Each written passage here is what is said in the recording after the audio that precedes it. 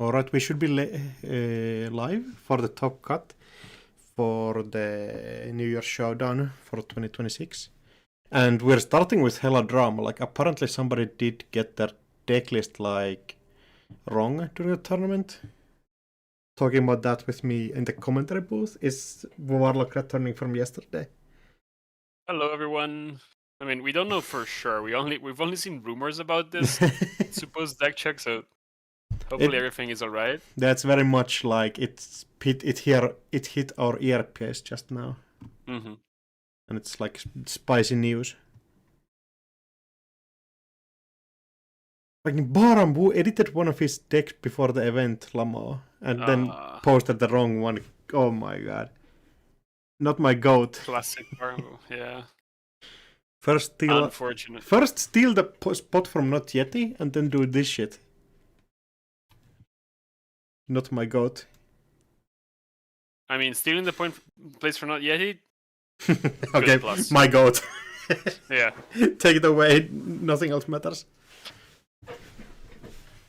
I feel like we can close an eye on having the wrong deck list if you're taking a place from EA Sports. 100%. But I might be biased on this one. This is a very biased anti-EA Sports stream. Exactly. It's like you can talk all the trash on EA Sports and snare bears here. Anything else you kind of have to be careful about, but yeah. I'm looking at the IDs from the top cut. We have a lot of AUCO, a lot of OB, some NBN, and then one Mirrormorph and one PD. And you're carefully dodging the one Synapse that also got in yesterday. I mean, yeah, I don't know what it does exactly. Apparently it's different than the two Epiphanies that are also it's there, better, but yeah. Interestingly, I think PD is the deck that got in like least players per like the amount of decks submitted. Yeah, it's the third most popular corp and only got one player in the top cut, so not a great conversion. Yeah, as a known PD hater, I'm vindicated by that choice. Also, runner side, known PD hater. runner side, really interesting. We see our basic set of Hoshikos, Lats, and Sables, like all the premium reg IDs. But combined with that, there's like Az and Mulisha T and Zahya in there. That's interesting. It's very curious to see all these different criminal IDs, whether they're playing, why they decided to go for something not like different from Sable. I'm expecting Az to be quite different, but both Muslihat and Zahya speak to me as a reg ID, and so it's interesting to see why they chose this approach compared to like the more common Sable. I also have a couple of Sebastião, if I'm not mistaken, right? Yeah, 2 copies. Which I feel like are kinda... That's like a known deck at this point. It's really powerful, maybe sometimes can be kind of difficult to pilot, and is somehow prone to breaking kind of heavily. That has been at least my experience with the deck. It is. It's not the most intuitive to pilot, I want to say, but it has been a very good deck for all of the elevation meta with ups and downs. Yeah. Sounds correct. I want to contest, but can't. Looks like we're slowly getting people to create their lobbies on the JNet mirror. So we'll have a game on shortly, I think. Yeah, do you want to just jump in table 8 and make sure that they're happy to be streamed? Sounds good.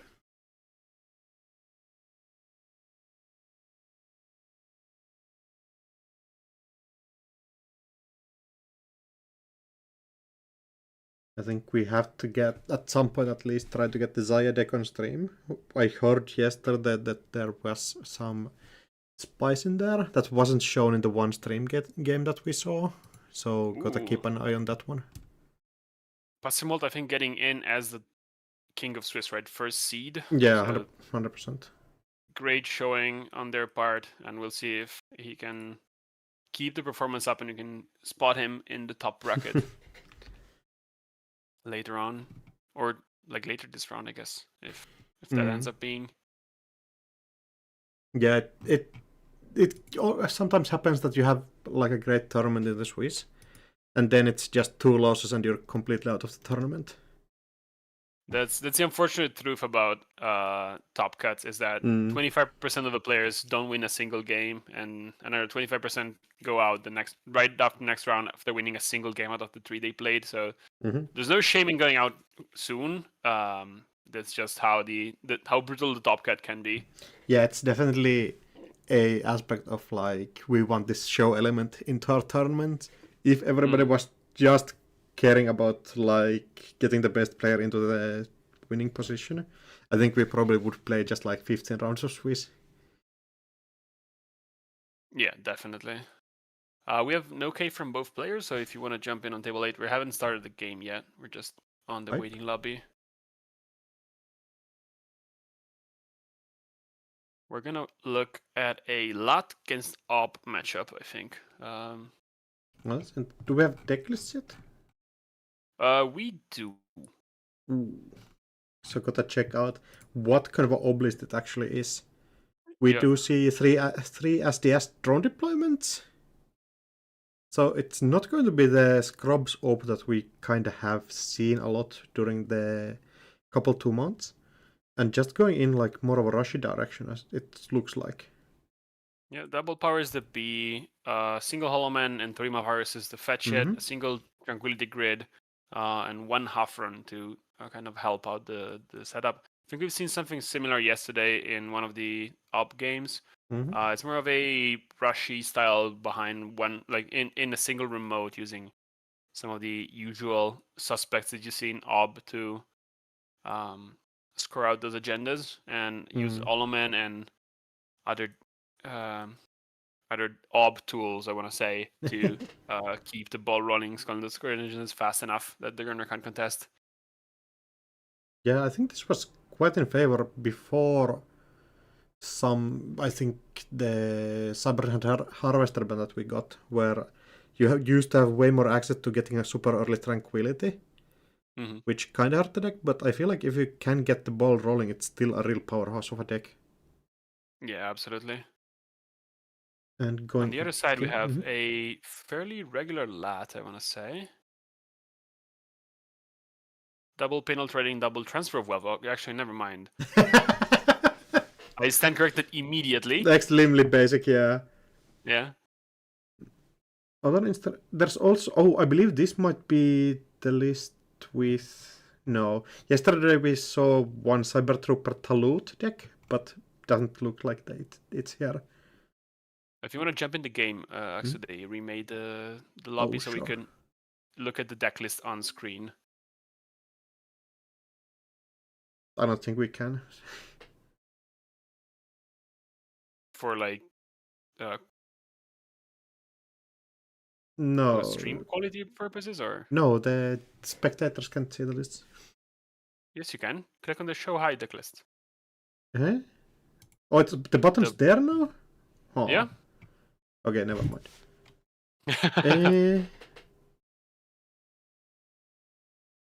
I feel like that's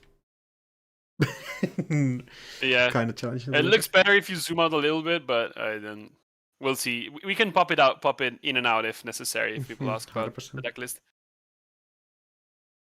And all right, so double transfer of wealth, revolver, and cupulation to help out in some of the matchup, and double penal threading is the influence spread for our runner here. Also going in with one rigging up, do we see the catalog? Yeah, 2 copies of Cataloger.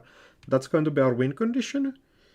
It is maybe the weaker one into the ob specifically, where the deck can kind of tutor out something on payability speed and mess up your stuff super easily. Yeah, you don't love to play Cataloger as your single win condition against Op. This Op doesn't have that many like paid ability shuffles, but a single virus somewhere or a single spin doctor unchecked can easily shuffle the deck and reset the Cataloger. We're also seeing the full triple playset of Coalescence, so that's another thing that you can use your rigging up to just get a little bit of more money. Oh yeah, that's true. Coalescence is going in without having the typical knick-knack package. Yeah, there are two Specworks rather, sorry, that are going to help the runner here using those Coalescences for something. I don't think there's any Muse.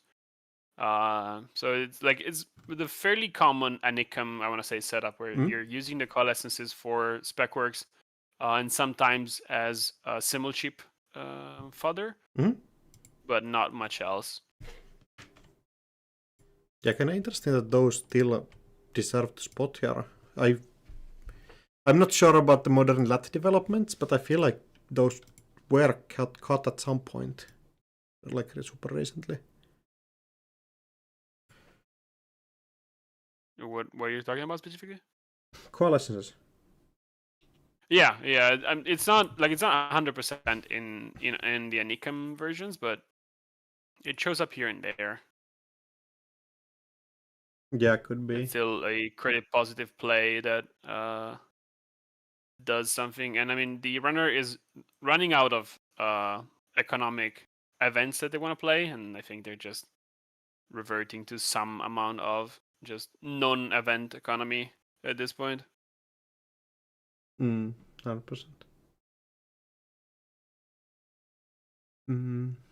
I do feel like about the breakers with being one echelon Gauss propeller and Unity into the corporation here. I haven't looked at the ice all that much. They're going to be quite important. That revolver is going to be very key at breaking the two Biawaks that the tank is playing with.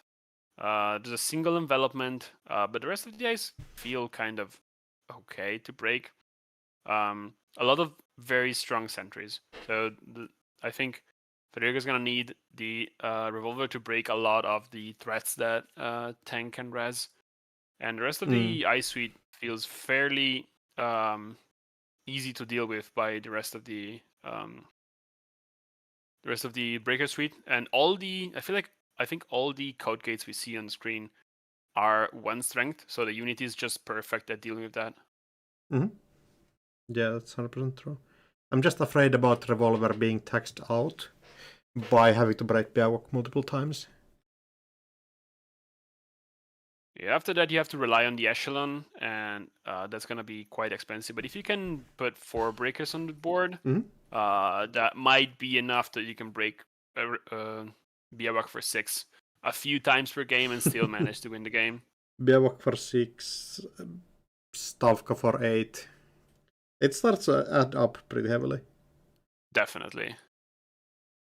But we first have to get to that point, and I think Shaper kind of probably going in with the plan, like get the early disruption, make the opponent play a bit slower, and actually stop the imminent scores. Yeah, getting stealing the eminent before it gets scored is definitely going to be priority number 1, I think, for the runner. That single Biawak can change the landscape of the game quite quickly and force you into a central win when the big lizard gets present remote. And we know that this Shaper deck does not have a lot of central pressure. Yeah, nothing going in HQ, just one copy of Cataloger that's inherently weaker into Ob. Well, so we're just ignoring the transfer of wealth. Just straight up. Oh, yeah, never mind. It's super easy to forget that thing in this list. It does make sense, though. Like, HQ is typically the server you're the least happy to defend against Shaper. I guess after Archives. So it makes sense that you import your like HQ multi-access or like HQ threat. I just need to see what happens here, because the transfer of wealth is really good in closed decklist during the Swiss rounds, where your opponent is not expecting that to come out. anytime soon. But now Tank knows exactly it's coming, and it might affect the highest placement early on. So we're starting. Not respecting the transfer of wealth turn 1 at all. Getting baited by the sound like everybody else. Yeah. We have a keep from the corpse side and a mulligan on the runner side, so we don't know if the runner has a random hand completely, and we'll see if that random hand ended up drawing her into the transfer of not in about a second, I think. Could be that we're fine with the transfer if server 1 is everything is resable. Stuff like if we have Regolith Mavirus, could be just like super easy to take the transfer of wealth in there and just tank it based on the credit total going to 0 before the run.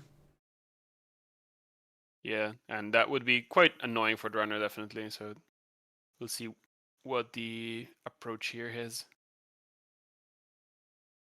First click SMC. Let's it actually SMC overclock, the perfect opening to challenge server 1, and this is going to be really annoying to try to keep up. That's going to be quite a big hit on Tank's side of the board. Resing or not, the extra money is definitely going to be either spent into the SMC or pumped into the trash cost of whatever is hiding in server 1. Yeah, and the question here is like, do you want to res when you can make your opponent spend the credits out of the SMC to get like a random card in there? Depends a lot on what actually is in server 1. If it's just a Spin Doctor and Amavirus, I think you're happy popping both. No res on the eyes. And popping SMC Forest, we are using it kind of raw, just guessing, getting a Coalescence. That's a pretty good way of getting some of the value out of the overclock anyway. Yeah, turning 1 credit into 3. Movar's fetching something? Putting a Descent on HQ, interesting. Yeah, going in, protecting HQ from the transfer of wealth. Anti-excavation counter getting trashed with the last credit on the overclock is also really good for the runner. Oh yeah, perfect last draw at the end. How do you feel about dressing the Mavirus to put the Descent on HQ? Otherwise, you're kinda... You would have 5 credits otherwise, and this turn feel like it's going to be kind of a slow one here. Yeah, I don't love it myself, but I'm sure Tank has more reps on this deck than I do, so definitely knows what he's doing. It feels like a very big commitment going down to 2 credits. So we'll see if how his deck bounces back from this credit deficit. Offer check R&D. Leaving server 1 completely open. And so it's not to check it. We'll see if not getting punished by Anthill Res or anything. Or Tranquility. Tranquility is pretty good. It's a super key card of the deck actually functioning. We'll see if Turner decides to contest it early, or if it's gonna sit there and accrue some value across the few turns. It does look like we should challenge it. 9 credit, just 5 credits on the corp side means that it's like pretty assailable. Definitely, although we don't have any way of breaking ice, so we have very little information of what the ice on server 1 is right now. So we'll see what we do. Open hole? That's a solution. I guess it's choosing to access the Eminent Domain out of server 1, so missing out on trashing the Tranquility. Simulchip helps. And Overclock is exactly the card you want to see on the runner side. Yeah, we trashed the Coalescence already, so Simulchip can just go and fetch the SMC. Maskerovka getting rest and instantly being cleared out by the Gauss that we're going to install here. Or great start from runner. Propeller also option. Yeah, it feels like we have spent all of our game just basically doing nothing here. We have 5 credits worth of ice rest and nothing else really on table here. And I think Federico here correctly trashing the Tranquility Grid, making sure that Tang has no way to bounce back quickly. Mhm. There is one copy of Arm Asset Protection. That's the last thing that Tang can play from so low crit total. Although he can bounce back with a extract soon. Mm. And asset protection basically getting +2 credits, +3 credits. I don't know. Yeah, right. There's a bunch of upgrades and a single asset there, so you're right, not the best. Yeah, they're not just getting the ladder draw, just setting up here, getting value here. You still have time before the corp actually manages to do anything really threatening to you.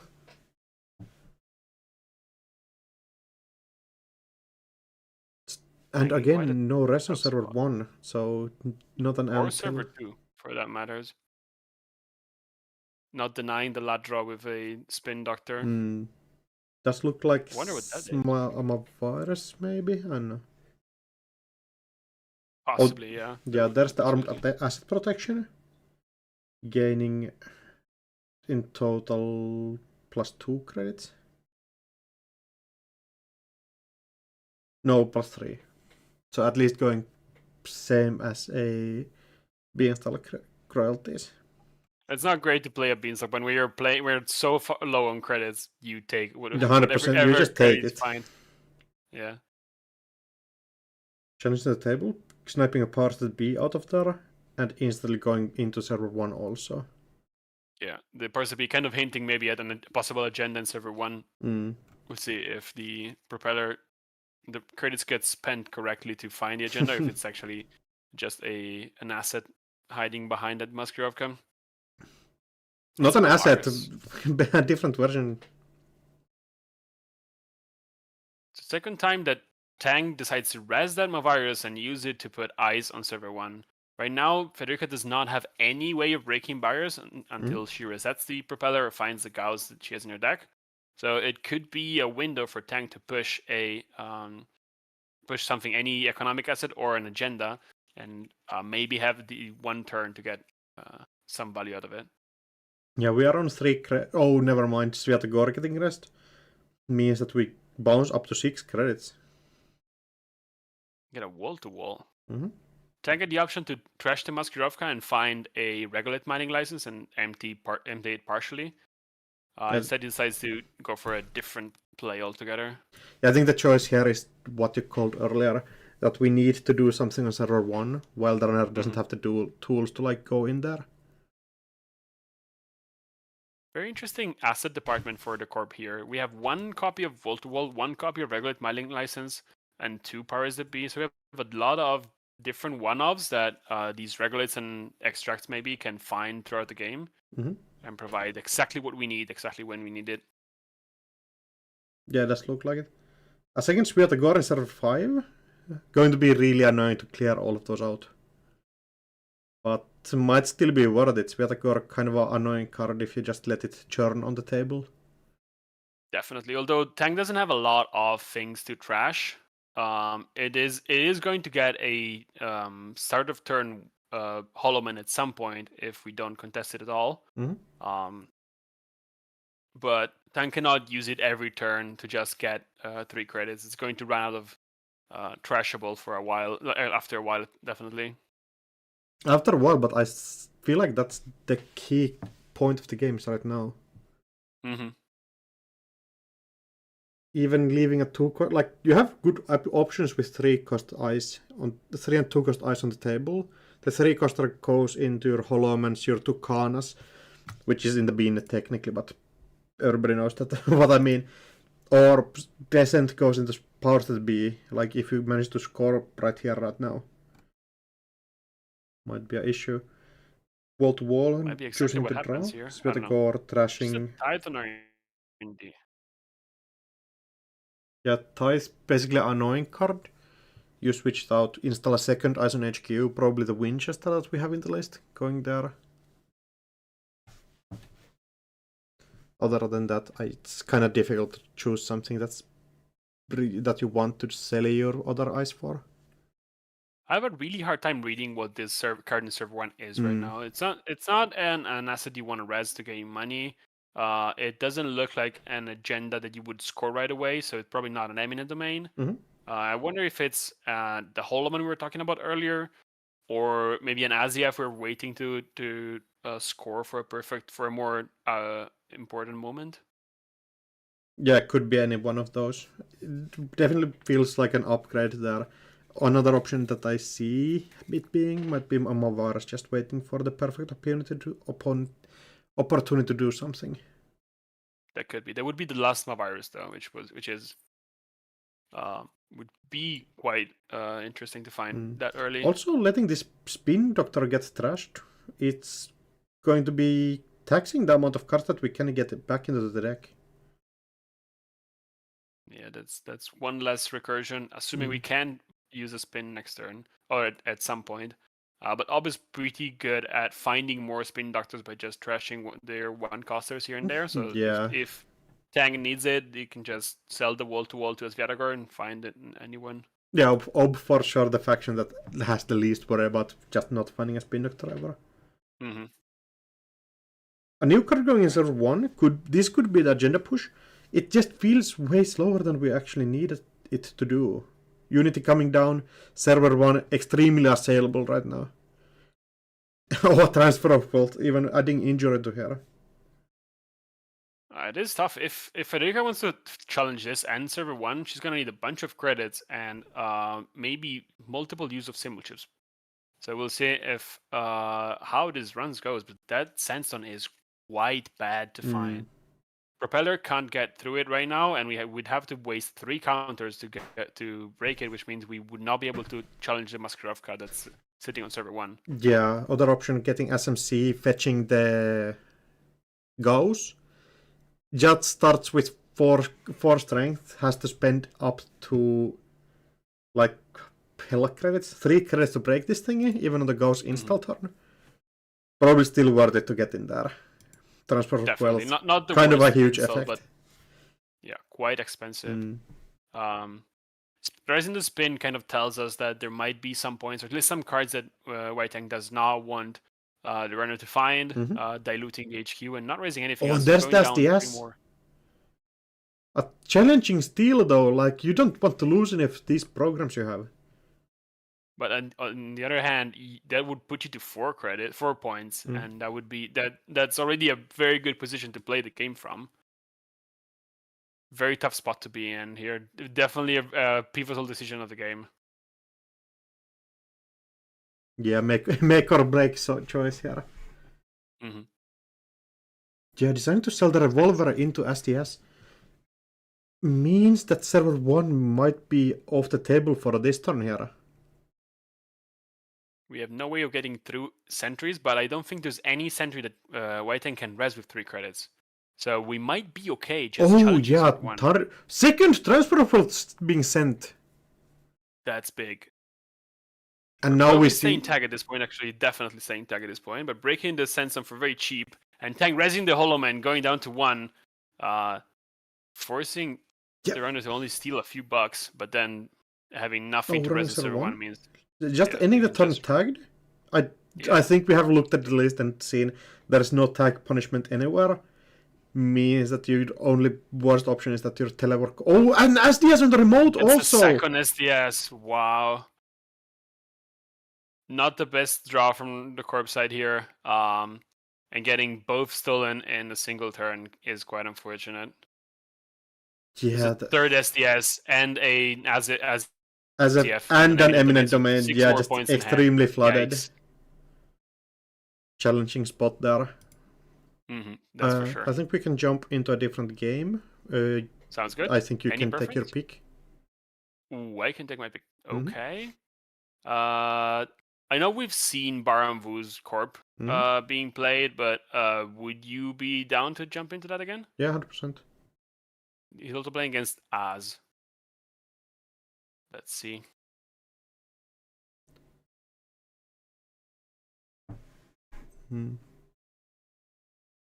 Asking for permission from the players. They're both okay, so you can jump in. Right. We're witnessing the end of turn for the corp side. We're 4-2 for the corp. Cohort, Plutus, and a wage worker currently rest Yeah, on the PD side. That's a board state. 3 different faction of assets on table. And every one of But we those have is 3 different faction of flattened. hardwares on runner side to complement the. Yeah, just both decks being quite multifactional. Yeah. The Aztec looks really interesting here. Has really a lot of different functionality offered on table. Waking Plant and Cataloger don't really function together as a win condition, maybe, but still both really solid options by themselves. Yeah, I wanted to mention exactly that, but it's very interesting choice. But I think we know for sure it worked quite well all the way to Top Cut. So I want to see how the extra R&D pressure will end up working in this game. Currently sitting on 3 credits, not the best against the 6 that Baa Ram Wu has. Baa can res a couple of ice, maybe just one big one defending one of the key assets. We'll see if the Kralle. Yeah, it's 3 credits. We still have the Fermenter that we can pop to go up to 9. And the question here is just, can you challenge the table? Getting this Plutus out might be really key here. There is no other transaction operation in the bin, but... Or there could be a face down card that might be a win by itself. Mag Electric here getting installed, but unlikely to get an HQ breach anytime soon. Actually, if you want to zoom out a little bit and show the deck list now that we jumped into a different game, just so the viewers can take a look. True. Professional stream operator. Exactly. So yeah, Luminal. Getting pretty familiar looking lists. Nikrala getting the Classic down and popping the Fermenter for Baa gets the chance of purging it. And Baa starts the turn off with a red level clearance getting resolved by the Plutus. Playing with 4 clicks, available this turn, and maybe another additional score. At least it's 4 clicks, so you cannot score the offworld office like this. Means that you actually have to spend credits. And that's kind of the one resource that you don't really have right now. Yeah, Cohort getting a bit of money, but yeah, absolutely. We're not working with a lot of credits, and scoring something would put Baa into a very low economy situation where he wouldn't be able to defend all the scoring anything except the Luminal. Yes. Yeah, the Luminal would be ideal here, but as a one-off, you can't exactly score it on a whim.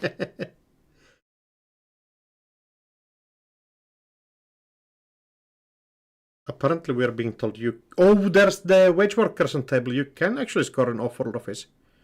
Yep. Yeah, the third copy of offworld office would be good, but that's also another one-off in this situation for Baa Ram Wu. Yeah, that is true. Looks like we are doing something. Reading the poem, installing a card in the new remote. Not being protected here. Transfer spells getting taken back. Yeah. You didn't see anything? Don't say it. I know you're thinking it, but don't say it. I will refrain from saying any kind of moment here. There you go. And getting the greens the palm in the bin even would be kind of hype for Baa, I think. Yes. You have to keep the Plutus up for that to matter, but that's transfer of wealth first. That's a runner card. Click for draw 2. Do we get the click back? Do we play YDL? Where do we need to draw? I think Baa is looking for possibly a 5-3 that he can score. Yeah, could be. And with greasing and maybe a nano management, that could be enough. Although he's sitting on not enough credits. I mean, nano management advance is some amount fully operational. Okay, that gets you the wage worker click. Advance 3. Yep. 4. Yeah, offworld office and the offworld office. Damn, what a turn! So Baa Ram Wu jumping from 6 to 18 credits and still having and scoring 2 more points. Wow, that's the power of Plutus and Wage Worker sitting on the same, like face up on the same board. yeah, Getting just back it's to nano so much management is also stuff going into there. yeah, additional fast advanced threat. Even if the color can trash everything on the board, if Baa is sitting on any 3/2s and a nano management, he can just fast advance her hand. Mm-hmm. And we have almost the entire deck already gone through. Baa sadly has to discard 1 card. Hopefully it doesn't matter. Oh. And Q loop coming down kind of maybe late for the engine of the deck. Feel like we would have wanted that earlier. Definitely. Also, we're seeing the difference of playing against a criminal that's not on Hermes. Baa would have had to play that turn quite differently, at least much slower. But instead of having to face up against Masterwork means he's not punished from scoring agendas as aggressively as he can. At least we have Transfer of Wealth going in. Doesn't have any extra multi-X going into here. Boomerang getting installed by the Masterwork trigger, so out of HQ. It's a white space. Great Boomerang target. Yeah, getting Pretty through solid, it very cheaply. It would have stopped the run otherwise. Oh, Ablative Bladed Barrier. What are we installing, the Spin Doctor? That's a good question. Spin Doctor would be good. It looks like that's the choice that Baa goes for. Yeah, there it is. That protects you kind of good from Cataloger in this turn. It does save you from Cataloger, although with Wake Implant, the runner can just see all the cards that Cataloger would have rearranged anyway. Yeah, instead. Kind of protecting each other's weaknesses, maybe. Yeah. And Baa deciding not to res the Spin Doctor right away. Sniping the Luminal out of hand. Massive. And did you see that? The Magletric de-res the Plutus, so Baa that's so... That's so interesting of a, like... He's gonna need to pay the cost again, so discarding 3 cards from hand, possibly meaning he cannot have, like, he can't afford to fast advance something. Yeah, the Spin Doctor helps a lot there, though. Yeah, exactly. And there, we already know we have a Grease in the palm in the hand, or a red level clearance, so you can fast advance kind of anything out of hand right now. Absolutely, and with the nano management, like, I think Baa can literally score a 5/3 from hand with the Wage Worker. Yeah, I believe so.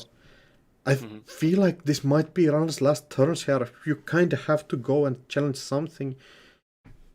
A lot of the game coming down on what's on top of the deck.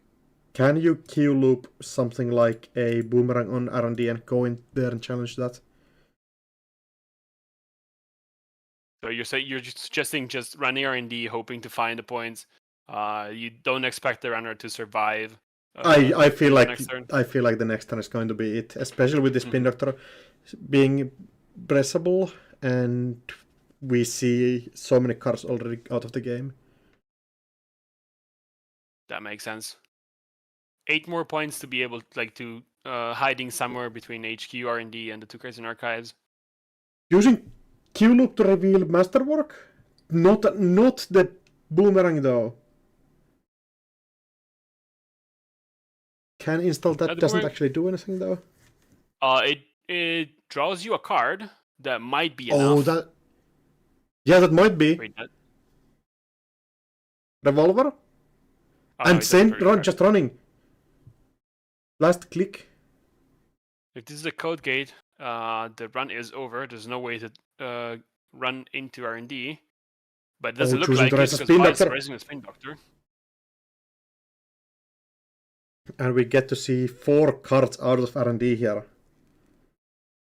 So if there's one send a message, that's a 50-50 basically.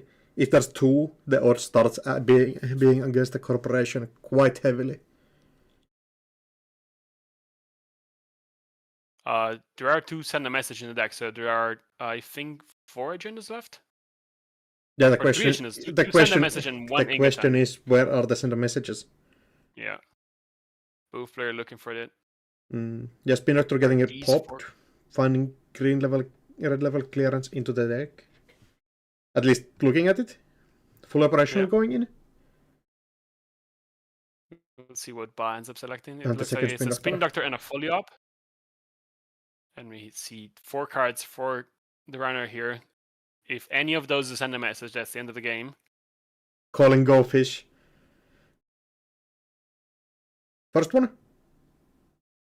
Looks like a trashable. Second one. Nothing. Third one. Again, nothing. One left. The last one. Or the slowest of slow rolls here. I wouldn't expect that to happen. I'm taking victory laps while the corp is still sweating here. Where's the last one? There it is. Oh, just a 2-pointer. Oh, it's an Ingatan. It's not enough. Not enough. It's not enough, but Baa Ram Wu now needs to score a 5-3 to win the game. Yeah, still might not have it. And it's not in the top 3 cards, so the core will not draw it for him. I think he needs to install it with a Gris in the Palm, using the Bluetooth, and then advance it 4 times. That would be a way. But he needs the agenda in hand. Resting Plutus? Putting out Grease, the Palm, Lamplight, and Scatterfield. None of those matter. Well, Greasy matters. Yeah, but you want it in Archives, right? Ah, there we go. Yeah. Installing a card. Okay. Let's see. Advance? Singular? Single advance from cohort. So you might just advance it 3 times here.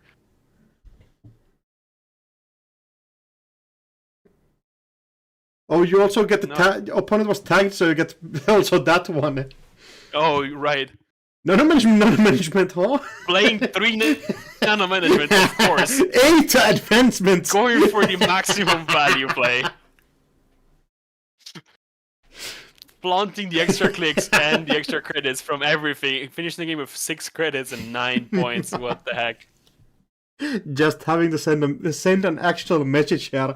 I can't get these 3 advancements over the line. Like, imagine that was a government takeover. Yeah, I think he could have scored that as well. Yeah, there definitely was a way. We quote unquote wasted 1 click to play the fully operational here. Well played from both players. Really good show. Dikrale trying to find the last few points on a desperate runner and getting to see like almost half the deck of the remaining R&D, but unfortunately missing out on the 3-pointer he needed. Yeah, just not in there. One send a message in R&D, so basically pivoting into a 50-50 at the end. As close as you can get it at that point. Yeah, 100%. I think we probably can jump into one more game in the closing minutes. Absolutely. I chose the last one. Do you want to see the Synapse again? Yeah, that could be interesting. Right.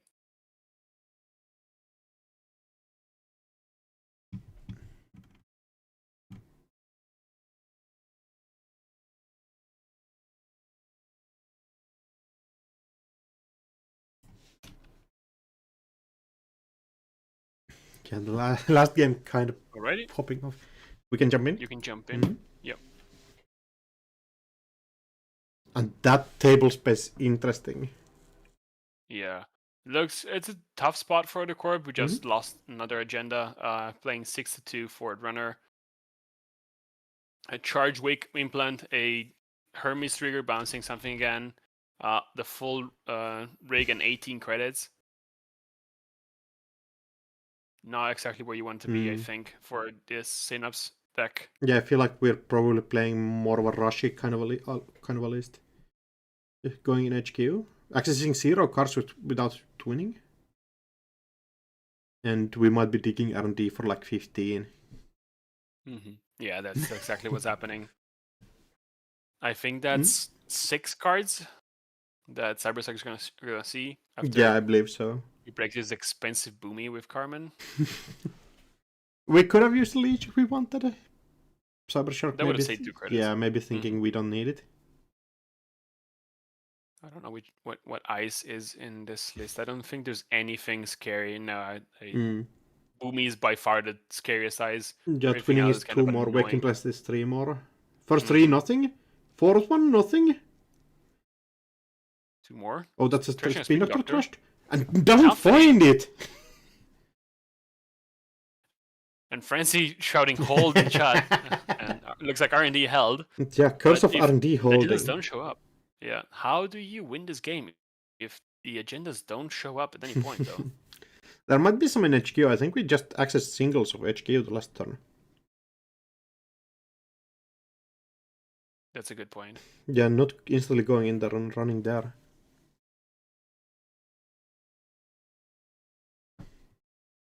No free lunch getting installed. And we're scoring. Embedded reporting, not a super huge threat. Still just 2 points being added into the corp score area does help.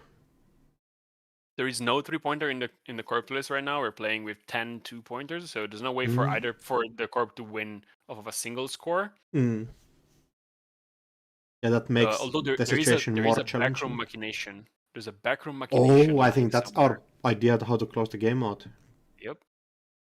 That's an interesting one. Yeah, it's just we need to still hold the line against this central pressure that's going to be coming in. I would suspect we see about 4 HQ runs this turn just to get those wake implant counters in. And after R&D opens up again, we just go and challenge that again. This Synapse is nothing like I was expecting it to be. Very interesting. I think your sign-up list has to be something not expected to make it this far. Definitely. First click draw, going in HQ, fighting off the virtual service agent. That's a free. Yeah, charging both twinning and wake on the access. Getting a leech counter. Maximum value here, honestly, for the runner. A single HQ run using Chesve, getting you, honestly, as much value as you could ask for. Yeah, cannot really complain about that at all. We'll see if we keep the piling poem, if we have something to install with it, or if Cybershark ran out of cards worth installing. Or non-equivalent, that helps us to bounce back on credit. There it is. And we're sitting on 0 credit, so we're probably going to play that non-equivalent exchange. Runner is sitting on such a large pile of credits that you don't maybe care that they have a couple more, although you still have to find a way to put the agendas from R&D into the remote, or ideally directly into the score area.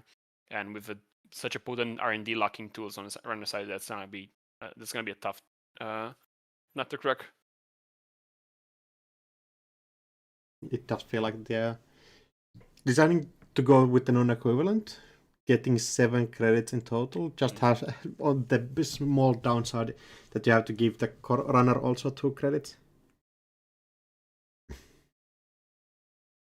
We'll see if that ends up biting the corp in the end. Once again, runner relentlessly challenging HQ for no money and a lot of value. That does feel like the perfect spot to be. Backroom machinations, the biggest maybe threat of the table we have seen. Like that is the way that Corp probably tries to close out, I would assume. Although getting that the one tag is not gonna be an easy task. It feels like Cybershark is in a position where you just hit them with the install advance check his cyan. Sure. There's no check sign in the list right now, but I would definitely fall for that one. Open lists also. Like, I think as the runner, you're kind of happy to see that at that point. The free game loss win. Definitely. Cybershark prepping up, ready to run the R&D at any point, I think. And Frenzy hopefully setting up what looks like a possible score, maybe, although it's hard to fathom a server where Cybershark cannot just run through. Yeah, the threat of Amaze kind of not turning into a paper tiger here doesn't really do anything by itself. You need it to actually still be in the game after the agenda gets scored. You would maybe wish for a 2-0 agenda. Oh yeah, 2-0 agenda would definitely make Amaze Amusement here do something. Oh, is that ping? Ping is good. It'll make it'll make sure that Frenzy can install something when the tag gets eventually cleared by either player. Triggering the Synapse. We'll see if that ends up mattering. Oh, instantly using no Right free now. lunch after the ping gets rest. Kind of calling Frenzy out, seeing if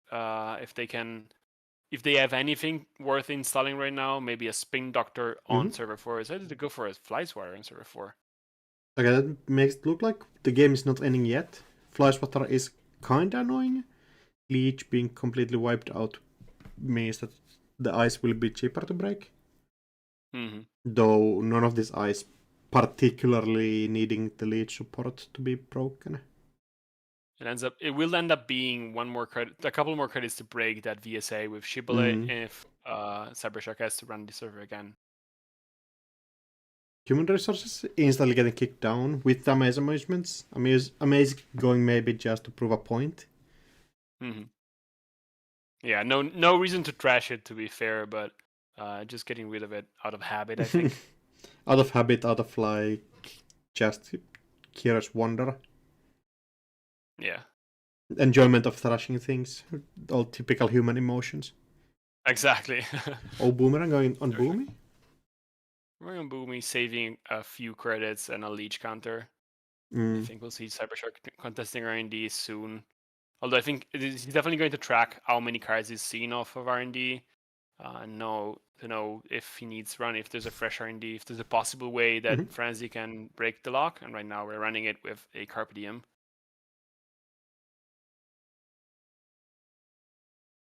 So breaking with Carmen, interesting. Keeping the Boomerang on the ice.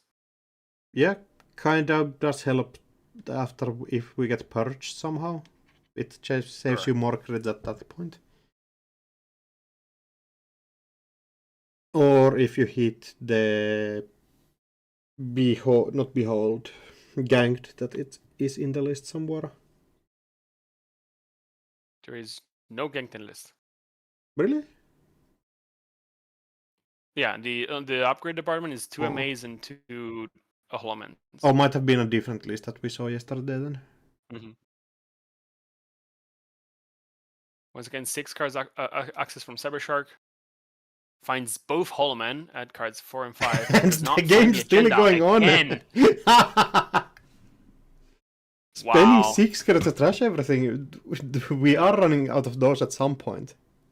There's no more recursion for the Corp. We lost our last Spin Doctor. We lost both Hollowman. So Corp is definitely running out of resources to play the game. But Runner is a little poorer than before.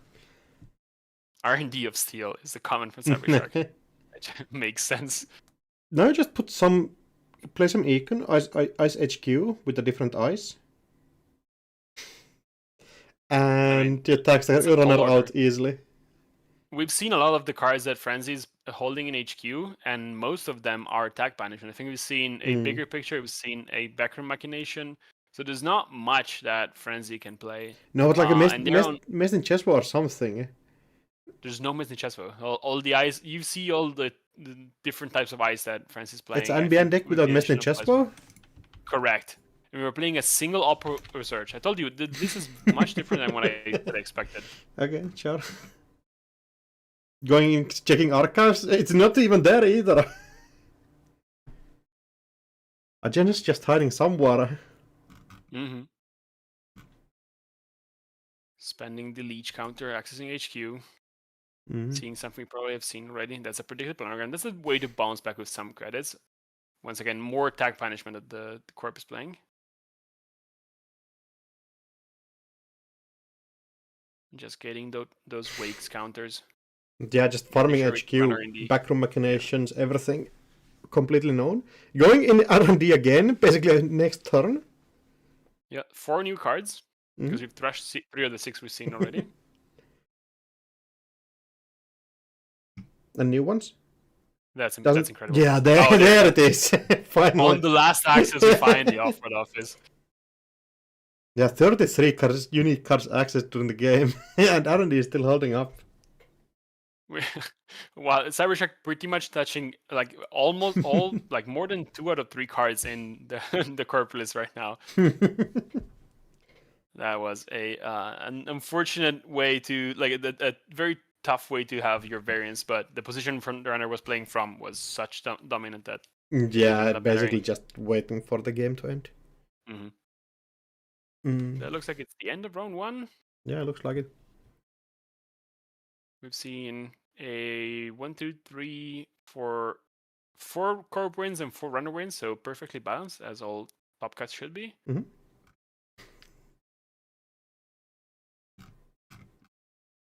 Pairings, yeah.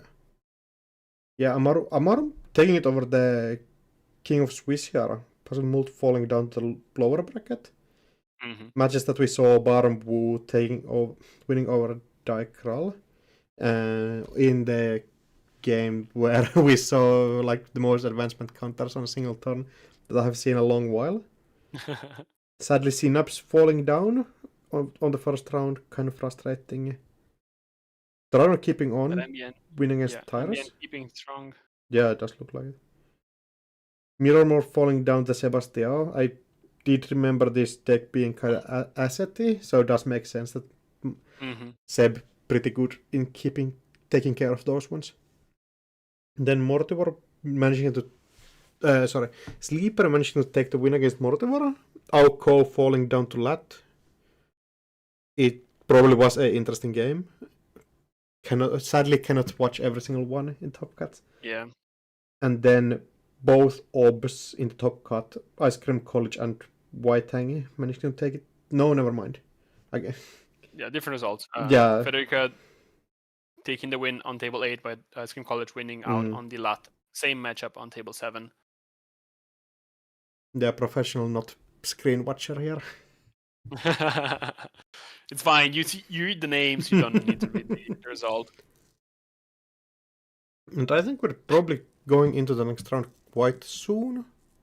I would expect that. I really love the comment we got in chat of Supplefoot Wizard calling out that someone should check if the corp has installed any agenda as ice, because with such a low density, such a strong R&D, that seems like that might be the case. Might have been the case. Obviously, JNet does not allow you to do that, but maybe the next April Fool's updates let you do that. It's like yeah, the cheating update.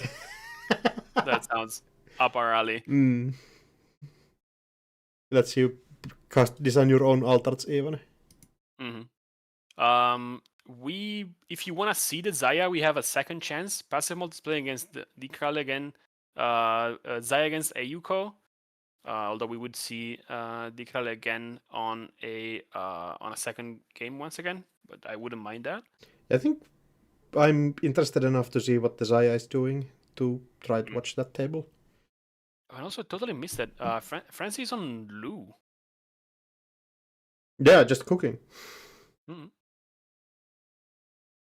so let me jump into table 9, see if... Yeah, we do also have other interesting matchups. I think basically anything out of the list looks kind of interesting. Squeegee... Absolutely. If you not jump on anything else, I can switch. If you want to Squeege play against Mortivore, that's also something. No, I think Zahya match is going to be interesting. Alrighty.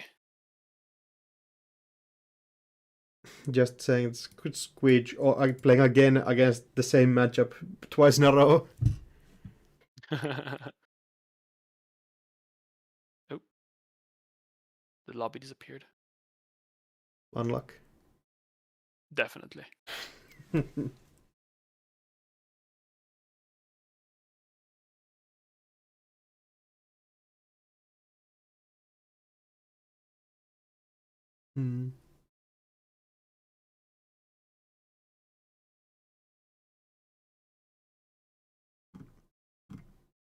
And I think we still have multiple rounds going on after this. So sadly, some people need to exit the tournament this round, but yeah, definitely. We're good to there's stream nothing you can do. Table 9 if you want. No, that's hype. Taking a look at the deck list, we see what looks like a self-defense style Zahya. the Tag Me package of Aero and Manuel, plus the transfers. Single Estebrado, double Ritual as a way to draw in Criminal is interesting. Oh, Estebrado is interesting. I think that might be the spice that we heard from yesterday. Estebrado just lets you get in, especially if you end up tagged. Your Manuel Estebrado can get kind of huge amounts of value. Combine that with a Doglands Pass, and that's already 3 cards being accessed. And the Corp has really tough time stopping you.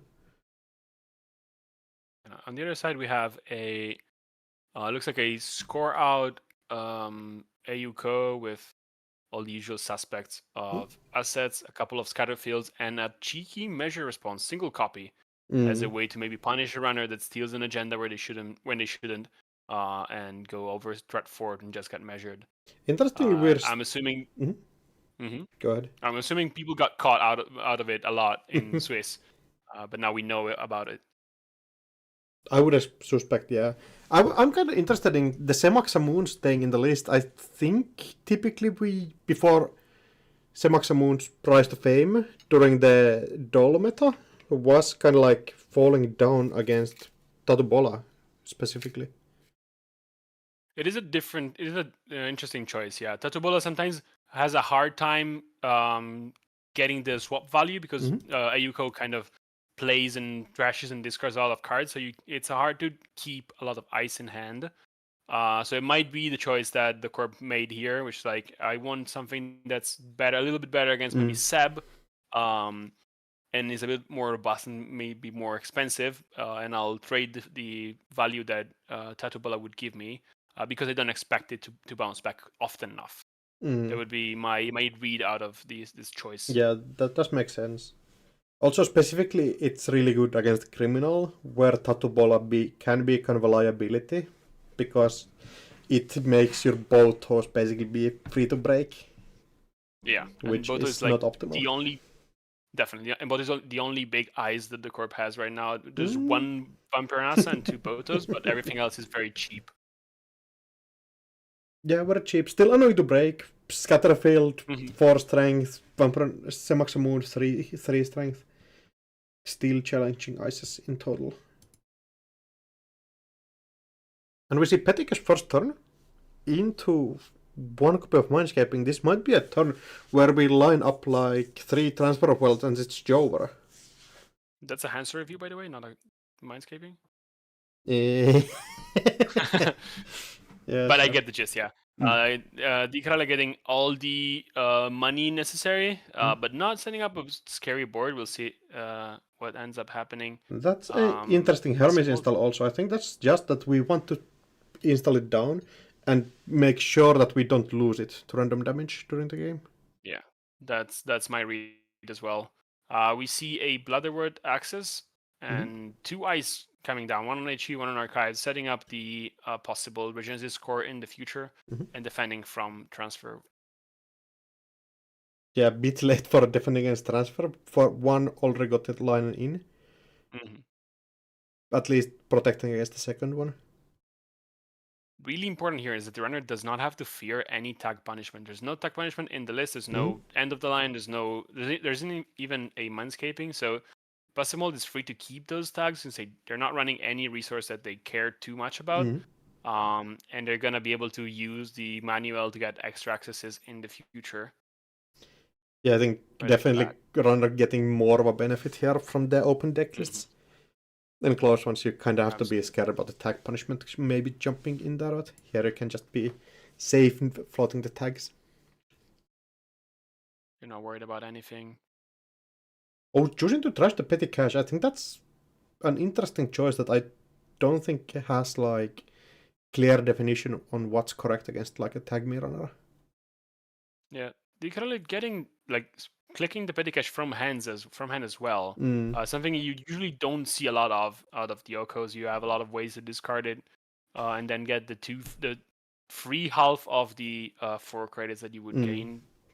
Instead, you're choosing to gain as much money as possible and just using those clicks a little bit maybe inefficiently, but maximizing the amount of money made throughout the game. Yeah, we have discarded already a Hanse review, and we haven't really gotten the Alco counters, so maybe there's just no active way to get one of those.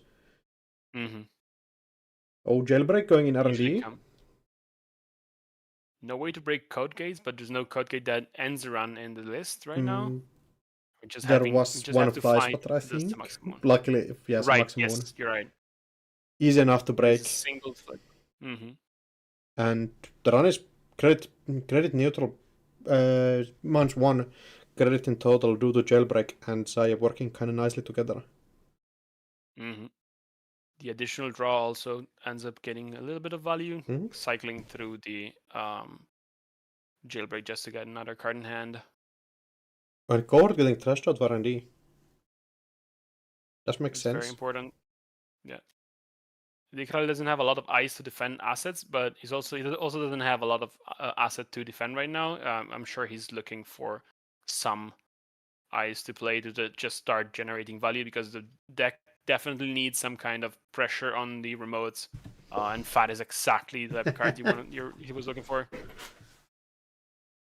Yeah, Fat by itself kind of being like a card that the Alco decks are built around. In this list, it's going to be mostly like tempo damage, where it's making sure your opponent has to respect the damage that can happen out of any run. Yeah, that's also punishment for the runner. Yeah, punishment for the runner if they run centrals, and so here Pasimold might be on the receiving end of a couple of damage if there's an agenda sitting on top of R&D. Oh, there is Blood in the Water getting stolen.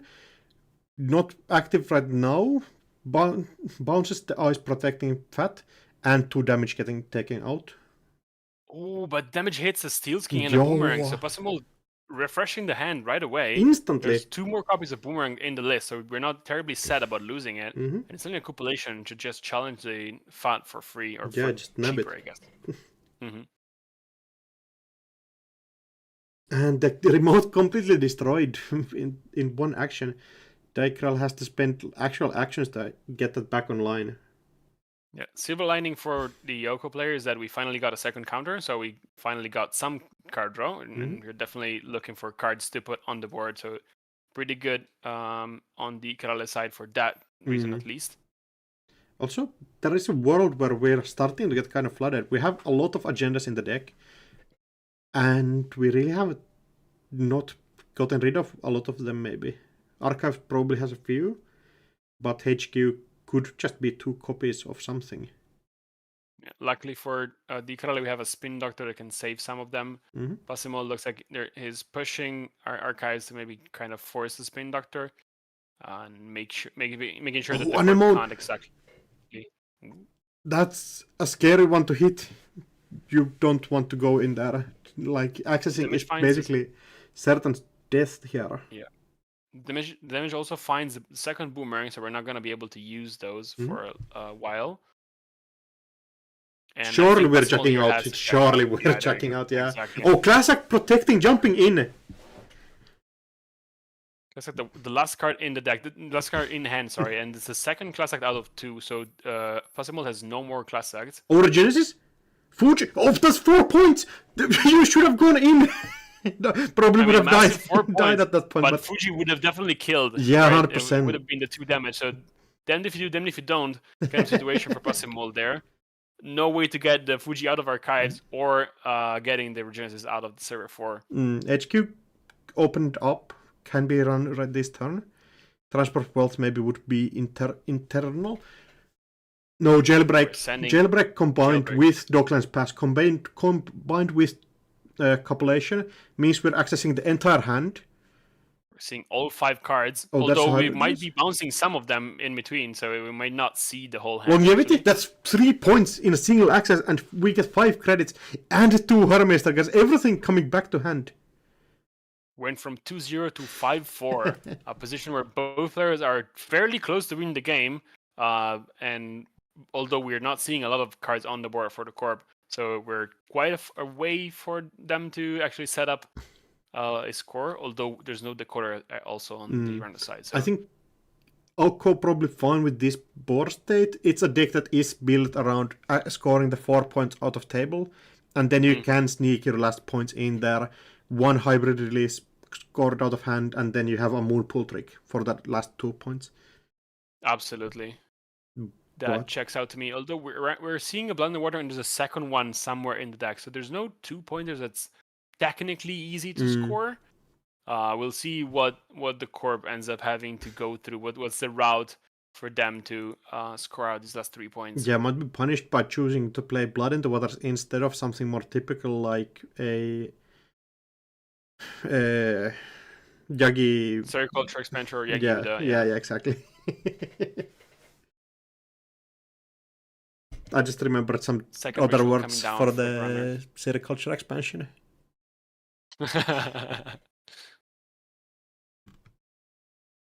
Second fat coming on the table though does mean there is another threat we have to maybe respect. Though you are winning from a lot of access on the corp side or on the runner side.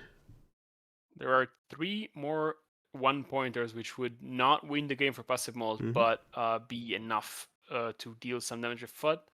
Although passive mold doesn't seem to care terribly, and with Manuel and Dockland is going to access 3 more cards, I think, from this clean getaway. Or not? No, Dockland's in trigger for R&D. What am I saying? Yeah, Manuel and something. It lets you get 2 at least. Clearing the tag, interesting. So defending the Manuel, kind of saying that that additional card that we're going to access in a few turns is more important than possibly draining 2 credits and a click from the corp. Very interesting play. I think Alco probably one of the happier decks to trash the Manuela, just run like normally. Manuel basically has the Sebastião protection text on itself on threat 3, and we're definitely sitting on a threat 3 right now. Yeah, I think also granting the Alco the counter if you trash Manuela. Yeah. With Corp being the specific player that trashes. Means Alco gets a counter. Alco probably build with some redundancy in what cards you can actually pitch in out of your deck. And you really need your multi-hits here. Absolutely. We see more ice on R&D. The very interesting play from the corp to just be very, very willing to defend R&D and centers with ice, although this does not play very well into the arrow, and now is challenging that single anemone to get to R&D and seeing 3 new cards. Yeah, completely just opening everything up. Might be a scary spot if we steal a 1-pointer and the fat stays on table, managing to like snipe 3 cards out of hand, opening us up a bit into something.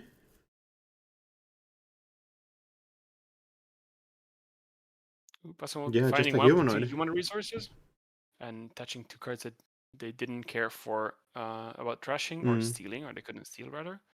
And now with 1 tag to go, will passive mold clear that one?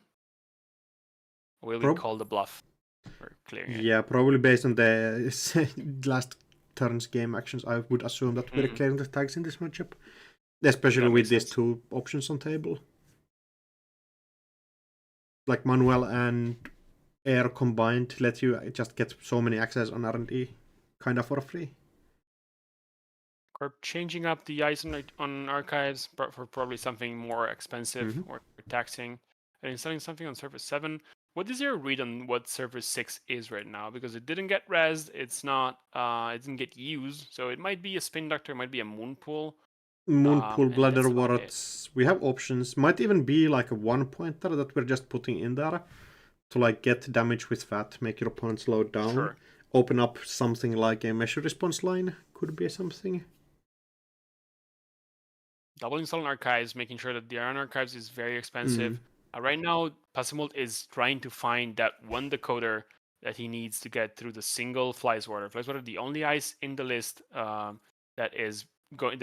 could prevent any successful runs. Interestingly, we're kind of afraid of the face down ice, even though the face check options are a White Space, a Vampire Nasa, and 1 copy of Fly's Water.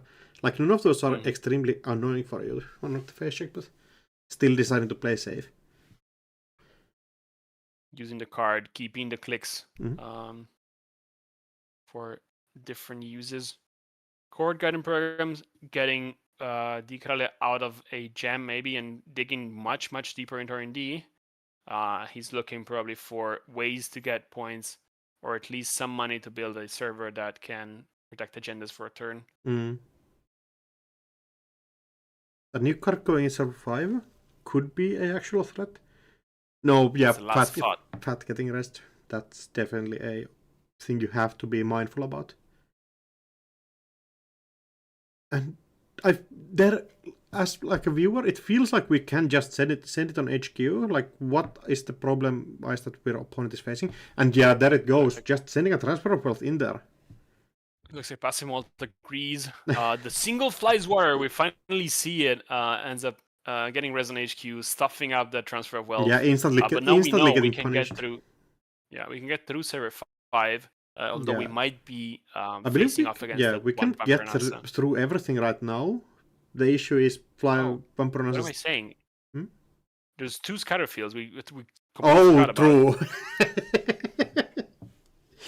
Yeah, that's a pretty important card to realize exists. Yeah. Yeah, maybe not as secure. There are there's a couple of code gates then that Passimalt has to be mindful of. And I think we're playing just a single Shibboleth, so we're gonna need to find it at some point to get through any code gates, because we're also running a single. There's only one more boomerang running around in the deck. Interesting going with triple boomerang and just one copy of the decoder. Definitely unusual, I want to say, but brought Passimalt to King of Swiss yesterday and is still kicking here in the lower bracket on round 2. Yeah, unusual definitely cannot be equated to bad in here. Definitely, absolutely. Interestingly, Corp drawing up. Are we trying to find the 1-pointer? Or maybe like the moon pool to start scoring out? Moonpool is probably what I would be looking for. A way to get some points out of HQ and into archives. Sorry, either HQ and into the score area, rather. But with 13 credits, it's tough to decide if the points are safer in HQ, in archives, or behind eyes on the board if possible. I will see what Dikral ends up doing, and it just ends up clicking for drawing 3 cards and discarding some of them. Maybe setting up a Moonpool play, maybe setting up a Genesis play. We're about to see. Yeah, Moonpool play does look like it's it. Kind of getting punished by the Blood into Water being so annoying to score when the runner has been set up. Oh, a second copy of Anemone? Losing to Astebrado and Chesve? Astebrado kind of annoying. Could let you get in HQ. Yeah. And I think you're mostly happy with that. You have to think that there's some amount of agendas in archives, right? So these a second one digs are not. These R&D digs are not as profitable as they could be, maybe. They're not, but the points have to be in somewhere, so just getting access on R&D probably good enough. A steel skin scarring is so good here, though. Yeah, Tinder is massive. That saves you touching the wrong agenda, so you don't have to check out. Passimalt very happy to get that one hit out of the enemy. Yeah, means you can actually continue with the run.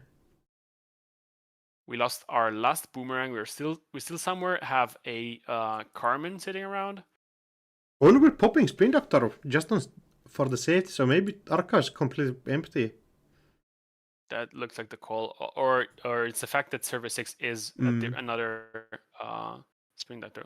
Ooh, getting the hybrid release, the Steelskin saving Passimalt here by making sure he can lose a few more cards and then touch their Genesis for 7 point.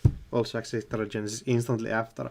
But I feel like the hybrid release probably was the closing nail of the game by itself. Just having one of those means you have to then start fast advancing multiple copies of Blood into Water or Genesis, and that starts to be annoying really quick. Well played from both players. It looked like a rough start from the Corp, having to set up HQ and archives with ice, and then losing the one server they made up on turn 2 with that Blood in the Water score from R&D. I think we still have time to jump in. Maybe table 11. We can You want a table 11? Sounds good. Let's see what these Mirror Morph has in store.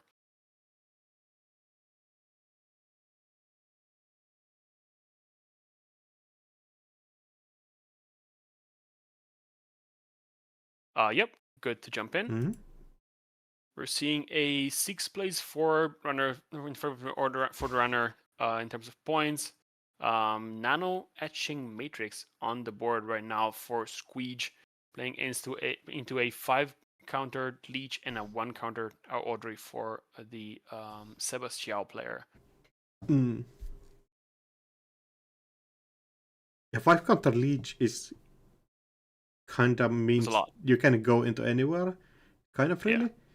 Combined with Devil Charm on table and still access to 1 crew in deck does mean kind of bad things.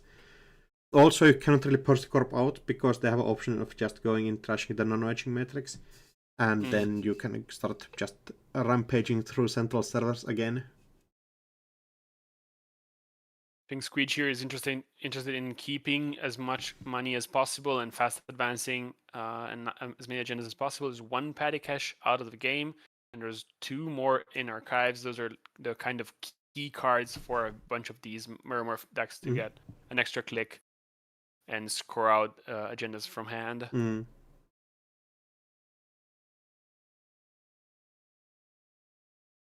Going in HQ, calling it on the drafter. First, or currently empty, so if we don't have a trashable, we would be kind of locked out. But Bass being exactly what we need to keep this order train going on. Gourmand makes us even to be able to trash anything next turn. We're setting up a constant HQ pressure here, running again with Audrey. Yeah, just trying to get as much value, as much clear out as possible. If you clear out the corporation hand, there's nothing that they can do. You just start getting kind of like squeezed out of every angle. Definitely. Getting the Bastion one of and the... there's the Luminal, just managed to find it out. Sadly, Mirror Morph falling down a bit on the top cut, but the level of competition just starts to be a lot higher in here. Absolutely. So, very good players. Very tough to get here already, and no shame in going out at this point. These are very hard games from all sides. Yeah, 100%. Also, probably kind of getting the matchups you don't really want super early. So we have 3 options still going on. There's the loop game, if you are interested in that. Sure, let's jump in, see what that ends up being.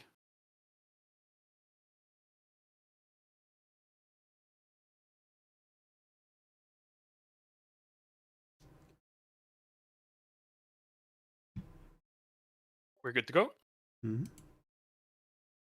It looks like we are still far from the end of this game. Oh, that's super 2.0, cool. A very complicated corp setup against a fermenter, a botulus, and a buffer drive on the runner side with a bunch of extra resources.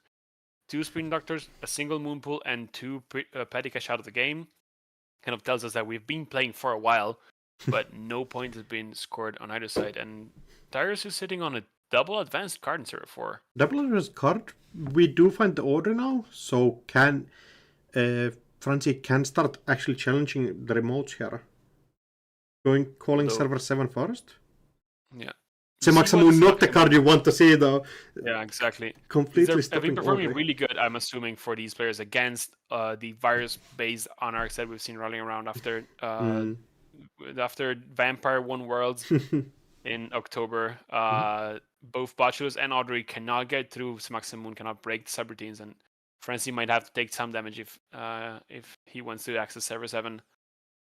Yeah, just deciding to not catch the smoke. Just end the run, leave the jungles behind. And 1 click left. Running somewhere feels kind of scary here. It is tough. Running last click against Jinteki, never a pretty option. And with all these possible damage coming out of cards from Tyrus, the idea to just click the new card, draw more cards, discard the ones you don't need, definitely makes sense. Yeah, you have so many cards in the deck, you have already the Ashen Epilogue coming in at some point. Also, buffer drive making your deck last a lot longer than it normally would. Mm-hmm. Yeah, if we haven't used Audrey to break anything this turn, which I don't think we have, you're gonna see Frenzy probably trashing something to Audrey if he wants to preserve that one. It doesn't look like it happened, but was an option for them. Yeah, discarding Keiko, Botchels, Lago, anything that you kind of don't need. Maybe Lago, we might have a second one in hand. That is kind of a key card of the deck sometimes. Turn going back to Tyrus, who's flipping a card with court to advance the card in server 7. Or Genesis. Genesis. We could have gotten in there. That's 4 points. Do we see more points on server 4? Well, not right now, maybe, but that might be a tell. The card in server 4 double advanced might be a the second Fuji that Tyrus needs to win. Yeah, it's either that or not sure if this deck specifically is on Ultra Ciphers. That is a card that yeah. Server 2 might. Server 4 might be that then. Definitely. One of them is in the bin, so there's a small chance that there's another Urtica Cypher on server 4. I don't know if I like how long the card has been sitting there. It looks like a while. Then probably, yeah. I would assume that we know what's under there. Looks like I've been sitting there for a bit, and so it might smell like a trap at this point for Frenzy. We lost Tyrus. Disconnected, probably jumping back in a second. Yeah, hopefully just getting a reconnect. Janet kind of unstable sometimes. Even then, like, scoring the last 3 points is going to be challenging. You need to get your moon pool stuff going on, but one of those already used, and none in the bin at least.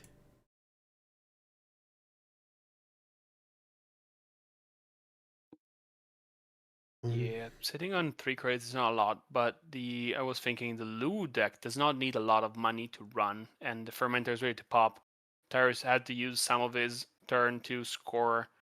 The agenda was in server 7. We'll see if we'll see probably Frenzy popping the Fermenter, and we'll see if he can contest some of the centrals, or maybe at least flip archives to find some of the points. Yeah, I feel like Archives definitely an option. This court guidance looks like it probably has pretty much of some kind of a marking on top of it. Man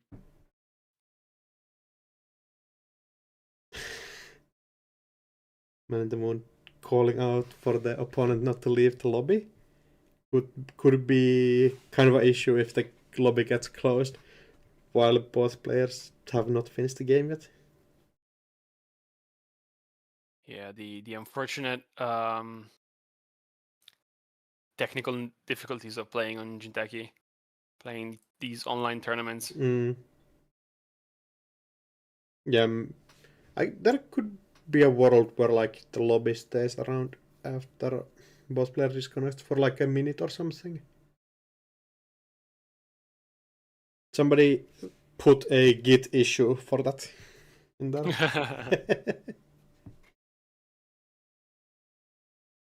Also put like the broken shuffler in there. I'm sure NBK loves to see those reports.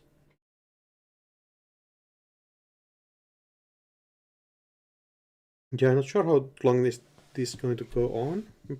Judging from the messages on Discord, it looks like Tyrus's laptop went down, probably either died or disconnected. It looks like we're setting it up again, but it might take a little bit. Definitely going to get an extension, I'm assuming, for this table.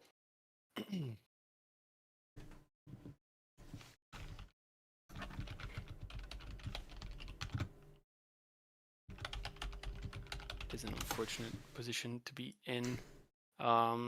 Yeah, probably we probably get back. You want to jump on a different table? Yeah, we might. This might take a bit. Sounds good to me. We have two. We have. Oh, there's one more game. Is Williams playing White Angle? All right, we can jump in there. Jump in, see if the game is still going. And the game's over. Yeah, it doesn't look like it, so we can jump back in to the other game. Go back to the only game still running, this very particular AUCO against Lu matchup. It's an interesting matchup, at least. We get to see the final moment of it. I think we're probably getting an extension for her, so I hope we don't have time issues here.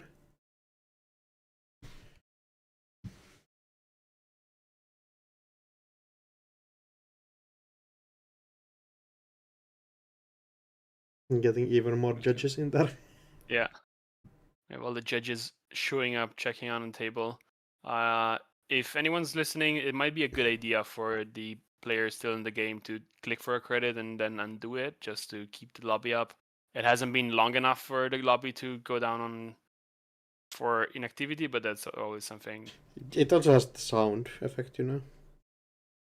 Oh yeah. So good to know. I had no idea. Yeah, the modern technology is like kind of secure than it reminds you that your game is going to be closed if you don't do something. Good to know. Good to know. I would assume like old Jintaki probably didn't give you anything. Yup. Okay. How do you feel like the situation is in this point? Server 4 probably the Ultra Cypher, and I feel like server 3 and 8 are going to fall down next turn. A lot of this is coming down. I'm expecting server 8 to be the last Spin Doctor, just because there's way too many face-down cards for Tyrus in archives that it would be unwise to keep points there without some way of saving them. Francis sitting on a single counter on Audrey is also quite suspect right now. It's not great. He definitely would like to get more so that he can challenge additional eyes other than the single one that currently he can get through. Yeah, the issue could be that server 3 like uses one order counter, gets you one order counter. There's no server that lets you kind of get charged those free order counters that you need to challenge multiple deep ice servers. I feel like the runner is a single central crash away from kind of rampaging on the remotes, getting all the access necessary and controlling the game. But it looks like the hardest position to play from. I think they're in a good position if they can get like through these tricky couple of turns they're going to follow here. But I would not love to be in that position because you really need to be very precise on how you tackle this situation. I think you can win by just accessing Sentinels. I don't know. Maybe we don't have any multi-access. The Loops really need to start playing the like LARP that we have a win condition conduit again. That you play just for people not to call it a grinder deck. Yeah, some amount of multi-access, just not so you don't have to thrash every card in the game. Looks like Tyrus is having a hard time resetting the laptop, so it might be a little longer. We hope that the game progresses all the way to the end. Obviously. Yeah, that's going to be annoying.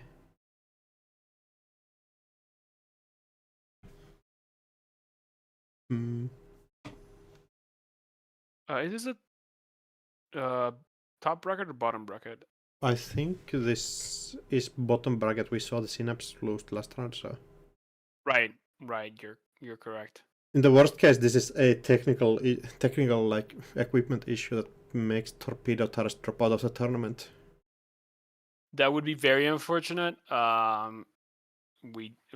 But it might be a solution that at least keeps the tournament going. I wouldn't love to be in the moon situation Yeah, looks like we're getting the 5-minute timer out. It's lined in the OPP at least, so you have like a kind of a defense there. Yeah, it's not Tyrus's fault, but it is. Sometimes tournaments have to go on, and this is 100%. This is the way that competitive games have to be resolved sometimes. Hopefully, Tyrus equipment gets back, and we can watch the end of the game. Oh, apparently a bias rest helped. Damn. We're going all the way to resetting the bias.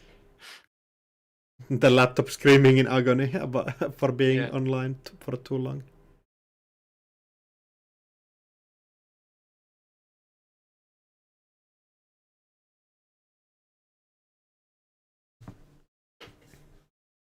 Is this where we pull out the Subway Surfer? I can pull up the Gordian Blade. Oh, I'd be down. I haven't done Gordian Blade today. No hype. I might need to share this screen on Discord so you can actually see something. Sounds good. Oh, I think I have the yesterday, like the same ones again. Damn. Ah, never mind. I got forwarded a different one though that we can try doing.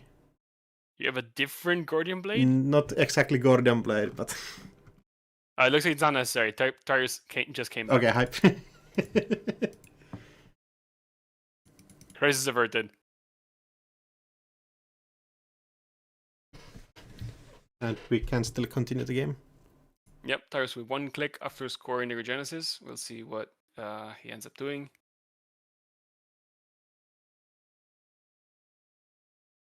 And it's a draw.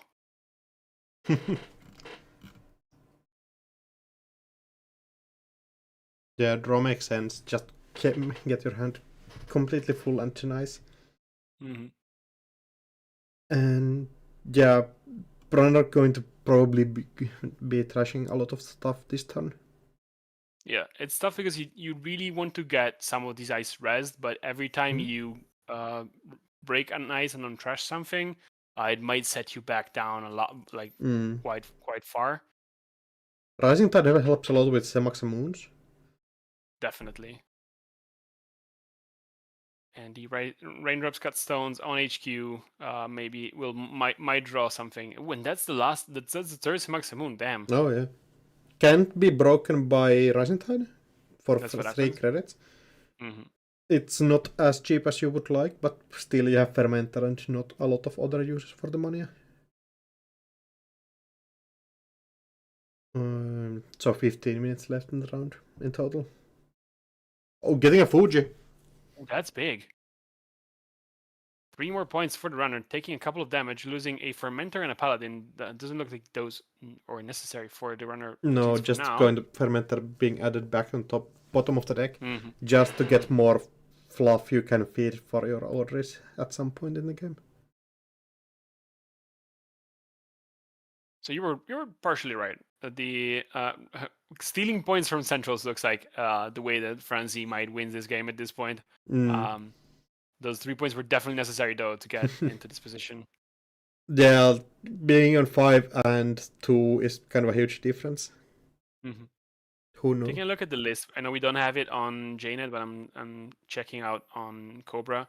It looks like Tyrus is on 3 copies of See How They Run, playing a single end of the line, 2 oppos, and a Check His Scion as an additional trap that you might. Oh, Check His Scion is interesting. Do we have any bites in the list? There are 2 bites, so hitting all these centrals can be scary. Yeah, last click sending it in HQ could have been like a nightmare situation if you eat the bite and then get hit by other stuff either. I would have set Tyrus down to 0 credit, so maybe a yeah, card to bounce back. Comparable trade. Asking for action. Flipping up a Check His Scion to advance the current serve for a 3rd time. Let's see if this ends up being I'm wondering what the important. action question mark is. Like, there's nothing. There's a chance that you use Buffer Drive to get the guaranteed steal skin on top of HQ, on top of the stack, sorry. So if you get hit by a Yeah, but what's your say, damage COD chance? run. It might be COD run into a end of the line that's still that's Oh, 5 yeah, damage, could and you be. might survive in some way. Second advance, see how that on? Yep. And does it hit the steel skin out of hand? It doesn't. No, doesn't. Solidarity badge? You still have a window for order here. We have exactly enough credits to send an end of the line right now. And do we have the steel skin in hand for the order? That's the $1 million question right No, now. there's GG. End of the line, sending it. Single end of the line finds the kill. I was so sure that was an Ultra Cypher on the server 4. I would have called it the same. Honestly, I would have called that exactly the same. But it looks like Torpedo Tyrus playing the shell game a little bit here, installing cards, advancing them, daring the runner to check them, and then end up pulling out the agenda for the win. Yeah, I think server 4 getting installed like a long ago. Yeah, but it definitely looked like a Ortega cipher, so the runner did not check it, and especially because it was sitting behind us Maximun that we could not get through before installing the Rising Tide last turn. Yeah, installed on turn 8 and like turn 12 or 11 using it to blow up the runner completely. Mm-hmm. Just cooking it for a long time.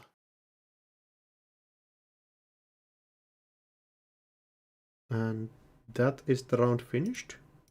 Mm-hmm. Means... We are unfortunately saying goodbye to Francie, the Karale, Squeege, and I believe Whitang.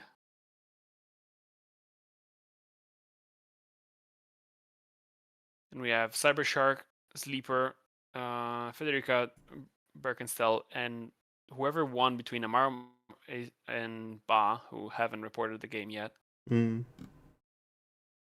Classic Baa behavior. Okay, I'm seeing a picture of the computer setup that got crashed during the last rounds.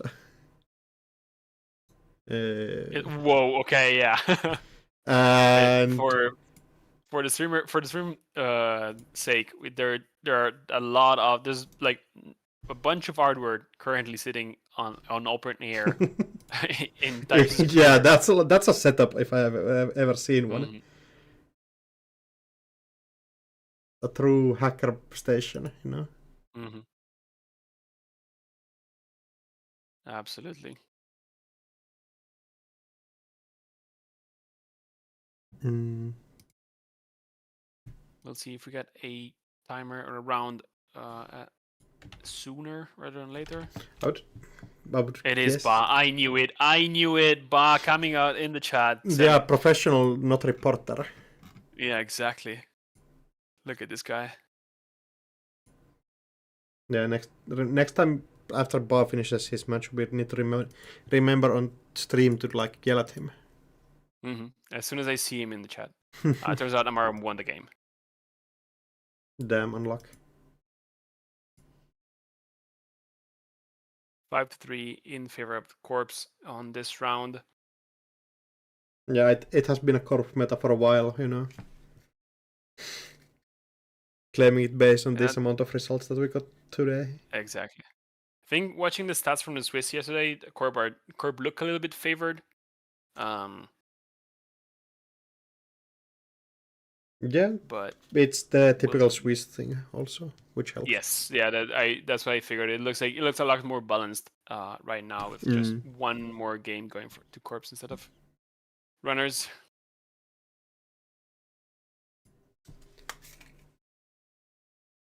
And yeah, looks like we have table 3 getting paired.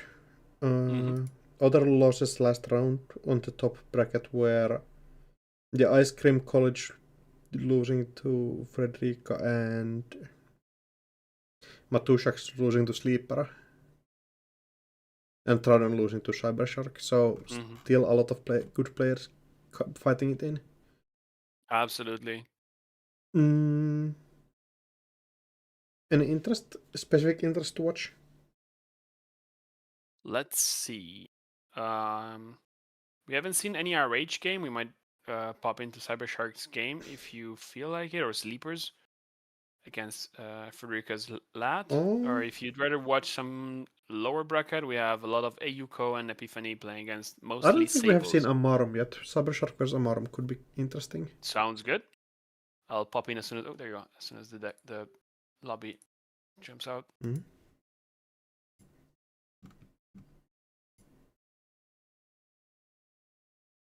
I got a frame 1 yes from Amarum. Let's see if Cybershark's also down. Yep, we're good to jump in. Great.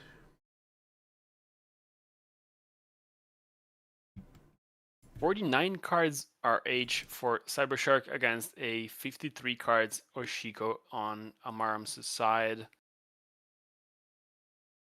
see kind of the usual suspect of the double half run and triple repair negation for RH build that got popularized at Worlds using MIC this time around to finish up the influence. And we have a slight modification maybe on the Vampire Oshiko list that we've seen for the runner. Yeah, trying to dig for what's the modification. There's 3 stone ships, I think, instead of the illumination. That's the difference. I feel like that's the difference people have usually done, is that they have switched the illumination into something else. I have seen like stone ships and some other options recently, I think. Yeah, that feels like the one thing you can change. The rest of the list feels very locked in, despite being 50 plus cards. All the engine cards are necessary. The bling ended up being very common in the decks. People didn't switch it off all that much, which would have been my number one thing to change maybe.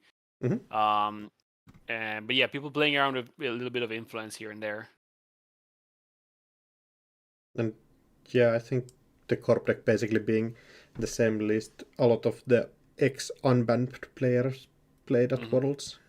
At least looks pretty similar. Just a single Cloud Eater.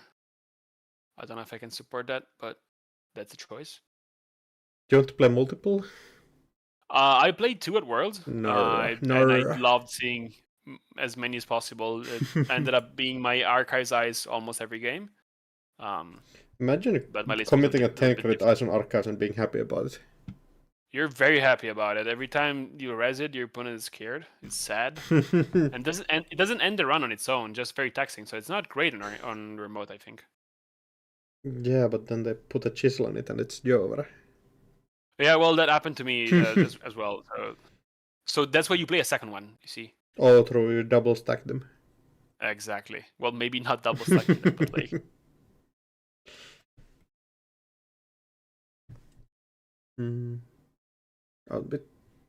How we have in total 3, 5, 6, 7, 9, 11. What are you counting? Amount of eyes. We're playing 17. Yeah, I count 17 as well. Yeah, that's a lot of eyes, and might be a game where we're trying to go for a lockout completely. There's not an infinite amount of eyes that the corp deck can, or the runner deck can deal with. That's true, although the runner can get through a lot of eyes between Chisels and Devil Charm and then the Leech. I think Zomzarft was very happy was talking about how the deck plays quite well into RH at Worlds during the interviews he got. So I think the runner might be quite well equipped to deal with the ice that RH can present. We'll see what these 2 players ends up doing though. Yeah, going to be interesting for sure. Looks like we're off. Mandatory draft the corp. Thinking about the lines here for Cybershark. Oh, 2014? Do we see the click for credit? No, hedge fund. That's the upgrade at 2014. Ice hedge fund, good old. Never switch. Start. Never switch. It never gets old. Meanwhile, Amarum dropping stone ship, Lago going down instantly, super important in the matchup. as well as Cookbook, and then Yeah. just running archives, getting the Oshiko flip. Two really ju- key cards found instantly. Yep. And then the only question for the Lago is maybe when do we get the buffer drive? If that stays in the deck or we get that installed, we are so secure in what we can start pitching out. Yeah, Lago trashing another stone ship and getting a new card. That's a fine trade for the runner. Bringing in a Bling for a Gatchman and getting a Paladin right away. Okay. I remember finding all the setup cards. Bling starts to look better and better every time you say it do something kind of not fun like that. Absolutely. The Vampire deck has about 9 to 12 ways to install something that trigger Bling, but that's a lot of cards. Even half of those are enough to get a lot of value out of this thing, that one MU agenda, one MU console rather. Yeah, 100%. Human Resources being on the remote lets the opponent play the mini Rashida. I would assume we have a second operation in hand. Oftentimes, otherwise, you kind of see corps maybe saving the hedge funds in hand. Cybershark icing up all centrals, blockading everything. Yeah, against this deck specifically, you probably do want to do that super early. We might even see the Cloud Eater on Archives already. Oh, you know what? This deck is on a single brand and double MIC. That's the way Cybershark decided to switch up the influence. I was wondering how we got all the human resources and MIC in the deck, but it looks like the influence came out of some amount of brands. Yeah, I think that has been the choice that was done to Worlds. MIC does a lot of really hidden work in the deck, making the last turns kind of unchallengeable sometimes. Gatchman getting popped, Bachelor's coming down on the single ice that Cybershark has in server 1, and then Blink triggering to get a Fermenter, which might be necessary for Maram to bounce back in terms of credits. It might be a suspect run here to run that server 1 because you don't have any way to trash whatever asset is there, but if you think that's an agenda or a Charlotte, or maybe a second... Yeah, clicking for a credit specifically for the human resources. If that's that, you get so much value by just getting in there for basically free with the Botulus. The other thing you can access here that might be good is that Void is something you can trash, and that's exactly what Amarum finds. That's the human resource that we're talking about, getting it out of the way with the single credit he clicked for earlier. Yeah, and then getting the Hoshiko flip on top of that, just getting a lot of value and keeping Cybershark from not establishing a board space yet. Slowing down, preventing the second Rashida-like effect to fire. For the people who started playing too recently, who have played against Rashida card that gave you 3 cards and 3 credits at the start of turn for the cost of getting trashed, and a staple in any corp deck for the whole duration of its lifetime. And Human Resource is a bit the similar take that NSG released in Elevation recently.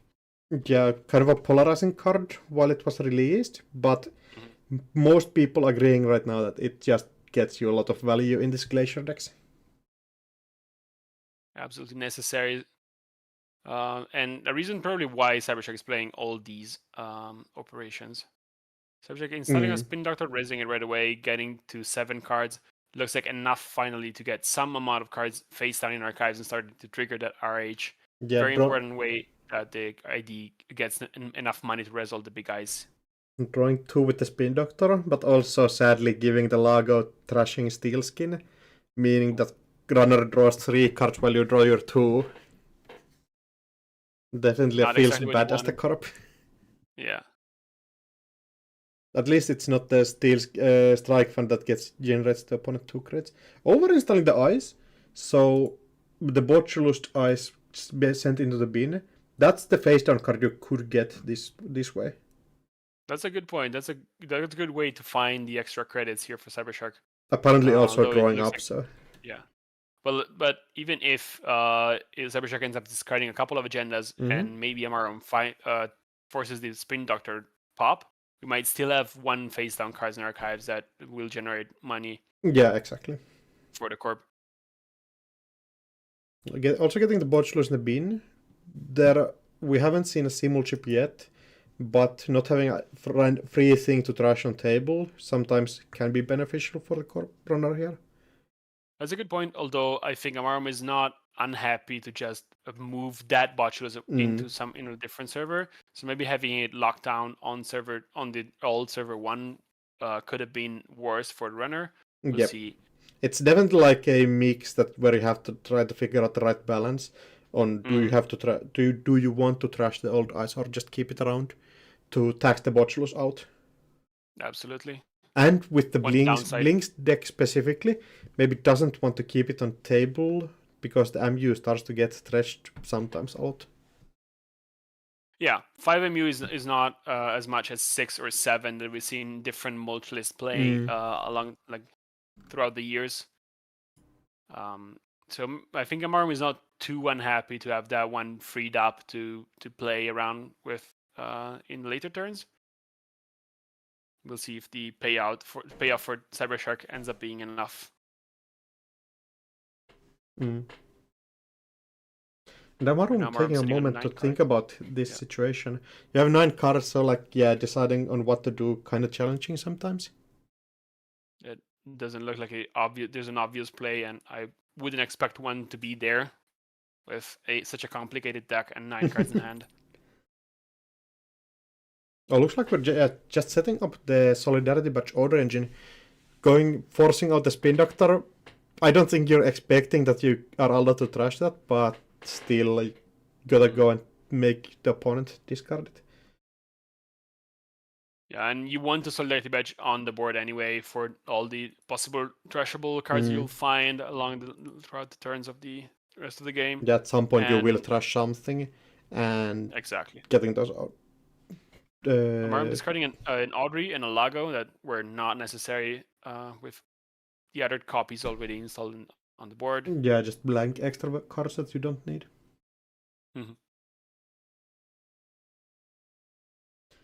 Server 3 being actually set up. Okay, that's a big hit though.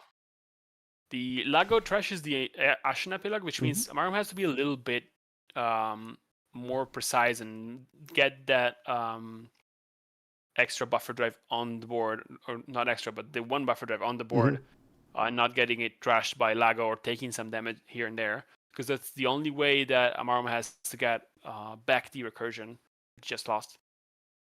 Yeah, that's the big issue with these kind of decks. It feels like sometimes where you have 2 recursion options where you need either or, and a card that trashes from top of the deck. You really don't have the control on that often.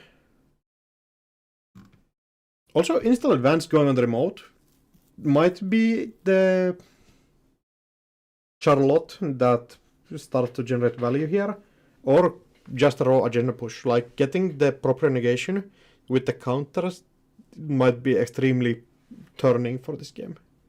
Yeah, that would be quite good. Also, terrible price, unfortunate for Amarum, hitting double penal, strike fund, and a cookbook. Yeah, you don't like to see that. Yeah, it triggers Bling at least, but it doesn't provide any extra value for the runner. You do have a second prize available for you to just send out. Installing a Gachapon finds a twinning that you probably also want to install. Yeah, that is one of the 2 twinnings you have in the list. Running Force, though, might be a scary situation. We have 1 click to spare, and there's an upgrade defending server 3. We'll see if Cybershark decides to res that ice and how Amarum deals with it. It's a Boto. Boto you can deal with. You have to take 2 damage, though. Not the best position to be in. Amarum pops the Gachapon looking for a Botulus. That's exactly what he finds. Buffer Drive is still in the deck, as we see. Yeah, key card that you need to keep in mind.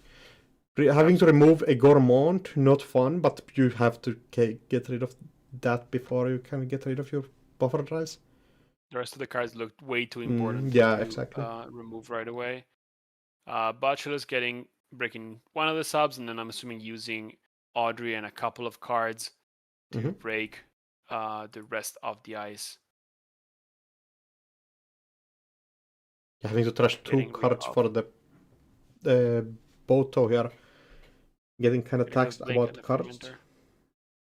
I wonder if the bot was trashing breaking the two end runs and just taking the damage might have been a better solution, since you could keep the Audrey counter here. Yeah, might depend a lot on what you have in hand. Another word coming for the punish. Now Audrey is completely left out dry. You don't have any more Audreys in hand to like start pitching for that.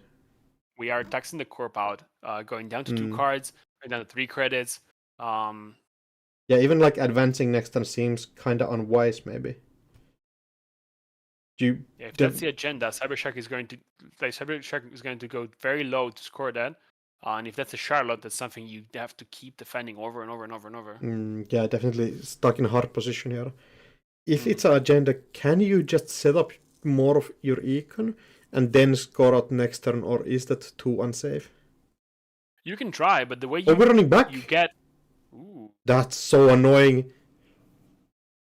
It costs 1 more card for the corp, as you have to discard something to keep Boto from doing nothing. Yeah, still probably have to do it though. If otherwise you lose your Analytic Void, you lose everything.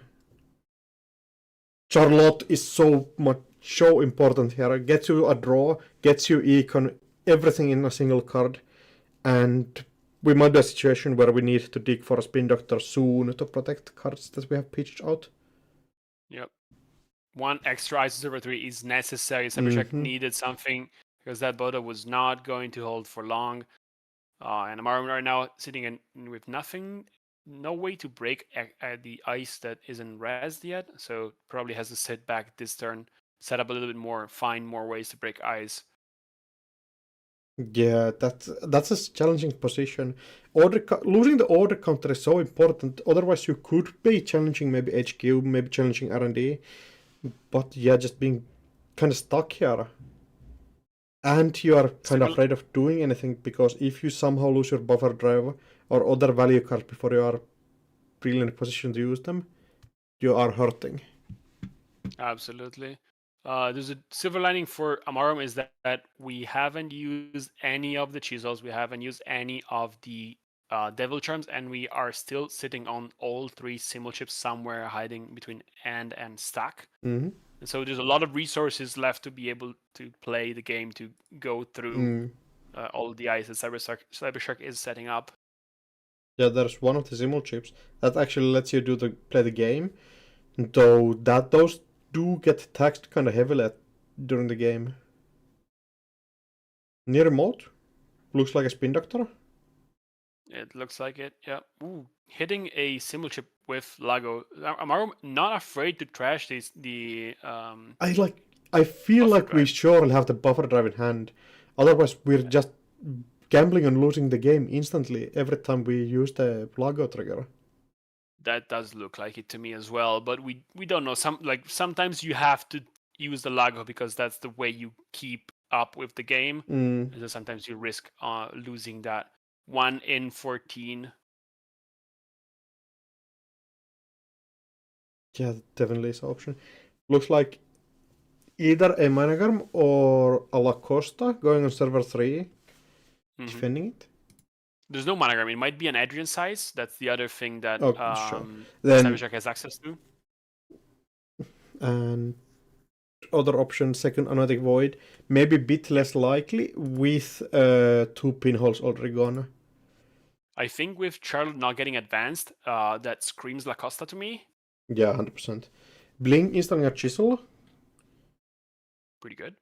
That lets you get into some. I think that lets you open a server, dropping a Devil Charm, chiseling in HQ starts to kind of be a threatening option.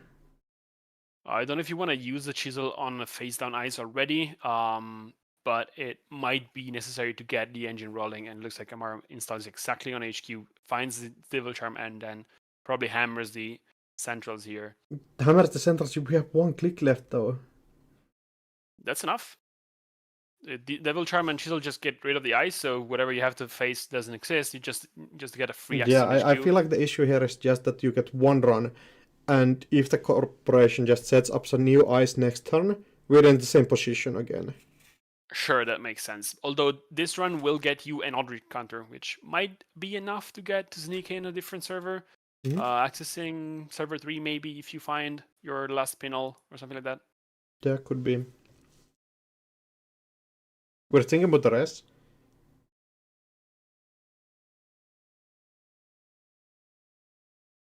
Interesting spot. You might want to consume that Devil Charm. That's I think what Cybershark is thinking about. Can I afford to res this ice and just eat the Devil Charm, lose the ice right away? Or do I want to let this play out, keep the ice, maybe res it later, force Amaron to play off of the fact that he has 5 memory currently used? Interestingly, not choosing to rest here. Yep, keeping the ice down. And getting a Charlotte Threshed from HQ. Getting the Audrey finally back up from Arm.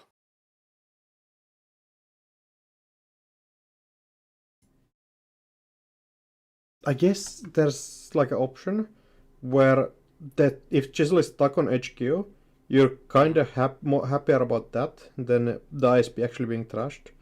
And if you install a second ice on top, it's like fine for you either way. Yeah, that looks like my read as well. Also, Devil Charm is unique, and so you might be able to overload the fact that you have a bunch of Chisels running around, but you can only have one Devil Charm on the board. Oh, yeah. And so the other Chisels might be a little bit stranded here on HQ as Cybershark defends it with additional ice.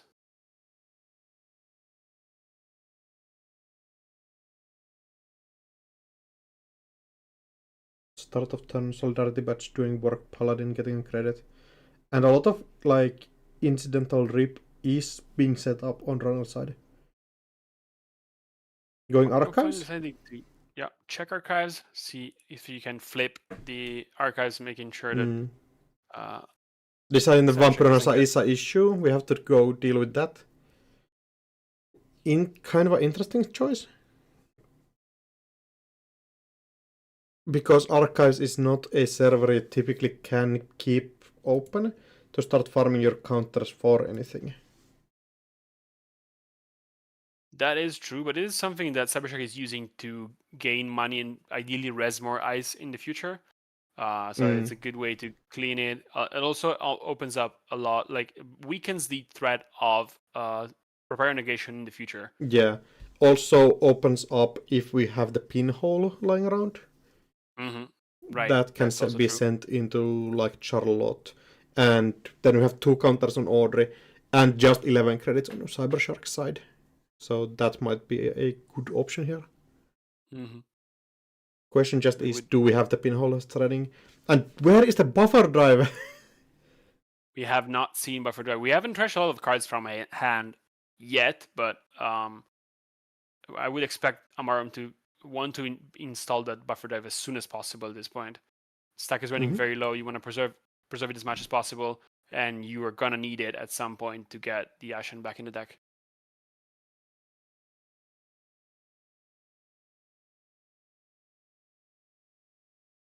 Yeah, thinking about what's the line here. And we have options. Sadly, a lot of those options are also in the bin already. We just have 1 simul chip floating around, 1 counter on Audrey, and a question might be like, what's our amount of like those small barriers that actually end the run?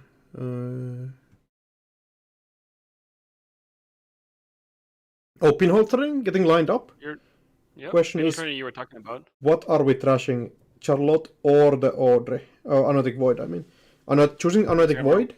Yeah, goes for the Void, trashes it. And are we just running it? I think so. We have 2 credits though. That's not a lot. And the Strike Fund, you might play the Strike Fund on Bling just to go back to 5 and then run it. Yeah, play this. And also we have a Gourmand. We have a Gourmand that takes care of some of the cards. Play the Strike Fund on the Bling and the run does add up enough. Choosing to go for a Chimmel chip. Maybe for a second Gourmand. Or just to deal with any scary thing that appear here. Also, Charlotte is just 2 credits to trash. Yeah. Chisel, getting rid of Tatubola, not getting value for Cybershark, removing the ice, and getting the server 3 back into a position where you can run it for free as soon as the botches get you back the counters. Yeah, and I Cybershark think Amarum here. down on 9 complete credits, cursor. like, it feels like the game has pivoted a lot. In like a couple of actions where it looked incidental, but so much value just got generated out of kind of nowhere. Yeah, the one res on archives was fairly expensive. Not getting the money back from Tatubola was also expensive, and then losing the money engine on server 3 is tough. Cybershark here kind of forced to purge away the order counters, at least defending centrals a little bit more. Yeah, insta purging orders does make sense. Amarum also on 0 credits, so it takes some time to get back online in that aspect. 0 strike fans left in the deck, 0 other quick econ at least.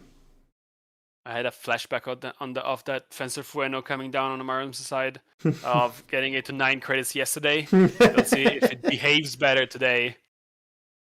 Yeah, I would have loved it on last turn, but oh yeah, sadly, Fish always seems to show up after you trash the remote server, and then your opponent never actually gets it back online quick enough. There's the second Devil Charm coming down. Lets you challenge a lot of stuff. Chisel's mostly gone. Simulchip's already gone, so kind of more challenging to go deal with stuff. But still probably worth it. Also, declining to his Lago does mean there's probably the buffer drive still in the deck.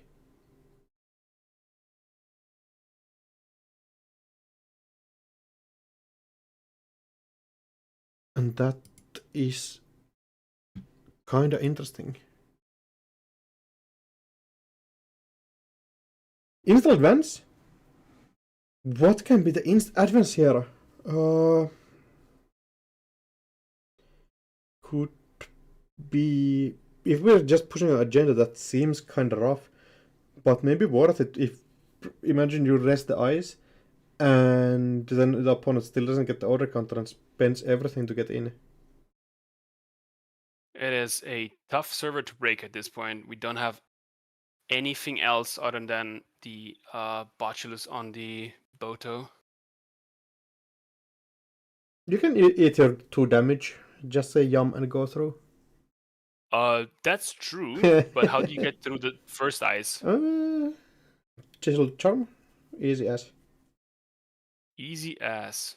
Mm-hmm. We have 2 more chisels running around, and that is our second Devil Charm already. Just running it. I want to highlight, by the way, just to mention it, is that out of the cards we've seen face down, we know one of the ice was trashed by Cybershark earlier, but then he discarded 2 more. And there's a very very good chance that Cybershark ends up running out of ice at some point. Yeah, could totally be. Flyswatter is basically automatically keeping the corp out here. Yeah, really good trick for the corp here. Securing whatever card is in server 3, which I think might be a Charlotte if Cybershark wants to bounce back. Opens up HQ though. No way to break any ice during this run. So any res that Cybershark has here is has to be completely face checked. Will fire completely. How many chisels but with 5 credits. We have 3 chisels. There might be 1 still left in the deck. That's true. That you can fetch with Gachapon. I didn't think about the fact that Gachapon is now pretty much guaranteed. 100%. And dressing ice here, getting something bounced, could be kind of disastrous. Cannot really res a Tatubola that get instantly eaten by a chisel. If that gets chiseled, yeah, it's really bad. But you don't really have anything on this 5 credits range. Your only options are like size and ton, half run, and none of those kind of add up here. Yeah, the ice get much scarier for the corp going from 6 up, but 5 is not where you want to be. there's one Sesentan, but that also gets eaten up. It would at least force a Devil Charm, but it would then mean that Cybercheck is down to 0 credits and nothing to play with. Oh, deciding to rest the Sesentan, and this Chisel is coming in so clutch. And I want to highlight the fact that Buffer Drive is still in the deck.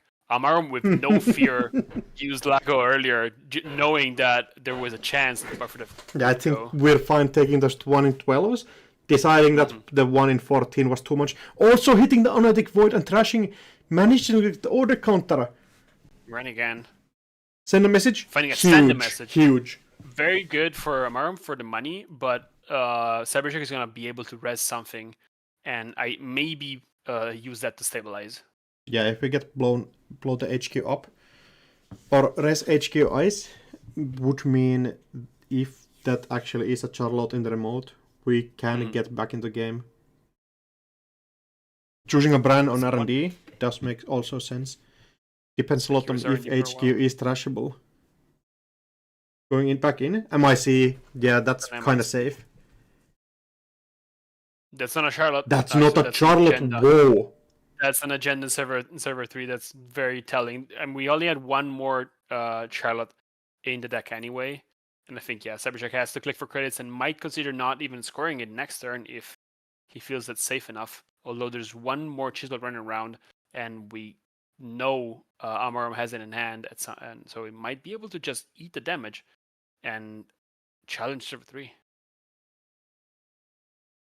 Probably unsafe. Yeah, that's kind. If you steal that Jenna there, you're kind of just winning the game, right?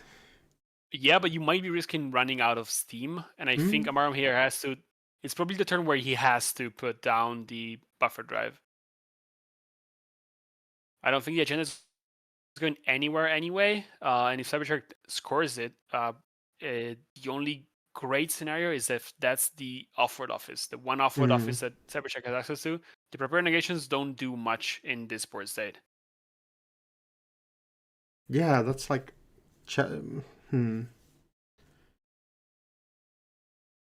The Buffer Drive would be instantly just fetching the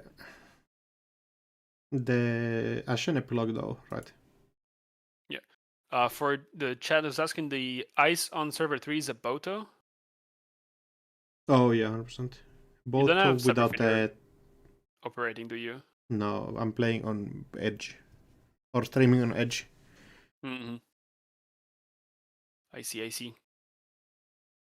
Mm. You can tell by the swirl, says Cephalopod Wizard. I don't know if I believe you. Yeah, true spotters know the eyes. Putting a Chisel on there? And a Bochulus. Yeah, we're just going in. We're just running it. Using the Paladin credits to install all the necessary programs and just sending it. Is this what we call overextending? I don't know. I kind of like it. The server is now completely dead. The single Bochulus on Flyswater means you can run it every turn. Cybercheck has no money to raise another ice in front of it anyway. And getting to 5 is... Yeah, proper nation getting stolen. Yeah, getting to 5 means we are happy to touch any agenda at some point and win the game. And yeah, that's... There is no threat to the Buffer Drive anyway, so Lamarum has to take a little bit longer. Yeah, we're going down to 0 credits though, and there's now a space where we can do stuff without Corp Runner kind of having anything to do. We need to start figuring out the Buffer Drive into the Ashen solution here. It looks like that's the Buffer Drive install. Yep. Click for 2 credits. And now we hit the public trail retribution onto the Buffer Drive. I want to highlight the fact that Fencer Fueno went and came and went really quickly. Yeah, the fish didn't really do anything. I don't think we used it once, right? I'm glad we're not. I think we used it on a couple of HQ access, maybe the one Nanoetic Void we tried. Oh yeah, HQ. Sure. But I want to highlight the fact that Amarum decided not to keep you around because it shows it's just not worth. Yeah. Oh, new remote coming in? Very interesting. Cybershark building a new remote, knowing that the fly sweater on server 3 is not going to hold any Yeah, it's pressure. kind of interesting that we're not over installing the fly swatter. Maybe that does mean that the modules would end up in the deck after the Ashen Epilogue. That would probably be the case, yeah. Well, although I think you might just invest a single credit and build a longer remote where you keep the modules around to be useful. We'll see. It's always tough to know when and how to build around these modules. The ice here. 100%. Oh, human resources. This might be popping off. Necessary to get back in the game. We have to build a safe enough remote now that Amarum is taking a couple of turns to set up the Ashen. And Cybershark has to score out at least one agenda here before the runner is back on their feet. Yeah, like getting a proper negation here probably is like a thing you have to do. Declines to use Lago, not just pressing buttons for the culture. New remote, probably the second spin doctor or third spin doctor. Yep, exactly. And do we have an operation to go with those? Doesn't look like it. You can't. That's annoying. You can't rest the spin doctor before resolving the operation. Oh, so. True. Small things. Buffer getting the one credit back from RH. Ashen Epilogue back. Does mean Amarum has a full deck of cards. Almost a full deck of cards going back in. Losing a Stoneship Chart Room, Fencer for a Gatchip on Chisel. Double Chisel being lost might be tough here. Double Chisel looks annoying, I think, but with all 3 Devil Traps out of the game, the second go-around is where Chisels are the worst. And true. I don't think Amarum is too sad about losing those. Yeah, we still keep our Simul chips, which is... Not losing any of those is super important. Simul chips is still here. We still have 2 Gurmans. We have... a lot of play, I think. And last spin are getting used. So every single agenda that now ends up in central servers is going to stay there. Yep, absolutely. And I think Amarum really wants to find one of their twinnings. Because the multi-axe is going to be necessary if you want to poke at these centrals at some point. And going for the advancement. You have a bit of time still here. And Cybershark on 15 credits means that we have a lot of space to do something. It is time for Cybershark to get some points on the board. We'll see if Amarum has enough gas in the tank to challenge at server 5. Oh, that's twinning? He ends up taking a different route. Winning is great for the runner. Yeah, super huge.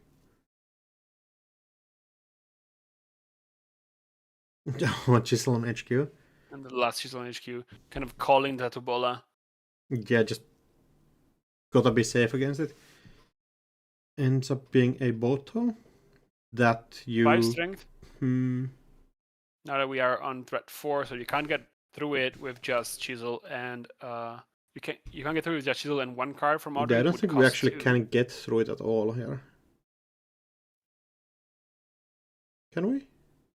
Oh, we have Steelskin Scarring. Never mind. Have Steelskin Hand, so we have a way. Indicates to far 2, so 2 damage. Yeah, we end up taking the damage. Price Cookbook, approaching HQ. Proper negation. Finding, damn, 2 there it agendas is. to win the game. Yeah, just Amarum being in complete control of the game for a lot of it. Yep. Pinhole coming in extremely clutch in the last. That single pinhole definitely opened up the game even more. But making a couple of risky but very calculated runs here and there, and obviously finding not losing the buffer drive to the Lago ended up being key to getting the full gas tank back.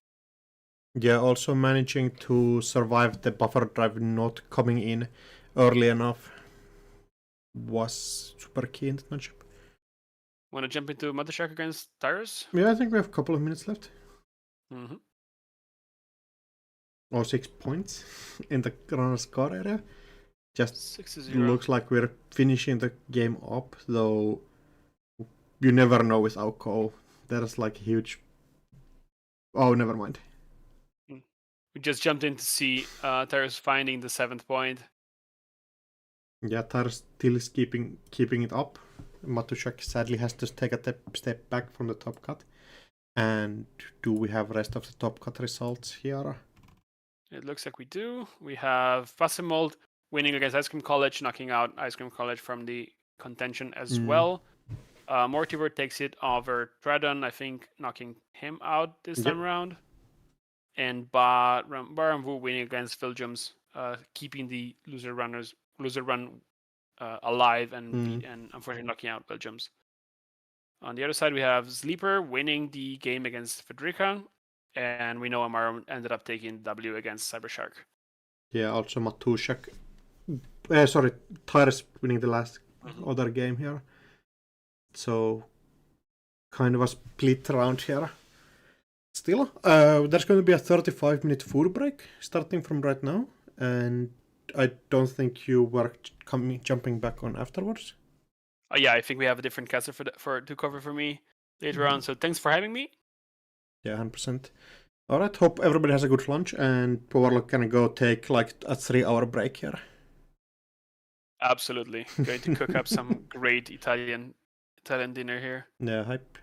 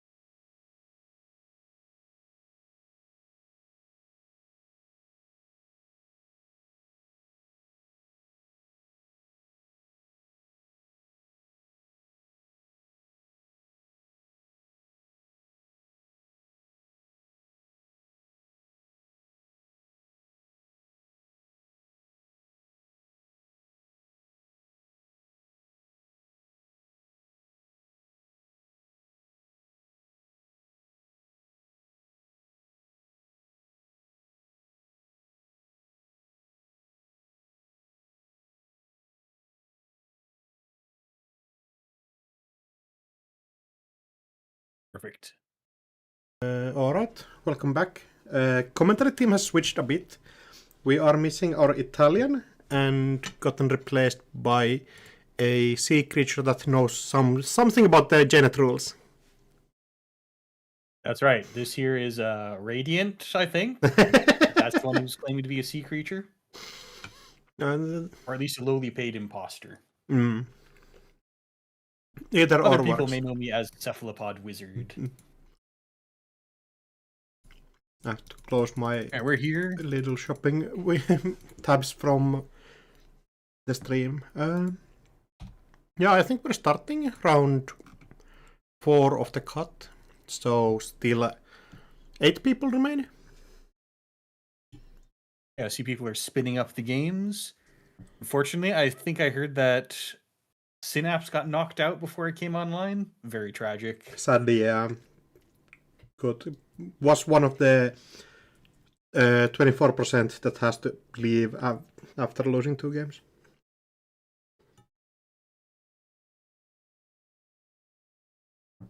Right, let me go find the bracket real quick.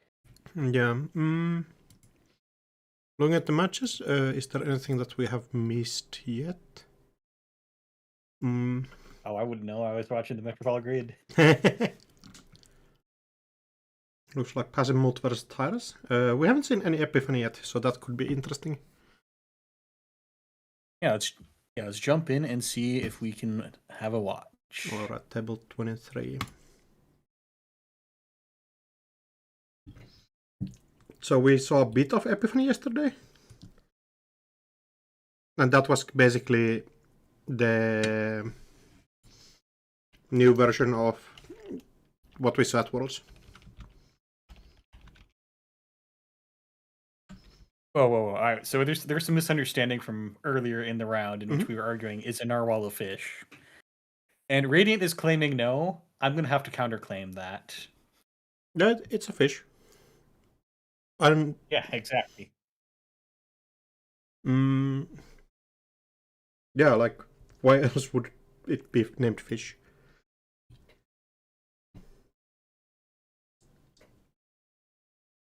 I don't know if we even have to ask about streaming at this point. Yeah, it's kind of a given, I think. Basically everybody has been on stream already. So 2 minutes to start. 2 minutes. And we can litigate the fishiness of narwhals. I mean, or we can try to remember, what was this Epiphany deck doing? I think the deck lists are even. I think we can open the deck list, yeah. Yeah, so this is a lot of familiar technology. Looks like we're on exclusively 2-pointers and some hollow men out there to make this happen. IP enforcement, just one. Oppo research, but for the most part, I see purple warm reception working prototype combo. This looks a lot like the version that we saw at Worlds and B1001. Yeah, basically it's a really similar version. It's going to be interesting going against specifically the Zahya deck. It's very much like attacking centrals really aggressively, which could be a difficult matchup for a deck that central protections are kind of weak.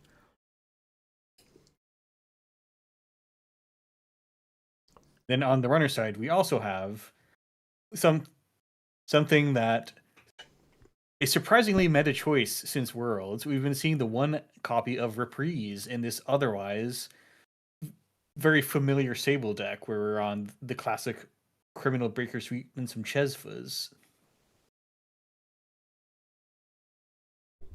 Also, one copy of Asdebrado, which does feel kind of special. Yeah, we're doing a little bit of that. We're having just one hit of that Mercury game plan where you just play Asdebrado, look at 4 cards in R&D, because there's also a Pretty Mary in the list, on top of the usual expected twinning.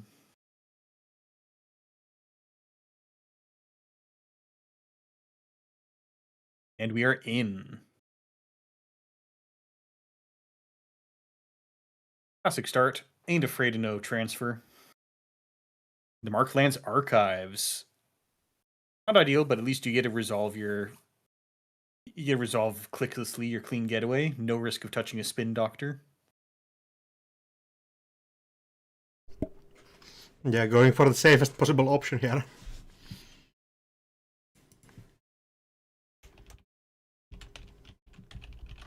Just free clicks add up, and you're probably it's a early Hermes before any scores have happened. That's going to be huge. Yeah, can set because even while it looks like the Corp is just not going to be playing around, the Corp is not going to be trying to defend HQ with ice. It's still annoying to get all your assets uninstalled, so you keep reinstalling them. Yeah, and it makes sure when you're trying to push an agenda, you can get really blown out by aggressive turns. Oh, according to tomorrow's headline, that's one tag not getting any tempo out of it. And still has to basically clear this balanced coverage, or Corp is bouncing back on credits super easily. Between the tag and the balanced coverage, we are asking the runner to spend all of their money. So the tag's really annoying now, especially. Yeah, I'd hope we have another econ card to play with those. R&D is a free run. Doesn't see anything though.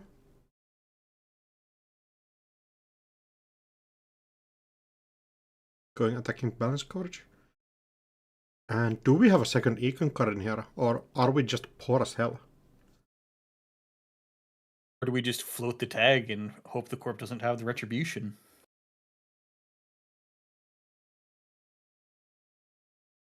Yeah, look, we're just floating the tag. Yeah, all right. I mean, the deck list says 1 card in 49. Yeah, that's true. I mean, the tag punishment that it actually has is like 1 retribution. And if they retribute your Hermes, I think you're kind of fine with it. Oppo Research, though, does hurt us so much. There's an IP enforcement as well. If you get your IP enforcement to do something on this board state, I commend you like super much. Yeah.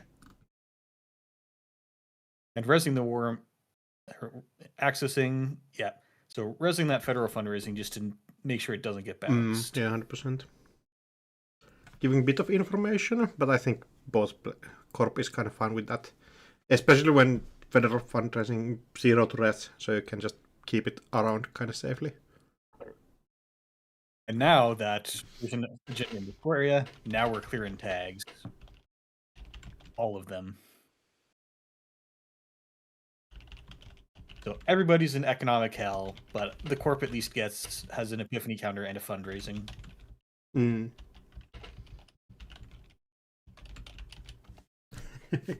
Gentleman's 0 crit game.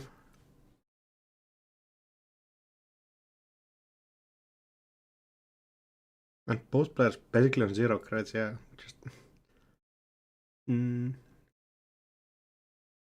We are spending a lot of resources on this though.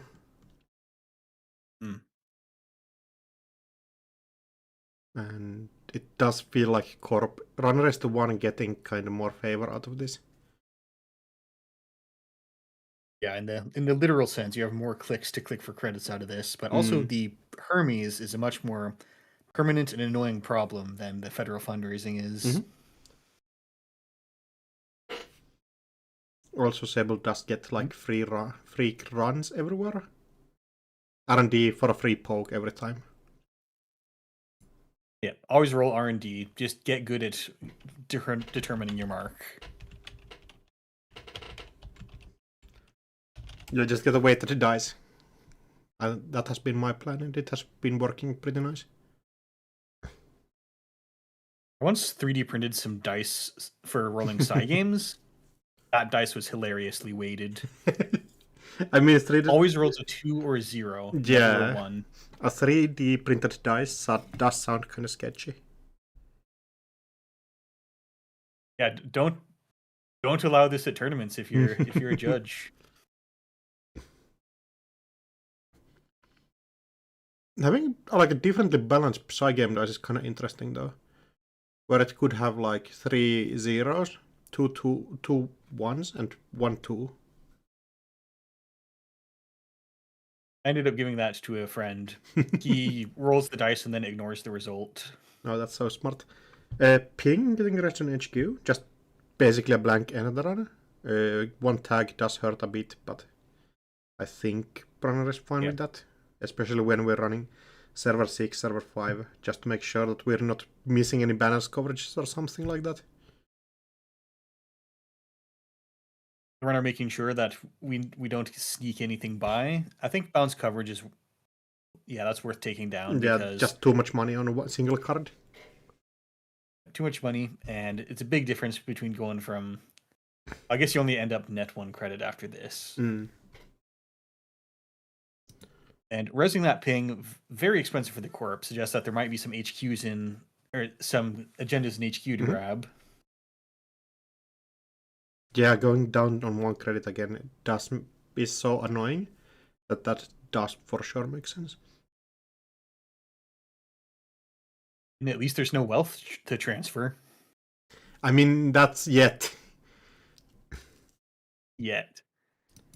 With these asset decks, sometimes at both players being in economic L, it changes the moment an asset sticks. Yeah, like 1 balance coverage, that if we manage to stick 1, it's basically a huge difference. Also, Corp probably would love to find some public access plazas, because shifting that is probably annoying enough that you cannot really do that as the runner here. Yeah, Plaza probably just sticks, and it's one of those things where the payout is small enough that it's not an emergency the way a balanced coverage is. But we're gonna get there into economic solvency. Getting good rolls on the mark for R&D, not getting any agendas out of it, but better than rolling archives. Yeah, 100%.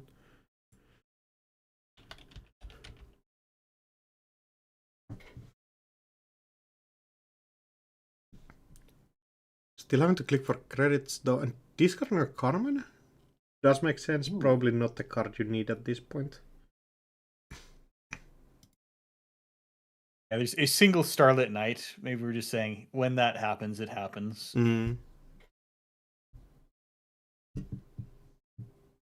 Oh, there's a balance coverage? There's also... That turns the game maybe on its head instantly.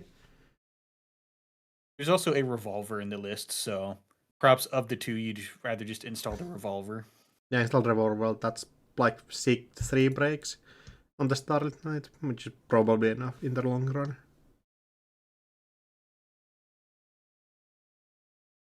I'm hearing allegations that the commentator names are not updated. I just switched them. Like a true professional. There's the Retribution Hermes. The Retribution Hermes is interesting. We're not saving it for a more key econ card, I guess. I mean, if we're gonna play on this no board state except Hermes, the only real punish is if the runner has found the second Hermes. Yeah, true. Also, you probably get the Retribution back at some point. You kind of need some tag punishment somewhere. Ooh, class act. You'll doctor it in eventually. Drawing 4. Here we go. Yeah, the engine coming online. Working prototype, warm reception. Probably not seeing the flip this turn, or like the bounce back of the class act, but... There's no way you greed it out for the 5 counter activation. Just take your 6 credits. And be happy with that. I think so too. Seeing the powers that be again. Coming online. What's that? Seeing the powers that be again from the balance coverage. So Corp just keeping that on top of the deck. Not moving it out for some reason, keeping it on top of their means R&D is like fine for all the pokes. Declining to draw a card. Going to guess that's because we're going to empty the the working prototype. Oh, de-racing the ping. I guess we have enough credits for that at this point. And the tags that I think we can compel the runner to clear are going to be annoying enough that this is probably worse for the runner than it is for the corp. Yeah, like we are able to float one tag because tag punishment just is not that mandatory. But when you start floating two and opponent starts fast advancing like 5-3s, that evaluation turns on its head really quick. And working prototype jumping up to 9 credits on a single turn. Basically a better Regalist this turn.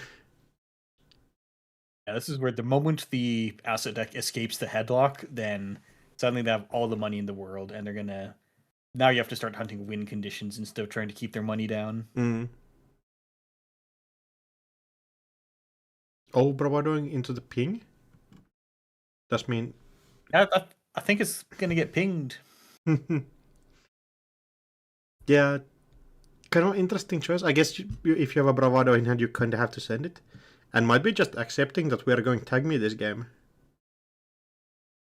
That's so... Yeah, I mean, maybe you are accepting tag me. That is so tough, though, because with the known math on the table, that's just an easy mark that then is giving you a tag. So if you're clearing that, then you've gained nothing from playing that bravado. And yeah, and that's probably getting switched back down again. So you're not even like turning it into a weaker piece of ice anymore. Kind of a nightmare spot here. Yeah, the runners worked pretty hard to keep that early game down, but the corp wiggled out from under it. So now you're sitting here with no board and not even a Hermes. All the while corp has been setting up last couple of turns and just being is kind of happy about it. Oh, there's transfer falls going in, lining up the ping. And yeah, these probably is we are going just tag me. You're not spending time to clear these tags. B1001 on the remote though, that's so annoying. Turning the run off, Very nice. that's minus 9 credits of swing potential here.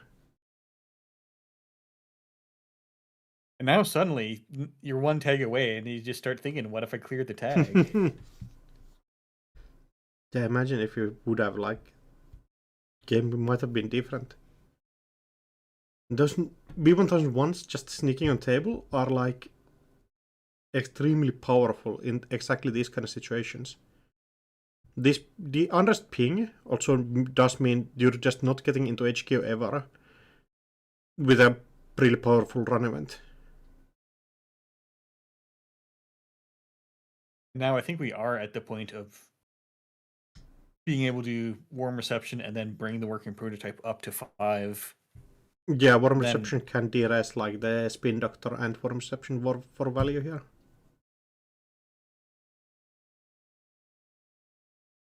I think at this point you do spitefully put the class act back on top of the deck.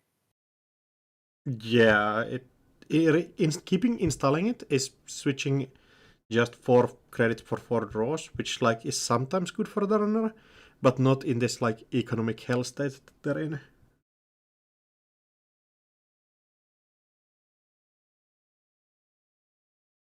Warm reception, new remote. Just gets huge amounts of value here. And de-racing the ping again. Just cannot go anywhere. Oh, not even gonna use the working prototype this turn. Yeah, I guess you don't need to. If you have 9 credits and that's enough for you, it's like fine. I have a feeling this is probably a Messner chest vote by this point. Yeah, Messner chest vote would make sense. That's probably your best end of the run ice that you have. That you just can park on the remote and it's annoying enough. Gamble helps. It's helpful, but if this is a scoring attempt, then you still have that B1001. So you can't just like pull out an inside job and expect to get in there. Oh, choosing to go archives. Oh, because of the mark. Yeah. Sure. Yeah, archives mark. Make sure you get a spin doctor shuffle. If the Unseated cards, Retribution will not be making it back into the deck yet. Yeah, I think we had 2 face downs in there, probably agendas that we wanted to keep safe.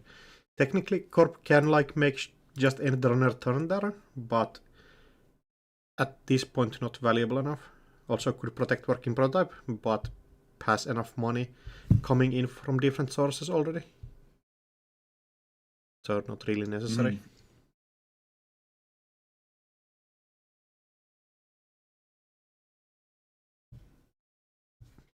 We do have the warm reception.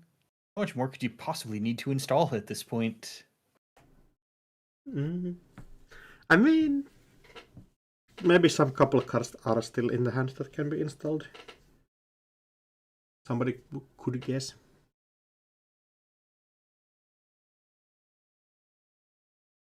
Server 15 command line. Also, Torpedo Tyrus floating exactly 7 credits.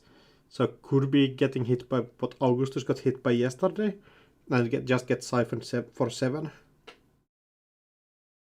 There's the working prototype. Part B. Okay, well, yeah, minus. Oh, offroad office. Never mind. Oh, +7 is not -7. Unfortunate. Yeah, I think runner probably can breathe a sigh of relief there, not losing everything that he has worked for like the last 3 turns, but Corp also pushing ahead quite neatly. Getting a balanced coverage from the powers that be means that the credits are starting to roll in even more. And as much as I always desire to push the 5 button on the working prototype, probably a better choice to get these higher trash cost economic assets on the table. I would assume so, yeah. B1001 getting trashed can start running other servers. Transfer of wealth being sent into HQ, exactly what we mean. And alright, now I'm pretty sure that the Corp has seen another B1001 on. Oh, there it is! Yeah. Top server 14, the other one just getting mogged here. Yeah, you gotta clear those tags at some point. You would think so, like getting punished for exactly the same thing again. Like that has to be incredibly frustrating, just getting stopped every single turn by B1001.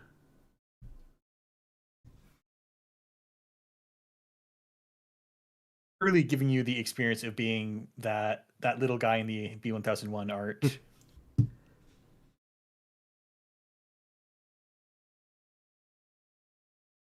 Yeah, getting your shirt ripped off, I guess.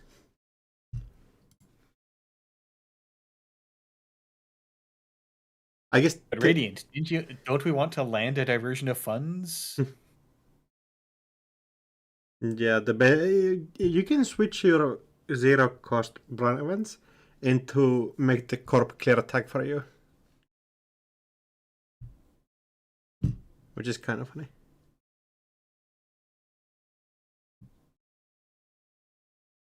And I know we've played No Free Lunch before, but still, surely Transfer of Wealth is better than No Free Lunch. You could guess so.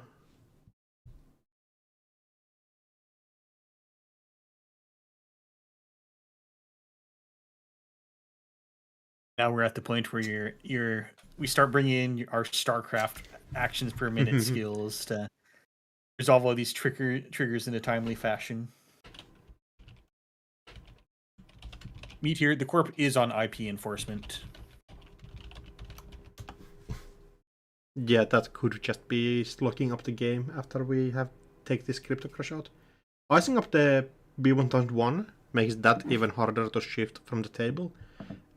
And server 13 getting a card in there. Could be just pushing for a game here. I mean, you have this much board presence that, yeah, might as well close the game. Yeah, just get it finished. And creating some table space, and runner needs to find something to do here. I guess it's going to be just... It's like Epiphany is a deck where it doesn't even work where you're just tunneling on R&D and HQ when they can kind of keep R&D locked in completely by federal fundraising and start pushing on the remotes. You just cannot get into anywhere. Yeah, it's you have to. They're very much threatening that you have to find something that they can't federal fundraising or to protect R&D. Like federal doesn't help you against a loaded twinning, but that's not coming online anytime soon. So now you have to fight your way through all these assets and clear out the fundraisings. Very tall order. Yeah, ending up having to just clear the Oppo tax that we sent in last turn.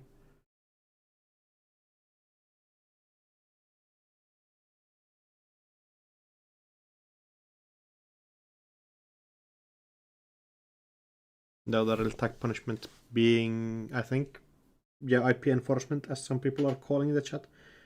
And if you let that go through while you have 3 tags, I think opponent just will get a free 2 points that siphons you for 4. Quotation mark. And 3, of course. And choosing to reveal B1001 on the balanced coverage just to send a message.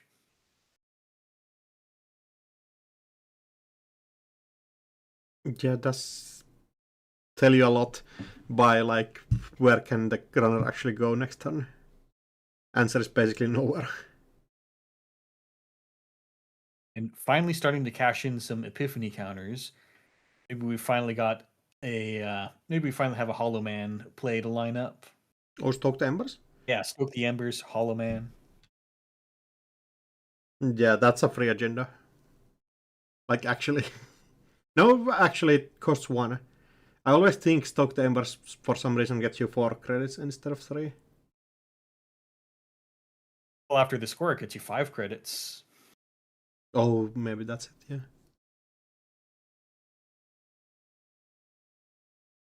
And managing to get a new remote with parts would be like an extra balanced coverage coming in there, just getting even more credits. Corp will never run out of money again.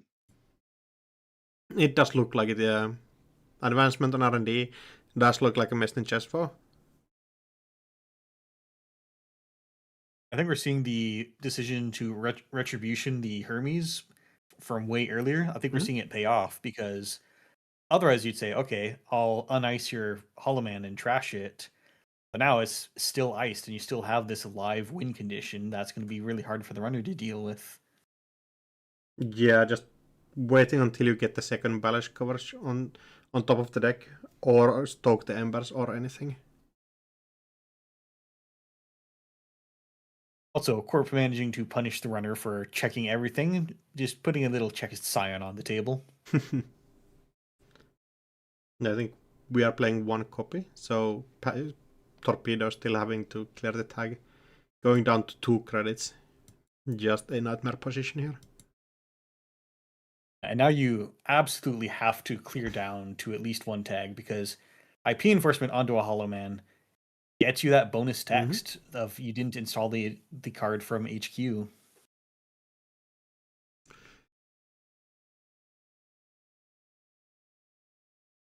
Yeah, basically installing the game.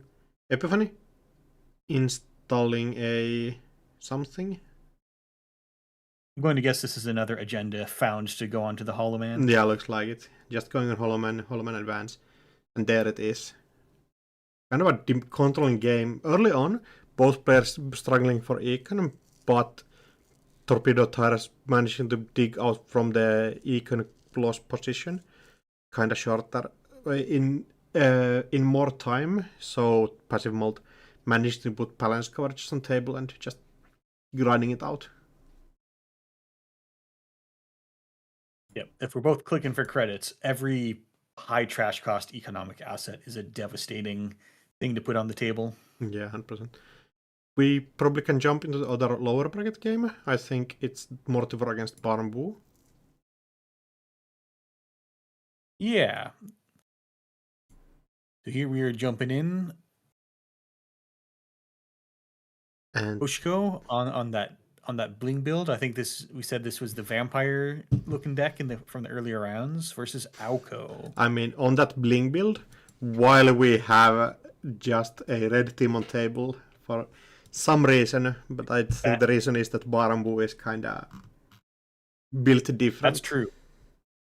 Baa Ram Wu is built different. Author of or maybe just mentioned in the Professional Dirt Eater write-up as willing to make the most unhinged deck building and be good at it. Like, not everyone is unhinged and good at deck building. I'm just unhinged. It has fucking it has 3 red teams in there. Fam's cooking. Baa Ram Wu, if you're listening to the stream, 1, don't be a cheater, but 2, explain the red teams. I would guess 1, explain the red teams. 2, don't be a cheater. Guess it's like an econ card that you just install and click it randomly, and it's fine enough. I mean, I guess you install it with the price, and that's a pretty good discount.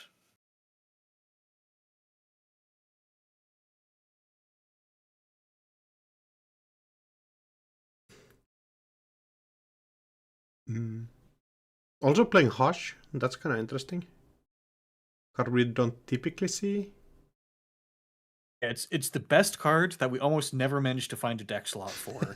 But in the era of NSG writing on ice, just on every piece of ice, there's a little bit of writing. Mm-hmm.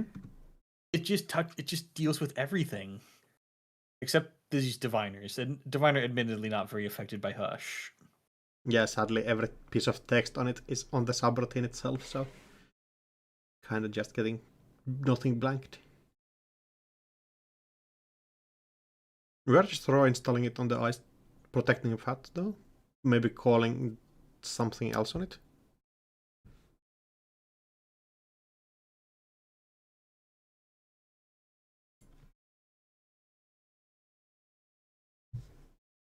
I do see 1 Ashen Epilogue currently in the heap.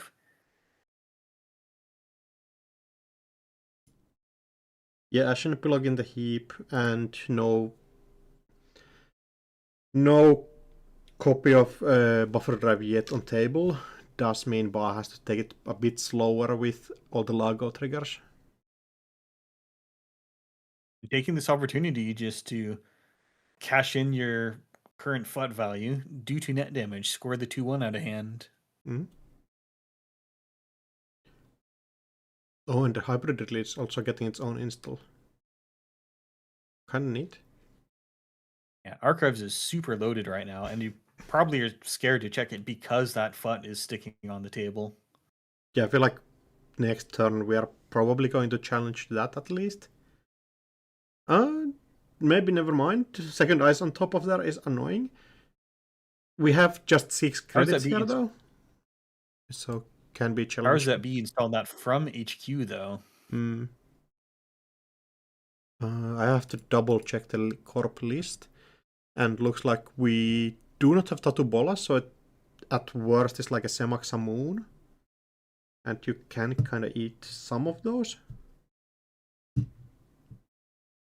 I guess also a Diviner, like Diviner, Semaxa Moon. Those are probably your 2 options that you're like actually seeing being rest.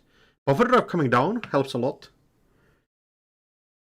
Now you can be a lot less worried about, like, it gives you a lot longer until you actually have to go get the Ashen Epilogue with your Lego triggers. Yeah, exactly. It's kind of funny seeing this Diviner protecting this card guidance program, being extremely runnable and just camping it out there. Second click going HQ, red teaming through. Do we see the ice being rest here? Yeah, Anemone, that's 2 counters by itself. Yeah. Depends a lot on if we see the catch-up on fetching stuff out. Oh, nice. Getting a steel skin.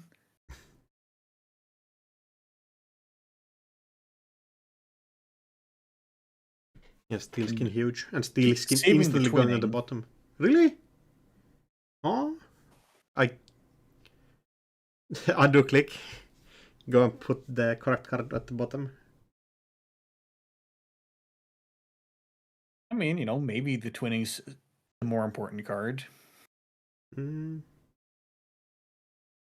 Bottom of the deck, and you're... I have difficulty seeing that, but would be correct. Also, as excited as we are about Alco counters, there's 12 cards left in R&D.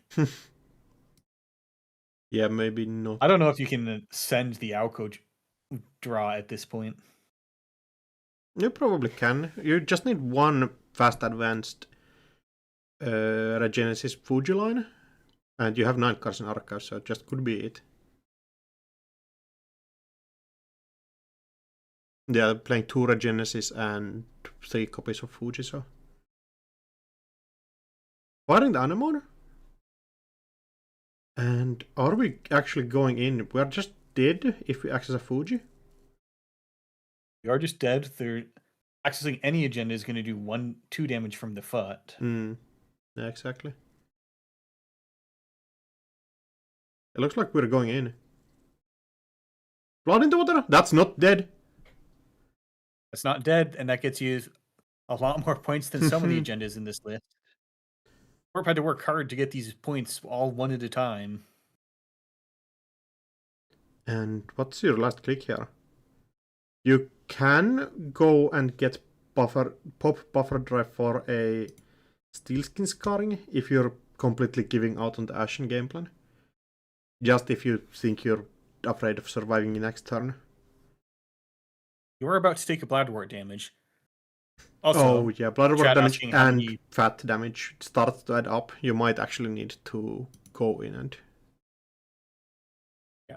Audience asking how many moon pools are in archives. That's 1. Yeah, 1 on archives and 1 on server 11. Just totally guessing that, but...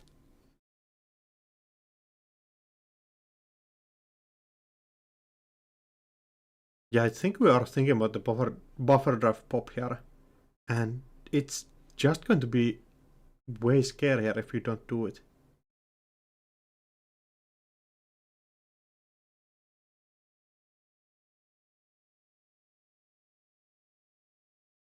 Would mean buffer drive does 1 damage.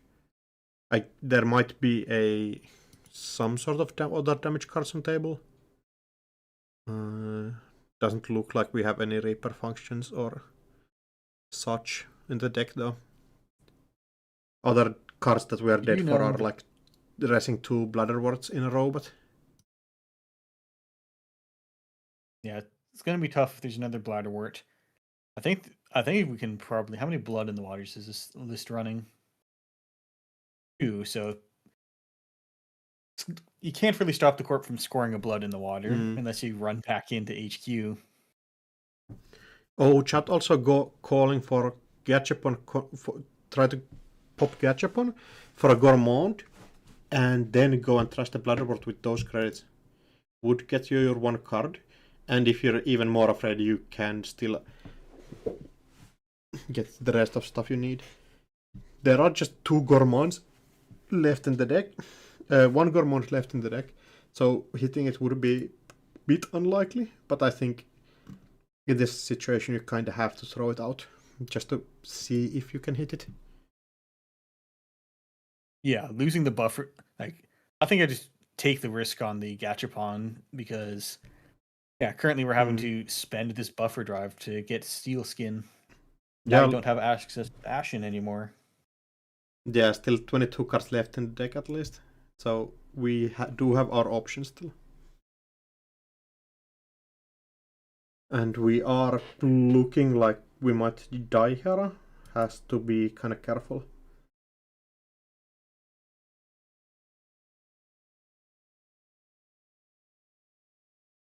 Start of turn. No other races, I believe.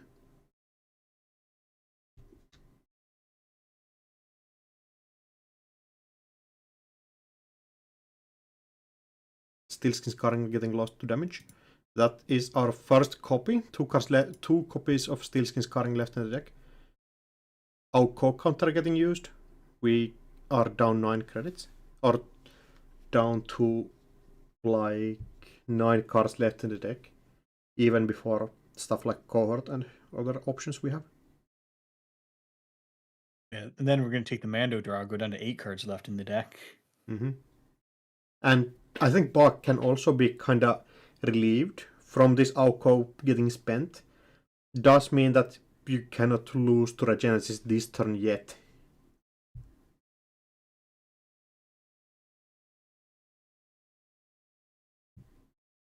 At this rate, with 5 points, I think you can just draw a bunch of cards and run archives.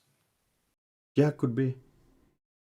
I would assume we have something in server 11 and 13 that might protect something.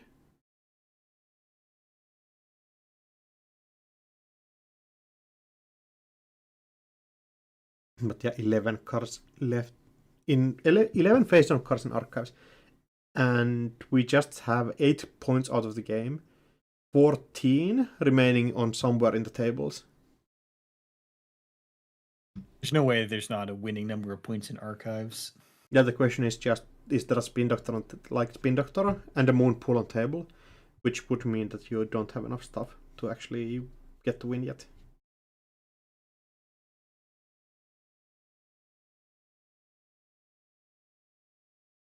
Oh, and getting the install means logo triggers? Losing a sure gamble.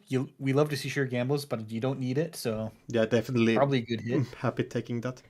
Moon Pool? Okay, looks like we're scoring something. Yeah, scoring something.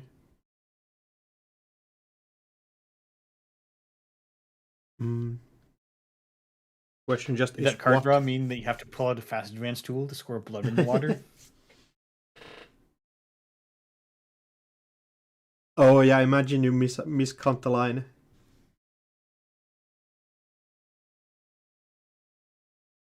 Or imagine you have a fast advance blood in the water line, where I count the Blago hit, but don't count the Steelskin scarring. That like somehow gets trashed every time. Declines the Moon Pool from trash from HQ, shuffling back 2 Fujis and a third advancement. The win may no longer be in archives. Yeah, depends a lot on what agenda this is. Would assume longevity serum. Oh, that's huge. Yeah, meaning R&D is kinda the place the win is for next turn. Hey droid, we are just here watching some Alco Moonpool nonsense at work.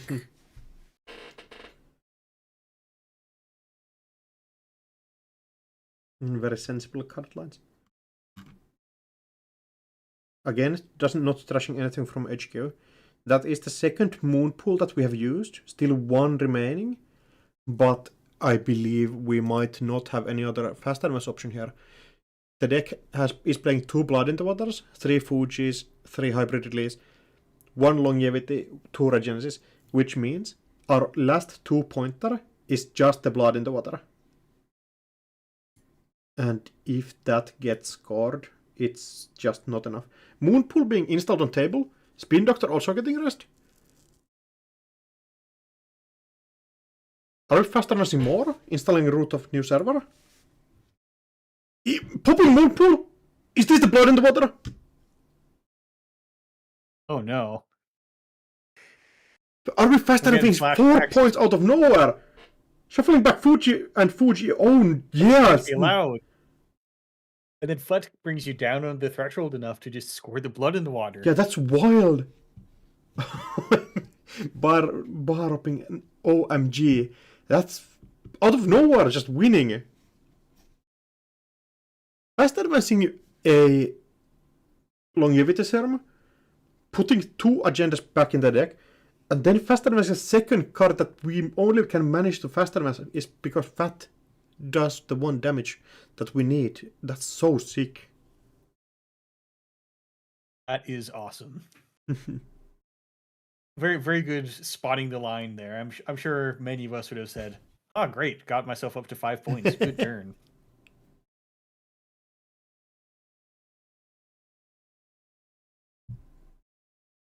Yeah, asking about Gachapon. I don't think there's anything that could have done.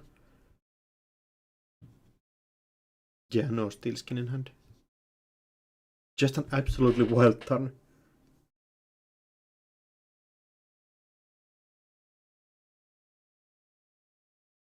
And time has been called in the round, so probably not much point to seeing if there's other games still going. Yeah, probably not. I'm still going to jump in the other game for a second, just to see the end board state. Looks like Amarum, in a similar fashion, continuing, managed to beat Sleeper than in the previous round. And that means Amarum is going to go to the grand finals on the winner's side, just waiting until other challengers emerge from the lower bracket. And next round, I believe we're seeing Cyber Shark versus Passive Molt and Sleeper versus Mortivore. And I think we are supposed to get some reinforcements for the commentary. That's right. We're finally figuring out one of us is washed and has to be replaced.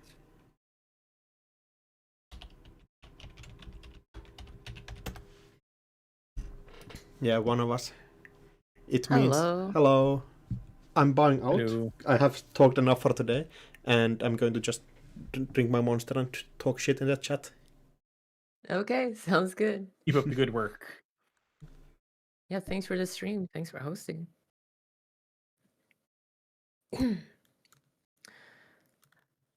Are we live? We are here with round 4. Looks like that's all. Looks like that's everything reported in. Cool. How's it going, chat? I've been watching some of the games in and out. It's been looking pretty cool. It's been full of epiphanies, it seems. I did go back and watch the Synapse games the other night. Oh yeah. Yeah, it was Very fun. cool. Inspirational. Is Synapse still in the game? Or is Synapse still in the tournament? Let's see. No, I think it got jumped. I think it got cut. Darn. Yeah. Very impressive making top cut with Synapse though. You can be the you can confidently say that you are the first person to make top cut in a major tournament. 150 player tournament with Synapse. I don't think anyone has ever done that before. World's first. Making history. So, I believe there's only one game? Round this 5 next is round? paired. Yeah. Oh, there's 2 games. Okay. So I am biased. I do want to watch Passive Molt versus Cyber Shark. That's because I know both of these players personally. So Understandable. Cyber Shark is my training partner, and also Passive Molt is a player in my local meta. So I'm very invested in these two. If we can watch that. All right, then let's jump in, take a look. Yeah, Ready let's go. your zoom out scroll wheel. Yeah, it looks like it's gonna be. Oh, let me make sure I'm on the right. JNet.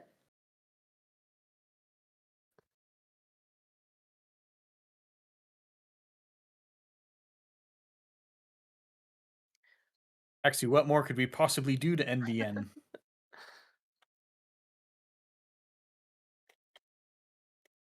All right, looks like we are off to an early start. I'm not sure if the round timer has started yet. I don't think it started. Let me get right back to you. I'll be back in a minute. Starting in 1.5 minutes. Okay. Looks like we're starting a little early, but that's okay.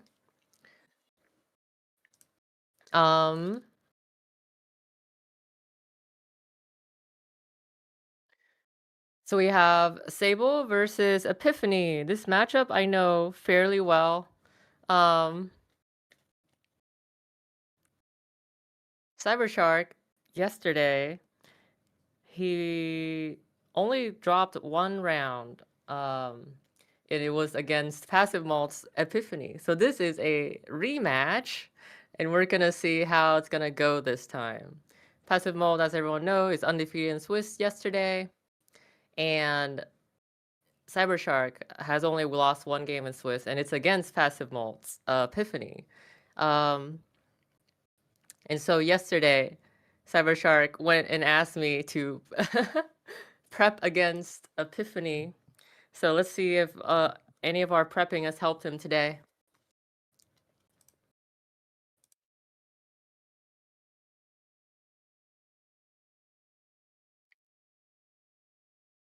We have a little bit of player chat going on here. We're bloodthirsty for the rematch.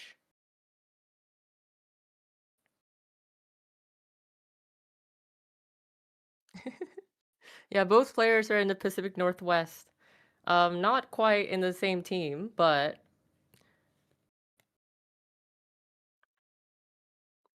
we are pretty close to each other. So starting off, we have working prototype plus a Spin Doctor Res plus a working prototype click. So we are ending the turn with 2 cards rest and 7 credits. So this matchup, just as an overview of the matchup, in the early game, the Corp's goal is to try and gain economy. So this is actually a pretty decent start by Passive Malt. What he really wants is to find balanced coverage, and that's a really good way for him to generate economy. And so in the early game, both players just want to set up. Sable's goal is to try and slow down the Corp as much as possible, trying to trash economy, while trying to also deny Epiphany counters as much as possible. So we see here, we trash a working prototype, and that's good because working prototype generates a lot of money for the Corp. But Sable herself also has to work on developing her own board. She can't just be wasting time. So the first key component for Sable in this matchup is Shibboleth. Being able to produce 2 breakers in Shibboleth and in Kurupira is extremely important for this matchup because Epiphany only has 3 eyes. They play around 7 to 8 ice. 3 of those is ping, 3 of those is VSA, and maybe 1 or 2 Starlight Knight or Mesny Chesvo. So it's critically important to be able to break ping, and critically important to break the VSA with Shibboleth. And once Sable has Kurupir down, and once Sable has Shibboleth down, she's able to get into centrals for 1 to 2 credit. And usually is free if she has Chesva on board. So Chesva is another important component for Sable to try and find. But of course, Sable can try and slow the Corp down. The Corp can also slow Sable down by sticking her with tags. So right now, we just see Passive Malt playing small oppo to give Sable 2 tags. Tags is not incredibly important just yet. In the early game, tags doesn't necessarily do too much. The Corp is not playing anything like end of the line. So most of the tag punishment you will see is especially in the early game, is shipment, which can fast advance a 4-2 for the Corp, which can be a major swing if the Corp is able to fast advance a crypto crash and just really, really hampering the runner's economy. But on 1 tag, you can't play shipment on 1 tag. So runner, just clearing down to 1 tag, there's not much that the Corp can punish aside from, let's say, retribution, which in this case would just be a trade for a Shibboleth, which they're both 1 credit trade. course, it slows down the runner by not having Shibboleth in the early game. I am back. Um, Apologies. Hi, We welcome did back. we We're did just going see a over brutal overview of the matchup. we did see a brutal game last round with Epiphany versus Sable, where Sable was clearing down to one tag, but kept getting blocked by B1001 on critical Yeah, yeah. It runs. looks in that game, it looked to me like Sable wasn't able to find the cards that she needed. And she really needed to find these cards, as I've mentioned. She needed to find Shibboleth and Kurupira, and didn't look like Sable was able to find in that matchup. So card draw is incredibly important for Sable in this matchup, not only providing event economy, but also being able to dig through your deck and find those important cards. The fourth most important card in this matchup for Sable is actually Wake Implant. Wake Implant is an incredible matchup card because twinning, aside from twinning, it is another source of multi-accesses for the runner. Unlike twinning, though, twinning gets bounced by working prototype. So twinning and also gets trashed by tag trash. So twinning is actually very vulnerable to Epiphany shenanigans in this matchup, but Wake Implant doesn't have the same issue. Wake Implant is able to survive working. It's not able to be hit by working prototype. It's not able to get trashed by tags, and also Sable is easily able to run HQ in this matchup, sometimes for free, multiple times a turn, and this generates a whole lot of Wake counters. And this will also let Sable C4 on R&D, which will be able to access past what is known by Epiphany. However, we do see that the balanced coverages are starting to stick. Yes. So once 2 balance coverage gets res, it's starting to become really difficult for Sable to trash these cards out. We're gonna see how Cybershark is able to manage to keep up on tempo. Maybe a clean getaway will help. We know that Sable is not on Baa bans, so we're not able to see Baa bans to get out of this, to be able to trash any of these cards and clear tags. Although Baa bans would be a great matchup card. We do see the Kurupira coming down and right into the transfer of wealth. Perfect. Finding important cards right on time. Yes.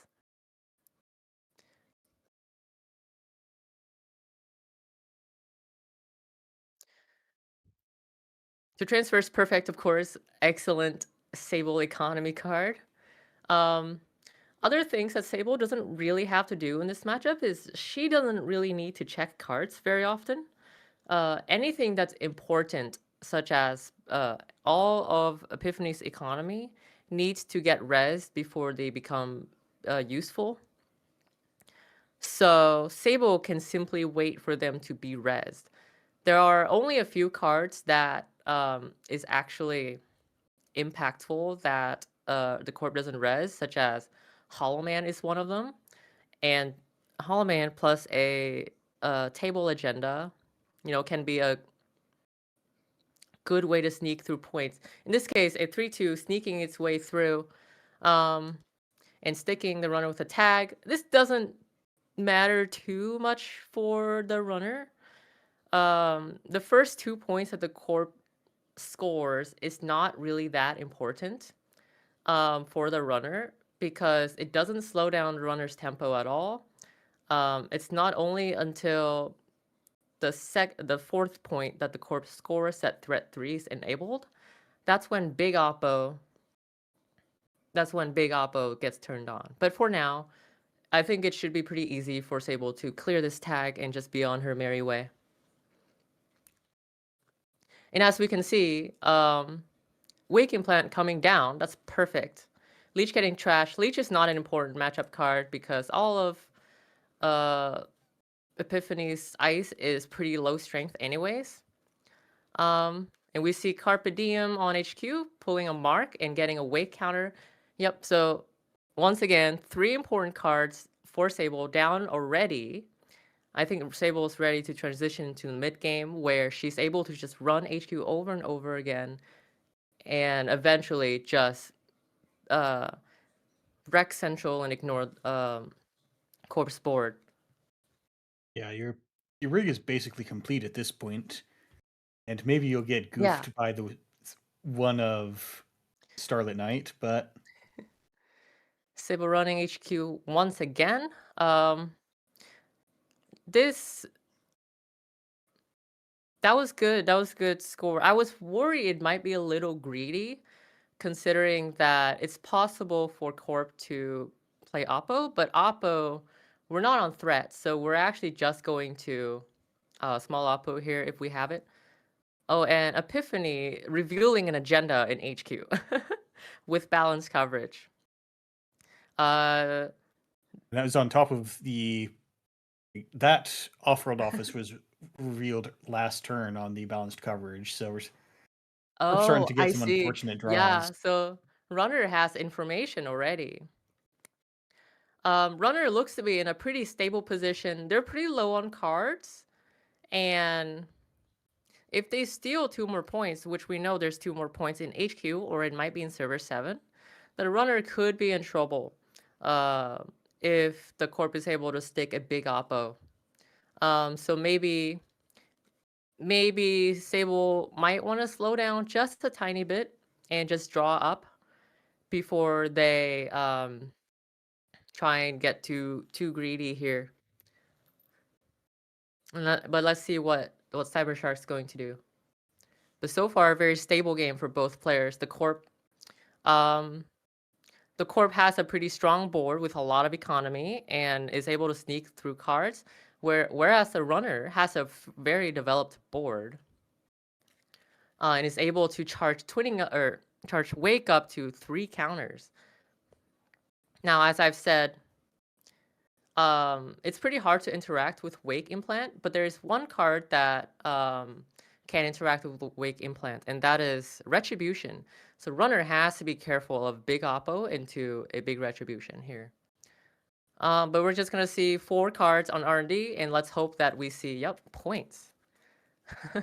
It could be a pretty quick game here, but it looks like we're on 6 points. We haven't won just yet.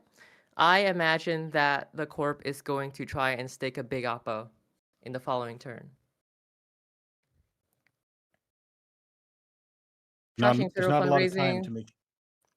Not a lot of time for the Oppo window. It's closing quite fast. Yeah, it is closing quite fast, and of course, even if the Corp sticks a big Oppo, it's still possible for the Runner to just ignore the tags and run your centrals, and you could just lose that way. So I mean, the wake is empty. I think if I got Oppo'd in the Runner's position right here, you can just clear the tags. Yeah, I think so. So I think the Corp is in a little bit of trouble. I think the first step to clawing back this game right now is finding that big Oppo, and passive mode might be able to. I think if we see a big Oppo this turn, this game should be a pretty close one. But let's see what's gonna happen here. I'm pretty nervous. Yeah, we do have the one. Ooh, we are scoring out a Stokes. Ooh. So this is really cool. We're scoring out a Stokes here, so it's 6 to 4 points. This is about the time when Hermes gets kind of blank, so we probably don't care about Hermes anymore. We're gonna see a. Oh, I thought we were gonna see a power set B, but I guess not. That is interesting. Server 9 gets advanced. This looks like a checklist Scion, and I wonder if Cybershark is going to opt to play it safe here and not even check it. And maybe passive mult can sneak in a point. I think that's totally possible, and I think it's well within the range of Corp here. I think Corp at this point should feel fairly unfavored, and they might start making these risky plays. Yeah, this definitely looks like a mind game around potential checklist Scion. Yes. And Oppo Research just getting discarded. We're not going to try this line. Yeah. So it seems to me like Corp is kind of giving up on the tag game plan, unless this card was discarded a long time ago, which is totally possible. I'm not sure. And this was just a mind game to try to make the runner lose one click seeing an advanced public access plaza. Yeah, that was good mind game. Would have been a waste of a click. So Scene Shilling asking, you have to trash the Hollow Man, right? And maybe not. Hollow Man's the most dangerous when you have an Epiphany counter and you can still activate the +3. Right now, there's the only honest 3-2 is the Tomorrow's Headline that's already in a score area. So you can't actually advance with the Hollow Man. Oh, what is if this? you install from HQ. So we're seeing a install Hollow Man click advance the middle card in server 7. I imagine this is a Chekka Scion with 2 Hollow Mans on top of it, which is fascinating. Oh, we're over installing. This is really suspicious. What? Highly suspicious. This is very strange. I don't know what's happening. Are we spending a bunch of money to use? So I lost track of which cards came from where. So Passive Malt installed into server 7, Hollow Man click server 7, and then reinstalled another Hollow Man onto server 7. For overinstalling the previous Hollow Man, I'm not sure why. I'm not sure what this accomplished. I guess it lets a Hollow Man be in archives. And the other Hollow Man is... I'm not clear on why you needed to do this Hollow Man overinstall res very this interesting turn. Play. Yeah. I wonder what Passive Malt's cooking up here. Yeah, Changeling, I think trashing Hollow Man is another very key card in this matchup. However, if the runner knows what every card is on the board, Hollow Man has basically no threat, right? As long as runner does not trash anything here and give the corp Epiphany counters needlessly. And I think Cybershark has the right idea here, which is I'm not going to bother what that is. I'm just going to run R&D for 4 cards. Yeah, I totally agree with this play. I think this is a smart play. The corp does not have any knowledge on the top 4 cards or any cards. So this is very likely to win the game. And I think Cybershark might have done it unless we're very unlucky. Oh. Looks like the game continues. The game continues. Okay. But I think there's still very little pathways for Passive Malt here. Top 4 is known. We don't know what server 3 is. It's probably a B1001 at this point. I really, really doubt that it's a table agenda. So I think that there is no agendas in HQ, no agendas on board, no agendas in the top 4 of R&D. So I think Epiphany counters here doesn't matter. Although Cybershark should not be giving Epiphany any counters in this position anyways. I think that Cybershark is pretty happy just drawing up here, and that was exciting. I really expected Cybershark to win here. Even if server 7 is this incredible mind game, get another agenda play. Twinning is down. Because also, if you refuse to give Epiphany counters, you're also making sure you can't get oppoed. Yeah.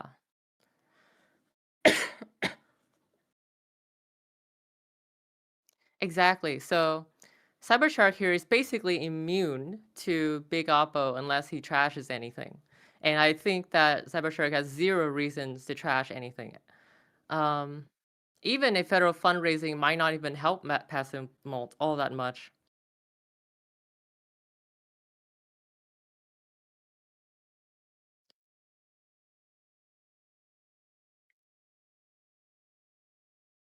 I don't really believe HQ is flooded. We saw 3 cards in HQ and there was nothing. So either Cybershark got insanely unlucky, or I think we know. Oh my gosh, a crypto It crash. was a mind game. It was the mind game. I think And it was kind of Passive Malt's only shot into this game, and he took it. Oh, yeah, jeez. the We're open really, deck list really close deck here. building choice of there's one Chekist Scion.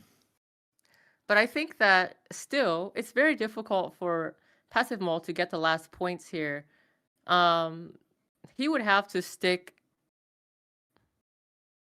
an agenda on the table, and Cybershark needs to not check it, which I think Cybershark probably will try and check anything that Passive Malt puts down at this point. And I don't think there's any way for Passive Malt to score anything with less than 4 advancement requirements. So we can't just fast advance anything out unless Cybershark gives Epiphany a counter, which I don't see that happening very soon. Yeah, no, it's such a bad deal to in any way activate Corp trash triggers. Yeah, so Cybershark is drawing up here. I wonder if maybe Passive Malt would think about icing up Centrals here, because that is what we are vulnerable. That is where we are vulnerable. But I think Cybershark has it pretty controlled here. We still know the top 3 of R&D. So we know that there is no agenda coming in a hot minute unless there is 1 or 2 in HQ. At this point, at that point, Passive Malt still has to table that agenda and try and sneak it through, which might take quite a few more turns. Yeah, it's just not possible to fast advance something without the runner activating some Epiphany counter. Yeah, I'm gonna have to check, but I don't believe there is Vlad Grid.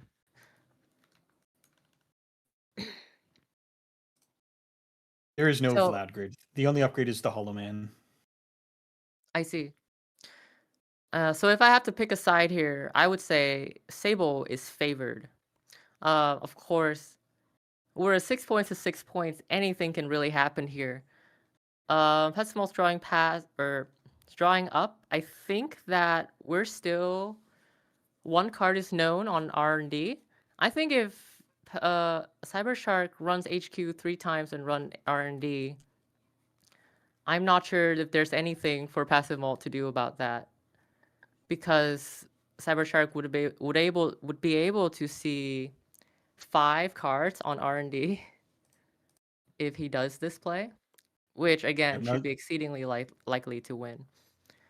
Server 10, Although- we saw that these cards would have had to have survived in that set of 3 runs on HQ from earlier if it's an agenda. Yes, it had to. And if I was in Cybershark's position, I would be very nervous about server 10, because that could be the game. So I think that he has to think it through very carefully here. I We got think some time till the court breaks R&D lock. yes. I think that the top 1 card is known. We don't know what server 10 is. But we could also trash the Hollow Man if we're really worried about it, although that might give Passive Malton out with an Epiphany counter. So we'll see what we choose to do here.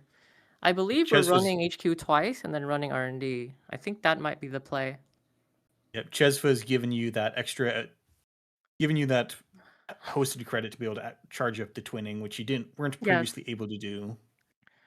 So Cybershark has more money than we think. The 2 on Chesva and also 3 on No Free Lunch. just seeing the same cards on R&D over and over again.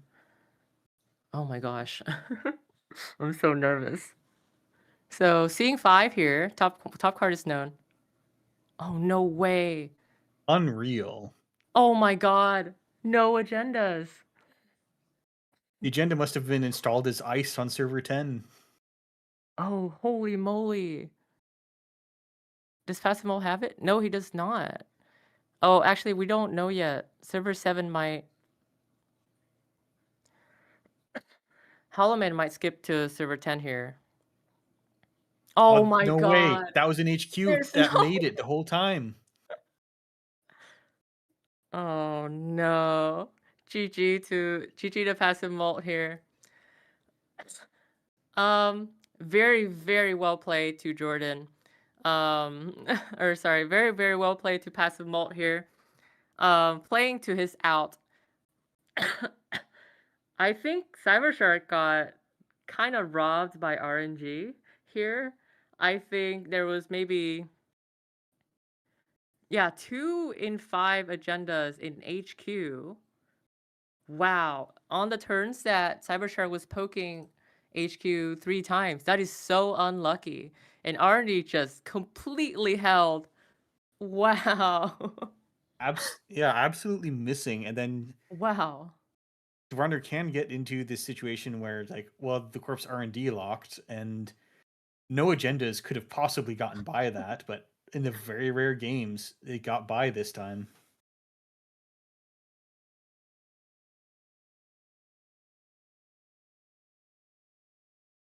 I'm a little speechless. That is incredible, and that is the only game going on currently. Oh my god. I think Cybershark played that perfectly. I think Passive Malt also played this perfectly. But if I had to give odds to each players here, I think this game was like 95% Cybershark. But of course, Jordan or Passive Malt being a very good player, played to his out and got the 5%, right? And this is what separates the good players from less good players. We play to the 5% odds. That's Netrunner, masterfully everybody. doing that confusing res Oh my overwrites God. the 2 Hollow Man play to get away with the 1 agenda. Yeah, that was... Look, okay, so Passive Malt made several bluff plays, right?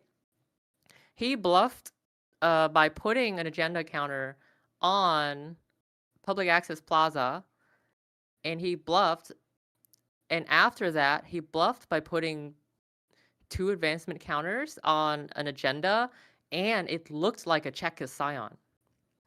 I'm sure it went through everybody's head that this looked like a Chekka Scion with the really strange Hollow Man install advance play that Passive Malt did. And that was an amazing bluff, and that's why Cybershark did not check it. Because and that was the only way for Passive Malt to have clawed back into that game, right? So that was incredible. GG to both players. Yeah, and this gets you back to where mind games suddenly come back into Netrunner, where you have very good players, and then you have confusing plays that don't make any sense. Yeah, that's what spooks the good players best of all. Yeah. I'm sure it was very much in Cybershark's mind that this was like 99% a Chekka Scion, because we were prepping last night and we were going over Chekka Scion as a one of, and it's definitely on Cybershark's mind that whole time that was a Chekka Scion, but it wasn't. So Passive Malt knew that Cybershark was a good player, knew that he would assume this is a Chekka Scion, and snuck through an agenda, and that was critical. Now, as will please Baa Ram Wu greatly, these nerds still haven't reported their match result yet.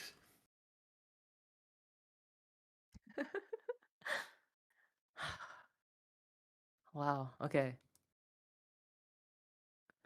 Right, and I believe that I am being replaced with a lower paid replacement commentator for next round. So Oh, no. thank you everyone. Downsizing you for comes for us joining. all. I'll see you next tournament. Thank you for casting. Hello. Hi. Hi, Laura. You want to introduce Hi, yourself Leah. for chat? I think everybody in Hi, chat knows everybody. who you are. I'm Laura42. I've been menacing in chat. I've been posting shaperless. I've been playing in New York and haven't done comms since New York Megacity. So it's good to be back on the microphone. This girl's got 2 deck lists of the week. 2. I don't even have 1. She's got 2. Well, you spend 10,000 games playing daily, and then hopefully it pays off somewhere. Something like 1,500 games, 45 games a day of JNet. That'll do it for you. Those numbers are inflated. Anyways, how have the Top Cut games been? Oh, it's been so exciting. This last game, Cybershark versus Passive Vault, was insane. Insane game. Oh, look at that. On screen, we Thank you, have Axu. a Laura Maggie deck list. I think 1 or 2 players I caught were playing it in Swiss. It didn't do so hot for them. And, it might not do so hot in general against some of these really scary, like, Rushy or Assets lists. No, I think you have the skills to back up this list, okay? You took first in NPC Boston, and that, I remember, was a stacked tournament, right? We had Sokka. We had... No, who Sokka else? wasn't there. Huh? Our top cut in Boston was D, Not Again, and Ori Yates. Yeah, there you go. Very, very stacked tournament. Thank you kindly. I ran some quick numbers on Cybershark's R&D digs, and there's Yeah. somewhere in like 15, 20 cards in R&D, and like still I think 5 agendas left. Yeah. And you're seeing 4 each time. It was an 80% chance of touching at least one agenda. 80% chance. I think there are 2 digs, right? Yeah, And there was an a 80% 2 chance. and 5 in HQ, and Yeah. Cybershark like poked HQ like 3 times that turn, and then 2 more times the following turn. Yeah, that's really devastating. Like, you poke HQ for those wakes, and you don't have multi-access, but you just assume, hey, I've like seen all the hand at this point, right? Yeah. I everybody assumed that, right? Everybody freaking assumed that. Very well So played. do we know the players. next? Yeah, it was a great game. Do we know the next pairing already then? I Take a think look we're at their just deck about to be lists. paired. Cool. So we're in Let's the see. top. Let me understand this bracket. I think we are top 4, I want to say. Yeah, so top 4, it is Mortivore versus Passive Malt.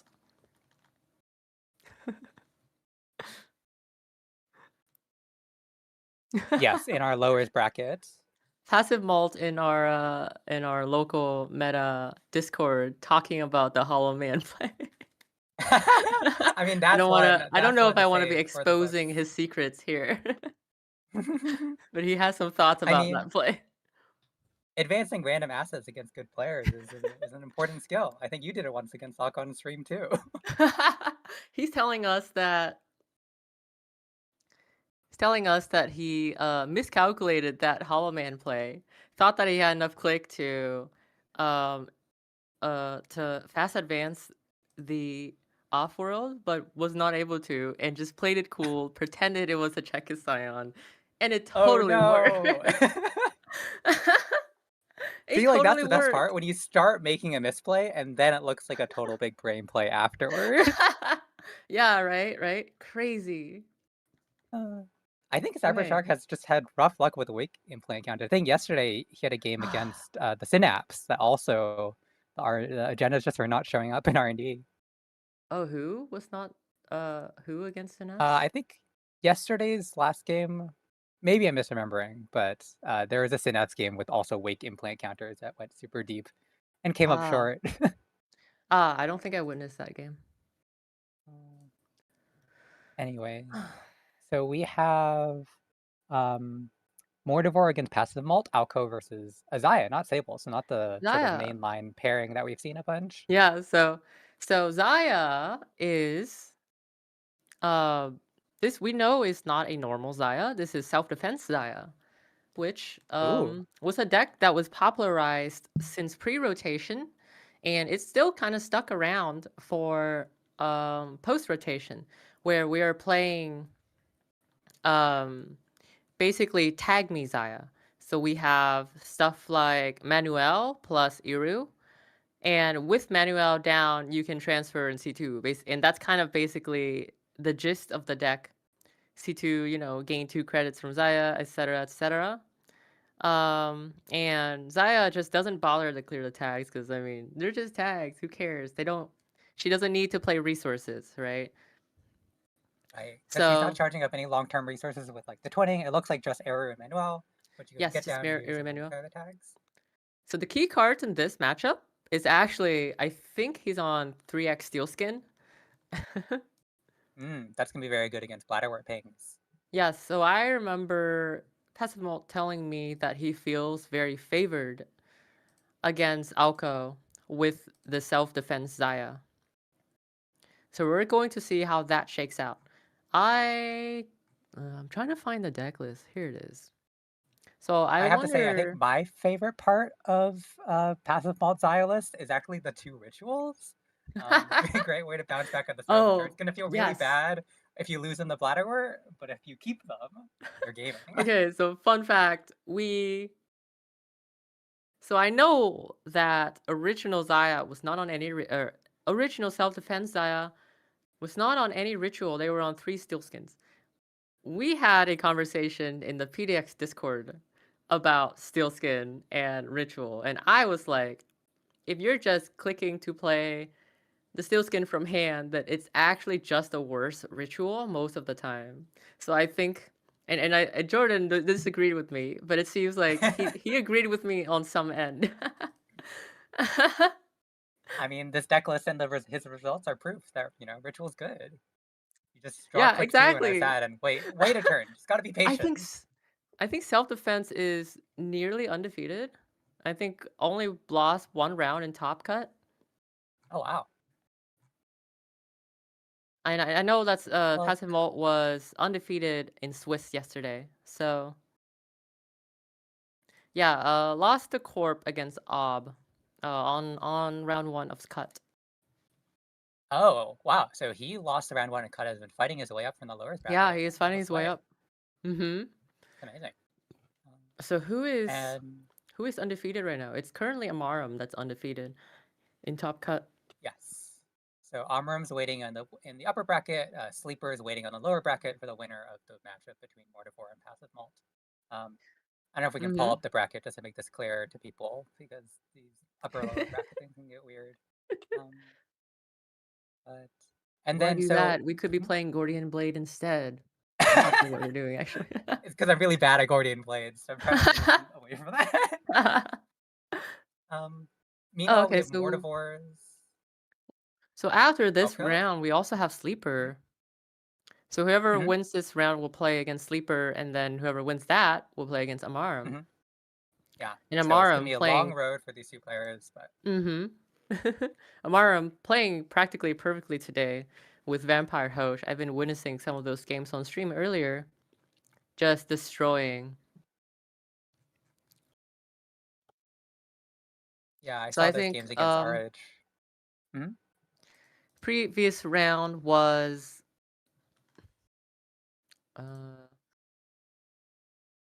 I think previous round was it ended early, so I think both players are just kind of stretching their legs here.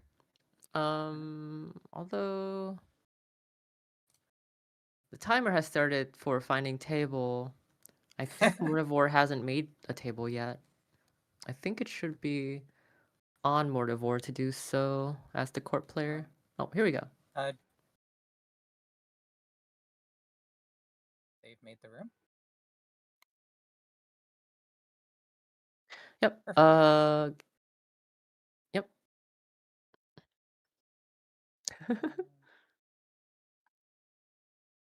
Do you want to say is there anything notable about Mortivore's Alco list that we want to talk about?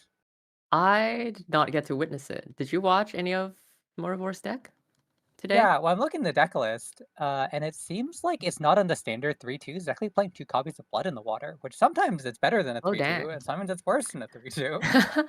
I have never had good experiences with Blood in the Water. So I am completely not a Blood in the Water believer. But obviously, we're doing very well with this Alco today.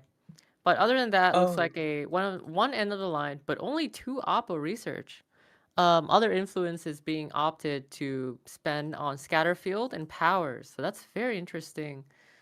Do we have how many hybrid releases do we have? We have 3 hybrid release. So it's a bit of with a lots of hybrid ways release to fast for a deck. advance and trigger, but it's also under Genesis, so I guess there's a lot of scoring angles. Yeah. Oh, very interesting that notably no see how they runs in this deck, which is a key departure from the regular. I wanna call it Eden's list because that was the last Alco that kind of the last kill Alco before False Lead got banned. That didn't play False Lead. So I want to Yes, say and it's a False Lead bit was of a such a huge departure from component of Eden's these. Alco. Yeah, Yeah. False Lead was such a huge component of these kill decks because you could just get tags, false lead them, and then guaranteed and align Mindscaping. These Mm-hmm. decks need to like maintain some future scoring potential. Anyways, looks like the game's getting started. They have some early pre-game chat compliments. Looks like we had a mulligan from Mordivore and Yep. a keep from Passive Malt. So how do we feel about this matchup? I know that Passive Malt has mentioned that this feels favored for him as self-defense Zahya, presumably due to the steel skins. We're gonna see how that goes though. I know Yeah, I that think the Sable Steel's going to do a versus huge role against Blatterwords and Endo Line in case that's ever on the table. yeah, I know that Sable versus Alco tends to be, in my experience, mildly Sable favored. And we're gonna see how that changes in this matchup. So we already have a Bladderwort res and a cohort res. So we're gonna take 1 net damage here and trigger cohort, and Alco is off to an amazing start. Yeah, that's really the dream start. A lot of the difficult part can be getting the first 2 counters, and just these 2 assets Yes. give you the 2 counters for the net damage and the discard from cohort. Mm-hmm. So So we get a mutual mutual favor favor, gets which pinned here, which doesn't really matter, right? yeah, it's not huge. You could fetch Revolver, so then you can start hitting anemones more safely. But there's a lot of different ice here. There's random code gates too, like Diviner and Scatterfield to be aware of. So something to talk about with this deck construction is, unlike normal decks unlike reg criminal decks playing 2 of each breakers, we're only playing 1 Shibboleth and 1 Kurupira. So Zahya should be careful about losing those breakers that are 1-ofs. 2 of revolvers, interestingly. No Carmen and no Echelon. Oh wow! So But in this matchup, 1 revolver is more than enough. You really never need more than 1 revolver. And you don't want to draw Carmen at all in this matchup, I'll be honest. So I think that's perfectly fine. Just has to be careful about losing Kurupira and losing Shibboleth. yeah, I remember a lot of the criminal lists were moving on to 2x breakers because of the fear of losing them to damage from Alco. But I guess with the lean 40 card Zaya deck, you just want to Mm-hmm. be safe. All right, looks like we're starting off with a pinhole threading, which lets Pinhole. you use the So Jessa credits to trash. okay. So I was wondering if Mortivore. I was just wondering if Passive Malt was baiting a Spin Doctor res with that pinhole, Mm. but maybe unlikely. Okay, so Those are we're the just hard calls you trashing gotta out. make, right? Hmm. You just boldly say that they're not going to touch the Spin Doctor, and you just know in your heart that Moonpool. they're going to go hit the cohort. Ooh, so we're resing the Moonpool in order to duck to Bladder credits, so doing another ping, hitting a boomerang. Yeah. So we're opting for tempo here. A res Moonpool is good for the runner. It means that it means that the Alco invests 3 credits into Moonpool and not necessarily using it. So I think resing the Moonpool is generally good for the runner because there's lower complexity on the board and you're spending 3 credits that isn't necessarily doing anything to trade for 1 Flowerwort damage. And that might be worth it, I think, just for tempo, because this is an incredibly tempo matchup. Just whoever can keep up the early game momentum is going to keep on propelling forward. I think This gives a way Mortivore. for Alco to get the second counter too next turn with the bladder whipping. I think Mortivore was trying to drop for Oppo research there, but didn't manage to find it. I think Oppo would have been a big punish for Jordan or for passive mult here.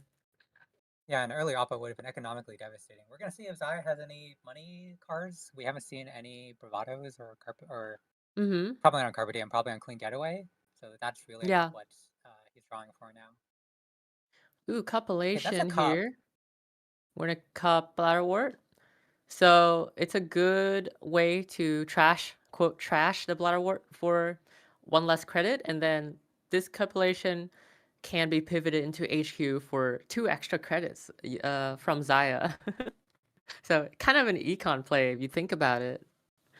That's a good point, actually. I haven't even realized that we're playing Zahya because I think Zahya's been blank so far with the 2 Iceland Zahya has been Centrals. blank so far.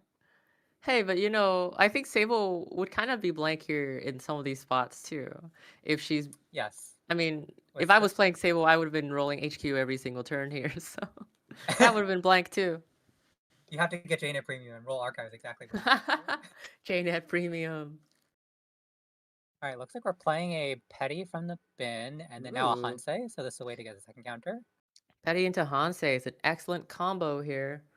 And Oppo actually isn't online this turn because Bladderwort was cupellation. Yeah, yeah. We get to trash Bladderwort without turning on Oppo. But Hansei for Mortivore was perfect because after 2 Bladderworts gets dealt with, the Alco feels comfortable enough to bounce up to 10 credits now and can spend the credits on Rezzing Ice. So I think... Yeah, so now is when you want to start pivoting to pushing behind like bigger ice, like Botu, and then even getting in threatening range to play Oppo and then big Oppo in the future. Yeah. Yeah, so I kind of want to say that Corp feels favored in this position.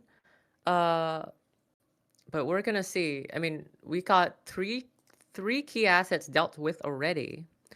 In 1 cohort and 2 Bladderworts are dealt with.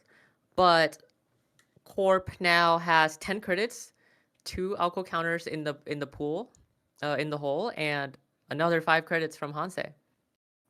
Well, So that's big money. just being very rich here.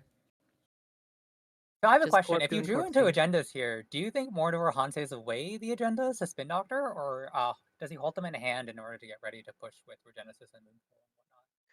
I think that Fuji almost always goes in the bin, right? I think that's kind of free, especially if there's a Spin Doctor on board. And that's even better if you can protect archives somehow. I think Passive Mult's just gonna run archives here and never mind. Are we cracking the fast Moonpool with the Hansei? Just to get a hybrid. we're just scoring a hybrid release. That's very interesting. I don't know the last time I saw hybrid scored with a Moonpool. It wasn't game winning.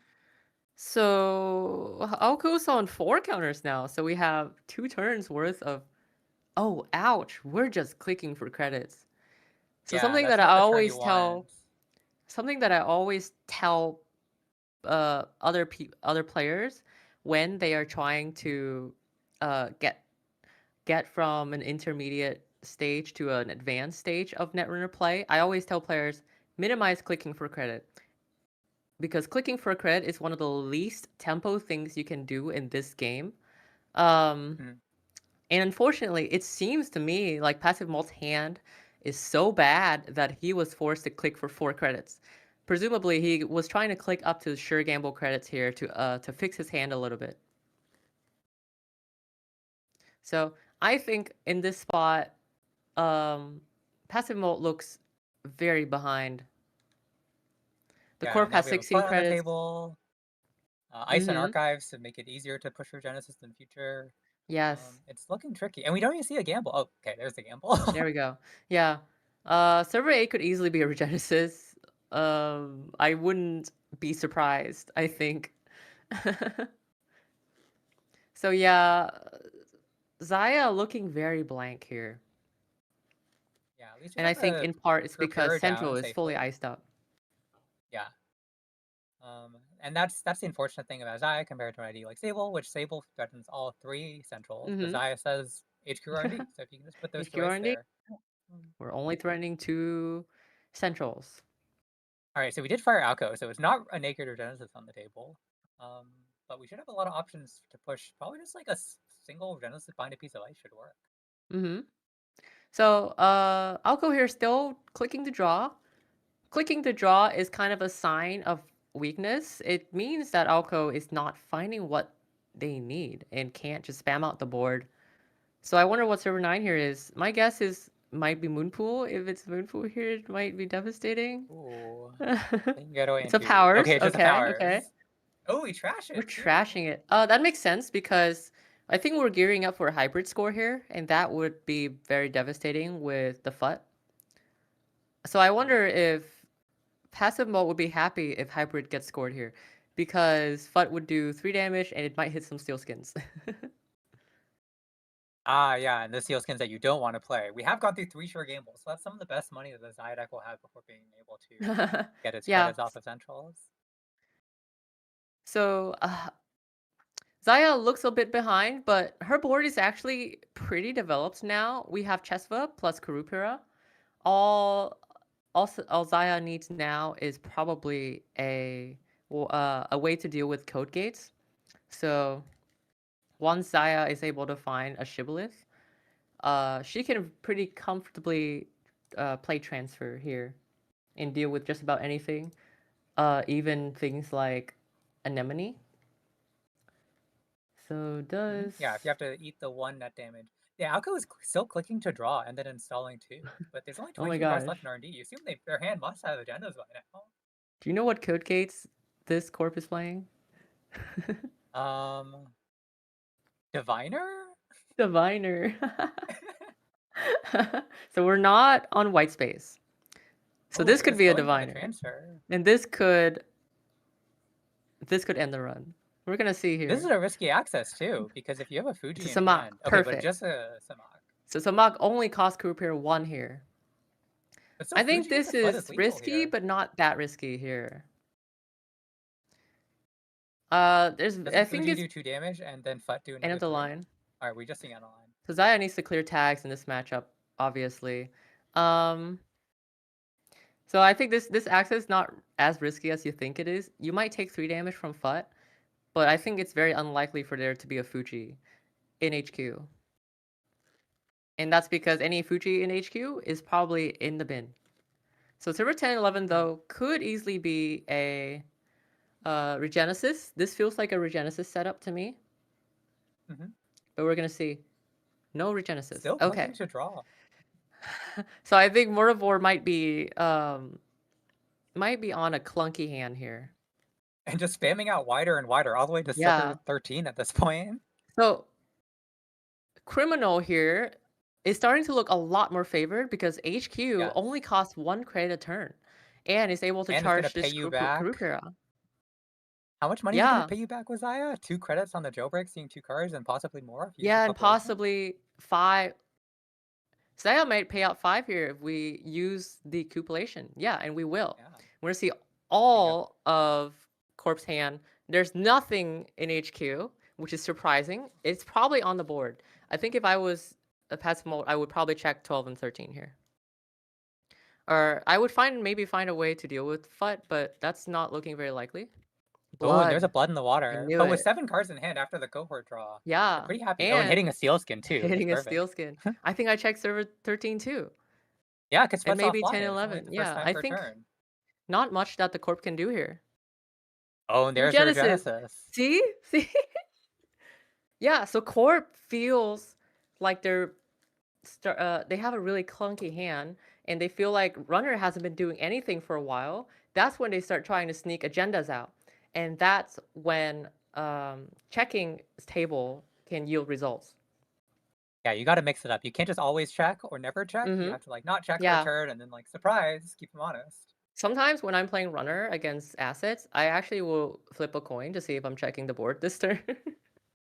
Keep the corp on their toes, you know? Keep them honest. The corp must be drawing for ice at this point, right? Because if like they could put any of those agendas behind ice, they would have. Yeah, we actually know the corp's hand, right? We have FUT, Oppo, Bo2, end of the line. So we're probably seeing a big Oppo here. Never mind. No big Oppos. We begin Ritual. The Ritual survived. Ritual, see? See, just get your steel skin hit and don't let Ritual get hit. It's so simple. Anyway, Class Act It's 2, so you see simple. 4 and bottom one of them. I think the big question is when this FUT comes down, because it is probably up. And Pinhole. Pinhole. Okay. I think that passive mode has kind of weathered the storm here. Yes. Interesting pinholing server 11. If this was me, I probably would pinhole HQ. Yeah, You would have make back for sure. All these face downs could be spin doctors or yeah, Moonfalls and if it they is are. spin doctor. It seems like because we're trashing our previous spin doctor to res another spin doctor. Yeah. Yes. So I would have pinhole HQ with 100% certainty, because this would have charged Kurupira, and you would make 1 credit from Zahya. So it was basically a free HQ run, while charging Kurupira. So I think that would have been a much safer pinhole target. Yes. But regardless, instead, I think the Zahya is still spin doctor favored. gets popped, and then it's not a successful run, so the pinhole trigger doesn't count. All right, we get another revolver. Ooh. Running What server else? What could be a 14. little This could bit be a diviner. dangerous into Anemones, FUT damage, blood in the water triggering. Maybe there's more sealskins in hand? I think there might be more steel skins in hand. So as long as Zahya is able to keep above 10 credits, ooh, we should be able to deal with big Oppo here. And there's one of the power cards for Alco, hitting the Anemone, discarding a card and doing 2 damage, getting you 2 basically guaranteed counters. Yeah, and this is gonna cost passive mall 2 credits here to break Anemone. I don't think he wants to be taking 1 net damage here. No, that would be too dangerous. Do you even take the access though? God, I don't know. I think you might think about it if you have another steel skin in hand. I think the pinhole missing FUT was a critical junction. I don't even know if you're supposed to trash this cohort. You're going to get big oppo next turn. For sure, I think. Yeah, and we're already nearing the point in the game where Alco is thinning its deck out so much that cohort might not do that much for it. Yeah, and if server 8 or server 10 is Bladderwort, we're gonna see big oppo ducking down for Bladderwort. We know that the corp has big oppo in hand. Yes, and the end of line. So it's not like you can hope they don't have the punishment. You know they have the punishment. Yeah. I'll be honest, I wonder if I would, in this spot, would leave the cohort, because turning on oppo is a very scary thing, and cohort doesn't really help corp that much. I mean, corp is already on 3 counters. Having an extra 1 might not really matter. I mean, it will matter, but it won't matter right away. Cohort kind of loses value over the course of the game as you're thinning out your deck. Cohort trashing cards just thins out your deck even more aggressively. So, but let's see here. I think we're almost for sure going to see an oppo. Yeah, it will be expensive without Bladderworts on the table to help you bounce back, or a Hansei here, which I think was spun back. Yeah. I wonder if we have any kill lines here. Can we fast advance a Fuji? That would be a kill line. Oh, wow. Okay, Petty is a good start to get back on the money. So maybe like a hybrid release, or like a moon pool, score a hybrid release, install a blood in the water, score blood in the water. Oh, we I think we might be getting that, something like actually. that. Yeah, the We're power gonna see enables a lot of these combos where you install the blood in the water after the fight. I think actually Mortimer won a game scoring 4 points in a turn earlier in the top cut on stream. Oh, wow. Yeah, so I think we're gonna see hybrid score, installing blood in the water, score. I think we're gonna see that. And that's gonna be a huge tempo play for Mortimer so we here. installed double advance hybrid. Hybrid gets you the install for the face down from the bin. We lost a Dockland, Steel Skin, and Transfer. Ooh, Steel Skin. Okay. That might make the blood in the water play awkward now. Oh, wow. You're right. We can't score Blood in the Water anymore. Holy sh! That's crazy. Steel Skin's so good. Yeah. So Blood in the Water was potentially a 0-2 wow. agenda. But Yeah, thanks to the but Steel not Skin, with it's now Steel Skin. So the Corp is And- forced to be stuck on only 2 points and not 4. we Oh do my still get 2 God. installs. So the hybrid installed an ice, a face down ice from Archives, and then the powers Mhm. reinstalled the cohort. So yeah, I guess another reason not to trash it. This comes right back. Yeah, but the Corp pitched 2 cards here anyway. So I mean, I don't know. That's No true. big With only alpha was 5 points out of the played. game at this point, you expect that Centrals must be quite agenda Wow. dense. Morvor must be devastated by not being able to score the Blood in the Water here. It would have been a free 2 points. Yeah, and you know the best part about losing the Seal Skin? You get Class Act draw on the corporation's turn. Oh my God. Yeah. So much value. Self-defense All right, Zahya looks is where like it's at, everybody. we're bravadoing the Anemone server, but we don't have money to trash the cohort, so I guess we're just touching Yeah. it. I'm not sure Interesting. I There's a lot super of agree with unresed ice that. on Centrals that Yeah, could I probably have done the job. agree. I maybe would have bravado R&D or something. Or even Maybe he's scared of like Scatterfield or something. You know what was the critical junction of this game is? It was the pinhole. The pinhole, if that pinhole landed on FUT, this game would be incredibly Zahya favored.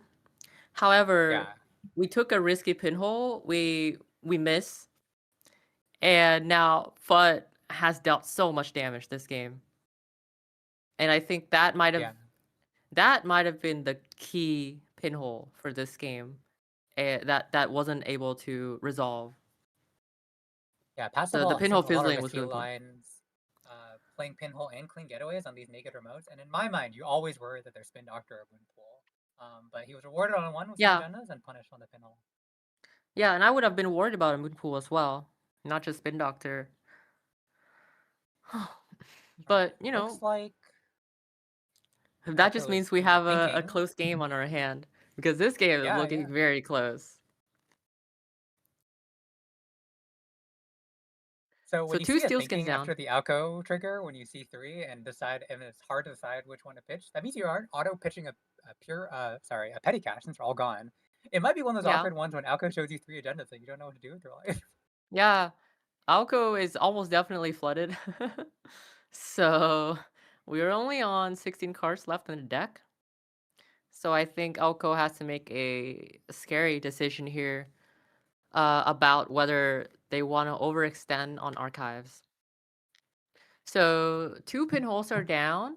We have no more pinholes. So if we want to deal with this FUT, we have to do it honestly. Other key cards, 2 transfers are down, only 1 transfer left. Iru is down, so that is not a line for the runner, no Iru. But and also 2 Steel Skins are down. So no more Steel Skin for the runner to surprise the corp with. We still haven't seen the Shibboleth, which could totally matter here. If there's diviners anywhere. I imagine if there's a diviner, it would be outermost HQ right now. Oh, and we open with the Hansei, which is exactly what you need to get back on the money. Maybe to line up to play Oppo, but it's still not online because nothing was stolen or trashed that turn. And irony about Oppo is that it does turn on Manuel, which is currently the only source of HQ multi-access, or the source of any multi-access we see on the table. Yeah, you're right. And Zahya only has one more way to get tags, and it's transfer. No more. Zahya doesn't have Iru anymore. Yeah, so Manuel just might end up being a blank card if you don't land that. Yeah, so Manuel. Or get Oppo. Yeah, so Oppo actually might help the runner, which is hilarious. Okay, we're just Hansei. So a lot of money now. Really, really thin at this point. I think if I was the runner, I might just give up everything and run the FUT. I wish that Kuruper has 3 counters on it right now. If we had made that HQ run earlier, Kuruper would have had 3 counters, And if server 7 has a bow 2, it would have been a free run on server 7 on the FUT. So I Yes, think, then you can again, bypass it with the 3 counters. yeah.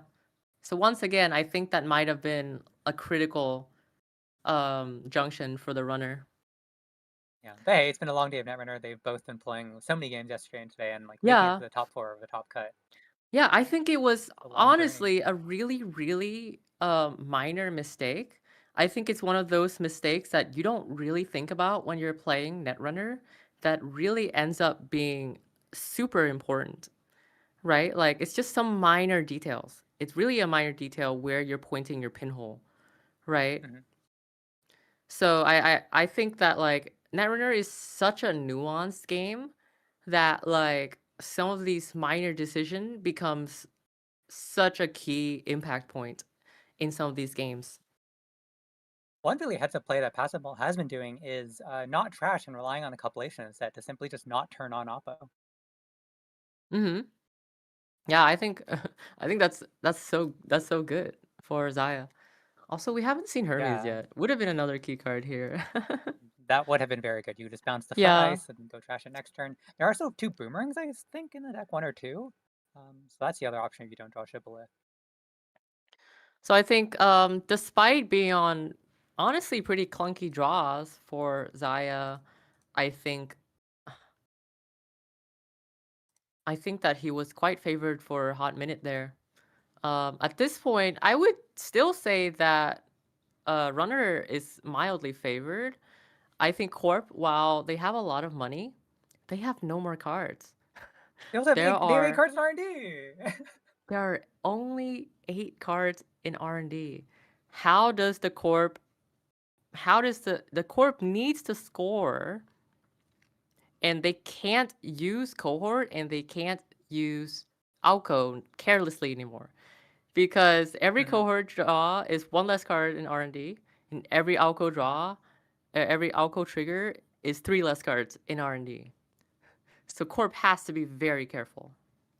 And in fact, you really want to score a Longevity Serum, which puts back cards. It's the only card positive way I think this deck has to refill R&D. Alco declined their last Alco draw, so I think we're being very Oh, wow. conservative on Alco at this point. I think we might see Moonpool play here. I think at this point, Cohort can just stick around. I don't think Cohort's doing anything. Silver 8, I bet, is a Moonpool. I don't think there's anything else it could be. It could be a Fuji, I guess. Although I think if it was a Fuji, it might have been scored a while ago. Especially with a Cohort sticking on board. Yeah, we're going to see a Moonpool play here. But does this mean Silver 8 is not a Moonpool? Mortivore declines to trash with Moonpool, does not need any more Alco counters. Probably want to hold on to the cards in hand, actually. Yeah. 2 Fujis, reshuffled back into R&D. So we're probably going to see another... it's probably a 3-2 score. Oh, it's just third hybrid. Whew. So we are No still... We're kind of grinding out the runner, though. That's true. There are only 9 cards in the stack. Yeah, there's only 9 cards left, and 2 in hand, so 11 in total. I think the runner is going to be running out of gas and might have to be forced to click for credits now. Ooh, and that FUT damage hit a Hermes, Jailbreak, and Shibboleth. So if it's like a Diviner, an RNT, or Surfer 7, it might just be... Oh, shoot. You might be relying on Boomerangs from now on. Oh, wow. Yeah, no more Shibboleth. So we can't deal with Diviner. How many Boomerangs? We have 3 Boomerangs in this deck. One of them is in the bin, so there's 2 more Boomerangs left somewhere. And just last click clicking for credit. This looking like a really awkward spot for the corporation. Ooh, this is such a tense game. It's a very, very close game. I don't really know who's going to win at this point. I think both players have an equally good odds at winning this game. We're only on 3 points. With 5 so no one's technically on game point, unless the Alco has a way to fast advance their Regenesis, which with all those face downs and archives is very possible.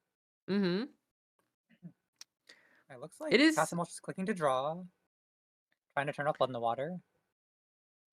It's really hard for Passive Malt to gain multi-accesses here. There should be a third jailbreak, and there should be a third transfer of wealth, and those might be the only way for Passive Malt to get multi-accesses anymore. Last click run HQ. This is so scary. It's a diviner! It's a diviner. Yeah. All right, take your odds. Well, so funnily enough, I think most Crim cards are even. So so this is a funny thing that you might not know about Diviner. Anarch's card is like almost always odd cost, whereas criminal cards are a lot of them cost 2, right? We got Boomerang, Yeah, like which that costs boomerang there hit. We got a lot of their breakers are 2 cost, Chesvas are 2 cost, Hermes are 2 cost, right? This was relevant when I was trying to build a criminal Kyushuk deck. I was gonna ask how you knew. Class act is 4. Ooh, we're rezzing Yeah. a spin arc, so rate to spin. So I mean, HU must be flooded, or rezzing that spin could just draw It you into the has 2 to Fujis you be. shuffled back. Yeah, I know. Oh my goodness. Fuji Fuji is lethal actually here, kills though. here. Oh my god. Oh wow. But if you touch anything before touching the Fuji, Using the we're cup. using the cup. A full whiff. Oh, Just flatter ice skating. I'm so That was so scared. tense. I'm so That spot has been a scared. menace. Oh my goodness. Wow. There is no agendas anywhere. But okay, so Botus on 3 counters, so I think Botus are just useless at this point, as long as we don't spend the crew pair counters. So I think that Passamalt can easily run R&D and Archives if he wants to. We're using Alco here. We can't score a Genesis. We're gonna Oh my deck out. god. Regenesis would have been so good here. So this deck's only on 2 Regenesis, and we only know there's only 1 left in the deck, because one's been stolen already. Oh yeah, so maybe that's what he's digging for. With cohort draw Oh my and god, mandatory we draw. only have 3 cards left in the stack, or in R&D. We can reshuffle 2 with Spin Doctor, but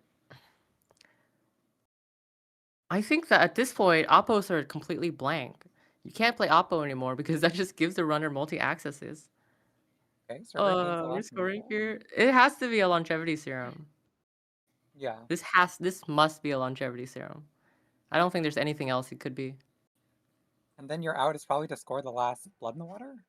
Oh yeah, the 2 Fujis go The first. longevity serum here actually spins back 3 more cards into R&D, so we're on 8 and on R&D, and Spin Doctor is another 2. So we actually have 10 cards in R&D. So, but still, I think R&D is very dense. It's gotta be mostly Fujis at this point, right? We've seen like 2 shoveled back each time. I think Anemone is probably on Archives. If there's an Anemone on Archives or R&D, it might be pretty hard for Zahya to check them. There's also 1 more Blood in the Water, which is another win con for Mortivore here. Zahya has to be careful about being too low on hand size. I mean, we've used all 3 moon pools too, so the Alco really, I think, has to score the Blood in the Water to win. Yeah. I think so. Yeah, we're out of moon pools. Is there Like the Corp any... Sports Day looks scary, but if you drop to 5 and stay safe from Blood in the Water, you might be okay for another turn. Yeah, I wonder what else the runner has here, or the Corp has here. So there's 1 more hybrid, 1 more Blood in the Water, 3 Fujis, and that's the rest of, and 1 more Regenesis, and that's all. It'll be very difficult to score Regenesis. So I think that if Passive Malt simply draw up and chill, the only out that the Corp has is scoring a hybrid into scoring a Blood in the Water. Yeah, but both powers are in the bin, so you can't do any of those combos like before. Yeah, it would be very difficult. Oh, actually, sorry. No more hybrid. Right. 3 are scored. Oh yeah. So it's just Blood in the Water and Regenesis. And the rest are Fujis. So basically, I think that the runner doesn't have to do anything. Oh, but we're But jailbreaking instead. we're taking damage. Oh. Oh no, the Diviner and the Run. Okay, wait, so Blood in the Oh my Water God. scores? It's just a 2-2. We hit a clean getaway. Oh no. Oh no, it could It's just an be a odd 3 2-2 is an odd here. number. Oh I mean, my Alco's God. gonna see like the whole deck at this point, right? Because with Alco easy 3, and then Cohort a 4th one, and then Mando a 5th one. Oh my God. I think if Passive Mode had just drawn up to 5, there was no way for Passive Mode to lose. But this Yeah, I'm gives not Alco an sure. out. Alco can spin back Blood in the Water if there's any in archives and just draw for it and install advance. It looks like we're Oh digging. no.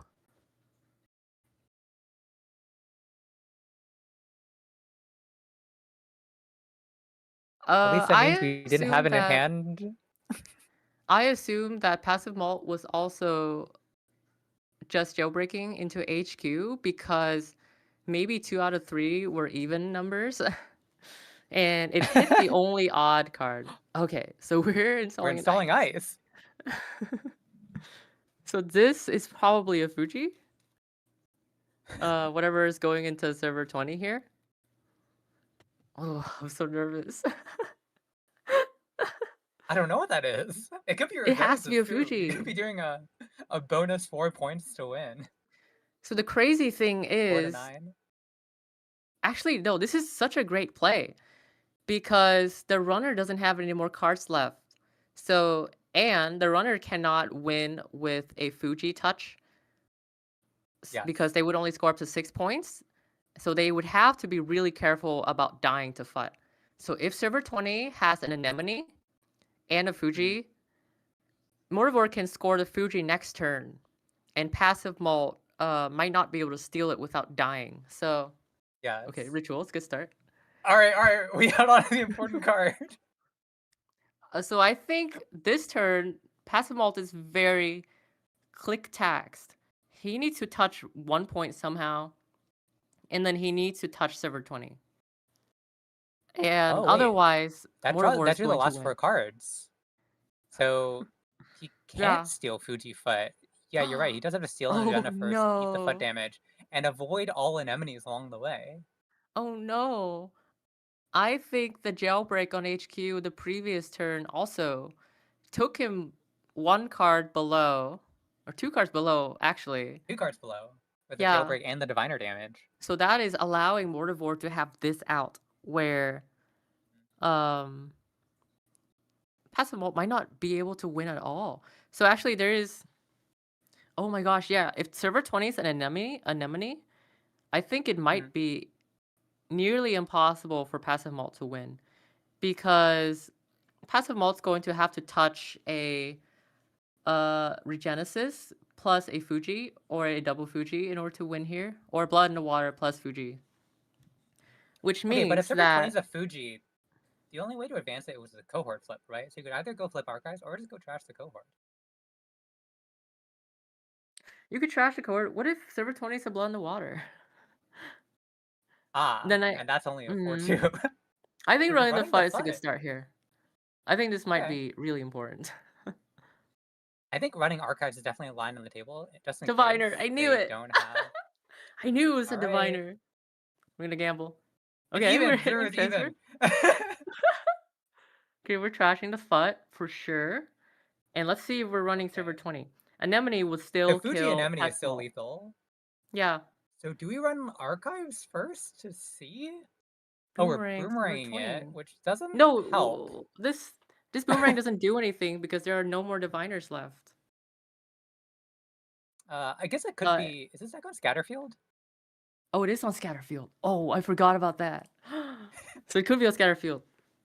Okay. Maybe this is a genius heads-up play. It's probably a Fuji here, if I have to guess. And then we have no more cards. So Blood in the Water. The Blood in the Water is in HQ, and yeah, I think Mortivore's guaranteed win here, because Yeah, we just draw. Oh, we can't trigger Alco unless we use Spin Doctor. But because it's a 0, you can just triple draw and then install. Right? Yeah, you're right. So You're right. You're as right. long as it's Does not, not like have stuck in to. archives and you can't get it back, you can spin it back if you need to. Yeah, looks like it's GG to Mortivore here. Install Blood, score. What a tense game. Well, Mortivore Yeah, could really. misclick here and click the Alco button and lose the game. So that could happen. That could happen. So I think Mortivore has to slow down, take his time here, take a deep Watch breath. all the JNet Don't click the buttons. Alco button. Okay, we didn't click the Alco button. I would be so tempted. Yeah, okay. Draw, install. 0 cards in or R&D, install, score. 0 cards in the stack. Perfect game. Perfect game. GG. GG to both players. Sense. Oh, we are doing install? a victory lap. Are you flexing? Yeah, we're Oh, we're flexing. flatlining. A double Flatline win. kill. Let's go. Technically, you score and win agendas before you flatline. Yeah, you win in the checkpoint before the flatline.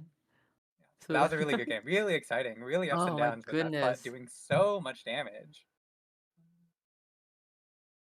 Ooh. And that was sort of a beautiful arc too, where there was a Blood in the Water combo was interrupted the first time by the steel skin hit, and then all the way to the end of the game when it finally comes in clutch as a 0-2 and not like a 5-2 for most of the game. Yeah. Yeah. Passimo saying he had difficulty trashing the foot, probably because he was losing boomerangs repeatedly from hand.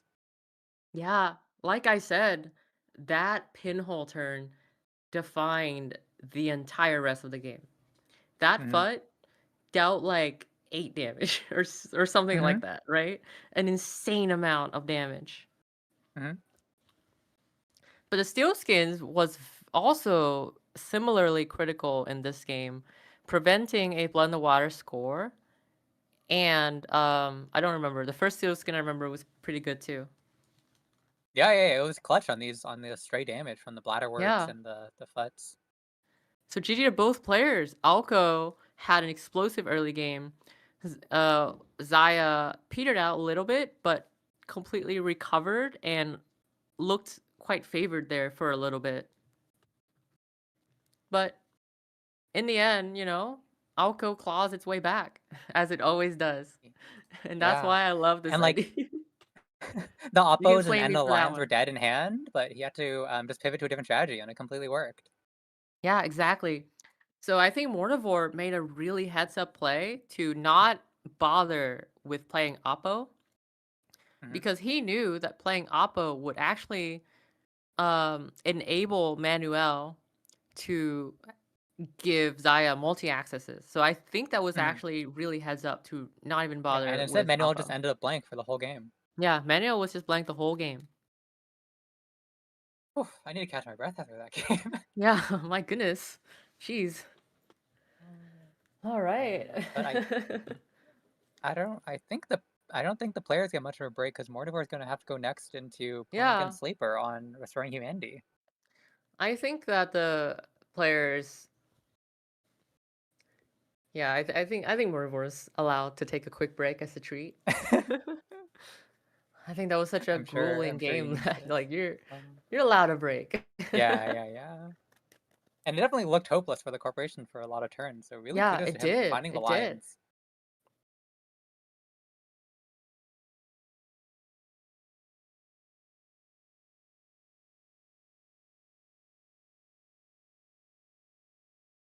All right, it looks like they're setting up the room. Already declaring it the sickest game of all time. But that will be Sleeper's job to one up the game we just saw. Just taking a look at this deck list, I think something really notable about this Restoring Humanity. So it's Appropriate Negation Restoring Humanity, which we've seen since Worlds. It's playing Charlotte, Lacostas, Anoetics, 1 Cloud Eater, some normal stuff. The 1 Microweb is pretty spicy, but there's also 1 Mitra Amon. Yay, Mitra, so it's your favorite card. Soup, it is one of my favorite upgrades. I play it out of Leo, but it makes a lot of sense in this archetype too, where you have a lot of good ice. You don't have to spend influence on it. Yeah, you could play 3. You know what's funny? And because...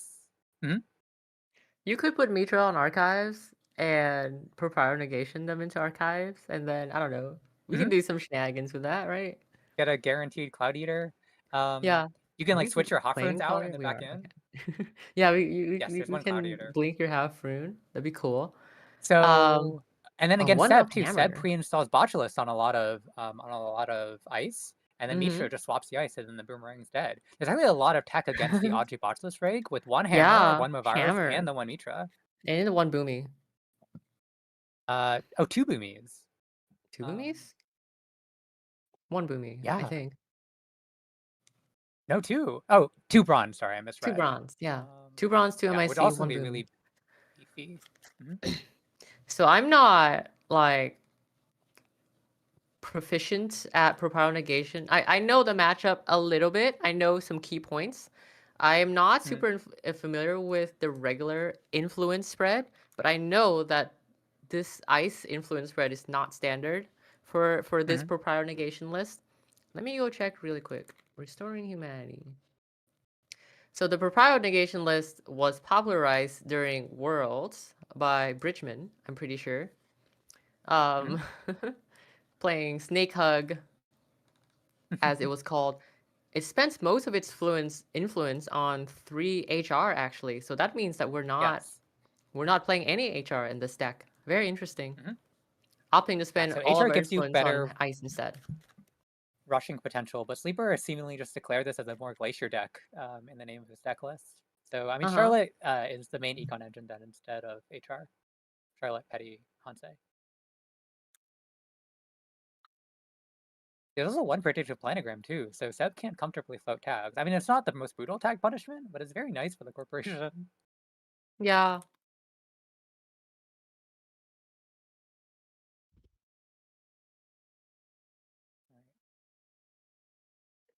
Looks like they're just taking a quick break and then setting up the tables in 2 or 3 minutes. Ooh. Just to be clear, this is our lower bracket finals, so Sleeper and and Mordor have each lost 1 game. So whoever wins this game goes to upper bracket and faces against Amarim, who's undefeated. So okay, let's talk about this matchup a little bit. I don't know if we have the deck list. We do have the deck list on stream, but yes. So this propel negation list, RH, is actually a very new idea coming out of Worlds. But the idea is you score propel negation, and then you have a Nightmare Ice on Archives. Usually this is either a Cloud Eater, then you can force a propel negation into a Cloud Eater res, and if you have 2 propel negation, you know, like that's 2 Cloud Eater hits on the same turn. Yeah, however, it's more devastating than its old version, Nisei Mark II, which just ended the run. This can Just end up ends the being a run, huge tax. Yeah, and RH has plenty of reasons to ice archives anyways. So it's not a loss for them to ice up archives, unlike the old Ag Infusion days where you like ice archives mostly incidentally, right? There wasn't a strong reason to ice archives as it does in the RH version now. Protecting archives is quite important for RH. Additionally, oh my gosh, we're on 1 microweb? That's gonna be cute. Yeah. I was really gonna spicy. say Probably going to get ice destruction very quickly, but yeah. I was gonna say additionally, Cloud Eater isn't the only good ice on archives. MIC being the other very good ice on archives. Because on scoring turns, if you propile them into MIC, after blanking their decoder with half rune or something, they just lose their entire turn. Oh, that's really cute. Yeah, and the Hoffman Yeah. blanking carries over into the appropriate negation ice. All right, looks like we're Yeah. started. Both players have kept. Okay, let's go. So, but let's Awesome. discuss this matchup a little bit more, right? So, Uh-huh. I think that notoriously, propile negation RH loses pretty hard to Audrey plus ice destruction because they can just ice destruct your archives ice, and there's not much you can do about that. So I think that's why we're seeing a lot more Audrey tech in this propile negation list in Hammer and I guess Microweb. and Hammer is Mitra, probably the Mitra tech. Aman, right? Yes. The the Seb opened with the price, knocking out possibly the worst hits, 2 crews and a Oh, Praxis. oh Choosing to install wow. the Lagu instead, which will get you a lot of card draw, but Yes. 2 crews out is 100% rough. Lago here. But yeah, losing 2 crew hurts, especially because you have Friends of a Friends installed here. It would have been nice to install a crew with it. We're opting Really for a getting the ice very in slow archives. RH start, and this is, of course, par for the course for this deck. Must be a very ice heavy hand. I also want to say, against Seb, having a hammer in archives is also incredible, because you Yeah. can't even Seb can't even break hammer, right? And it just trashes all of their good stuff. Yeah, I think Mortimer's going to be very selective about what he chooses to crew and usually have to save one Yes. crew for a surprise hammer. I think I All would right, friend or almost friend always installing a save Hannah. I would almost always save a crew for a hammer here in this matchup. I think it's gonna be very important. Okay, buffer drive down early. That's good. Yes, that means you can start logoing safely and not worried about pitching your Ashen. Yep. I was just going to say one tricky thing too. If Seb wants to land Praxis, RH also naturally ices their archives. Yeah, that's true. So this matchup should be very interesting. I have basically never seen this matchup, so I can't really tell you who's favored. I don't play either of these IDs. So Looks like they're going for a really slow start, just clean for credits, making sure not to trigger Lagu, but also not overdrawing to yeah, get the RH credit, which is a little bit surprising. we're playing extremely slow. Actually, I think this is the correct thing to do as RH in this matchup. I remember I have a little bit of experience with not against RH lists because I play with Cybershark a lot and he loves that deck. So one of the key points in not against write-up of his RH deck is against Seb, you really, really just want to play it slow. Ice up all of your centrals. Eventually, Seb just gets locked out, right? Mhm. Once all your central is like doubly ice, Audrey actually just straight up gets locked out. There's very little that Seb can do sometimes besides getting crew. But we already see 2 crews binned. Mhm. So that's gonna be very difficult for Morvor to deal with these ice besides like Botulus. Yeah, it's important to get your economy stable against Seb, or also sort of pressure all your centrals with like a transfer in HQ and then like the Praxis and archives. So if you can just money up, it looks like we're handing into a Tatu.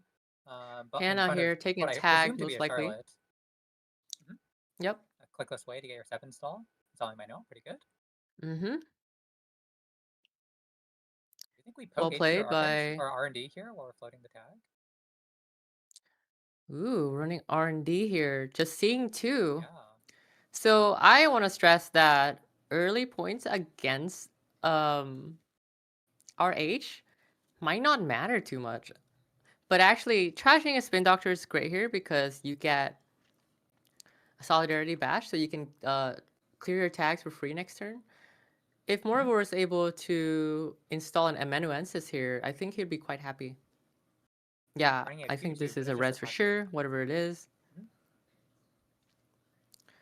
Amanuensis install is perfect. Yep.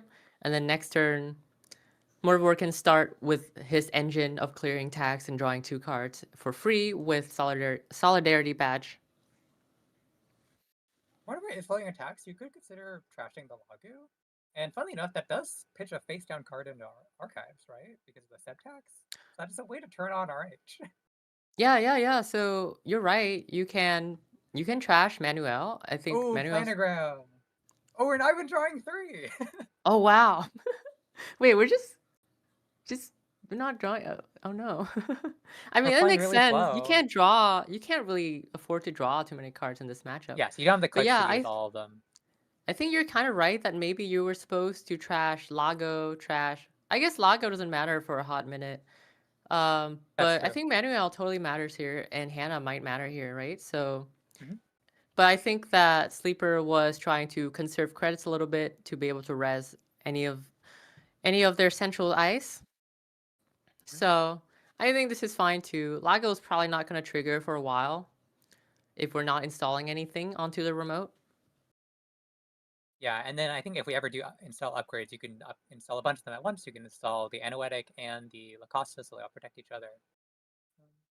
Mm-hmm. I was just gonna say another general lesson that it's good to click for credits instead of drawing is because this is a glacier deck and you want to install your ice first. You know, the more you draw, the more flooded you get, and we've Yeah. seen that sometimes these sub decks can pivot to a kind of a mill strategy by just recycling gourmands and praxis and Yeah. manual digging R&D. I would This say just that the only buys a lot thing of I time. wish I was seeing from this RH deck was just discarding something to hand size and just start taking up that RH every turn.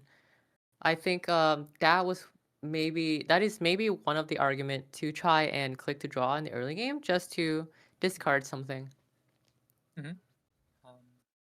Yeah, because we haven't. RH has been pretty blank so far, not getting the 1 credit drip.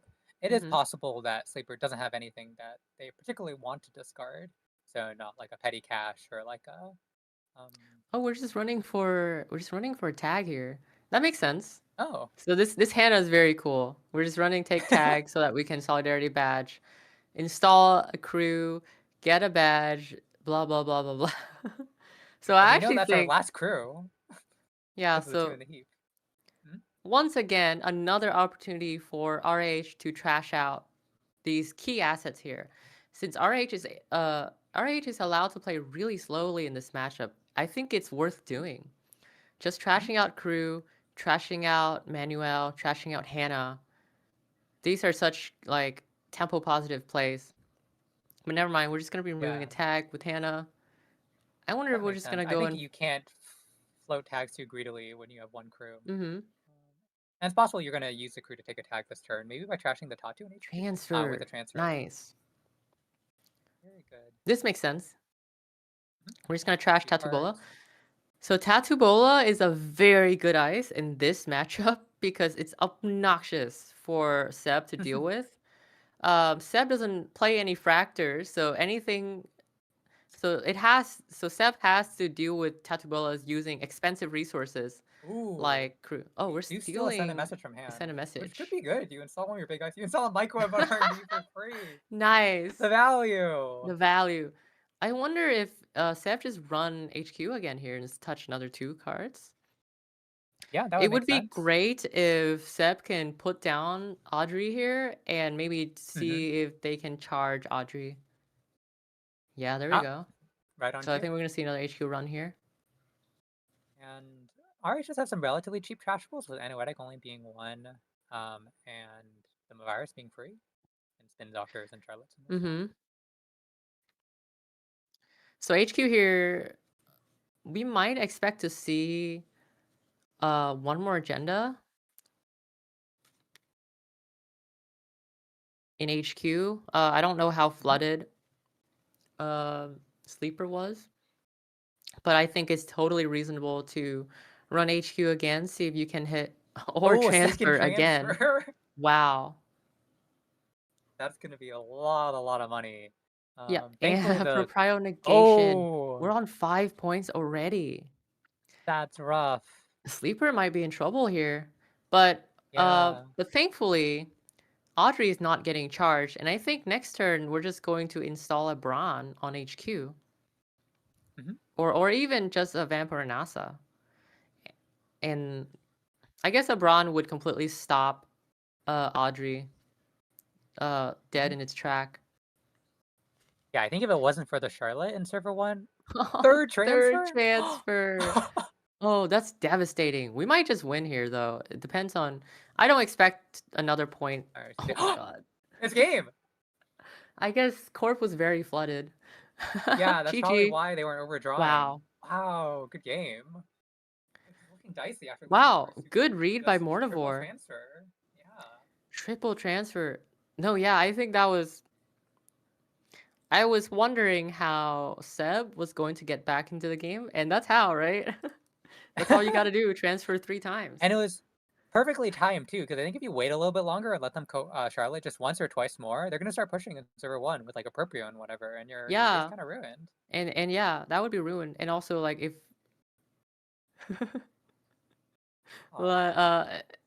if we ice up HQ as well, right? Like, with a Brawn, it would have made the transfer very difficult. So GG, very good read Good by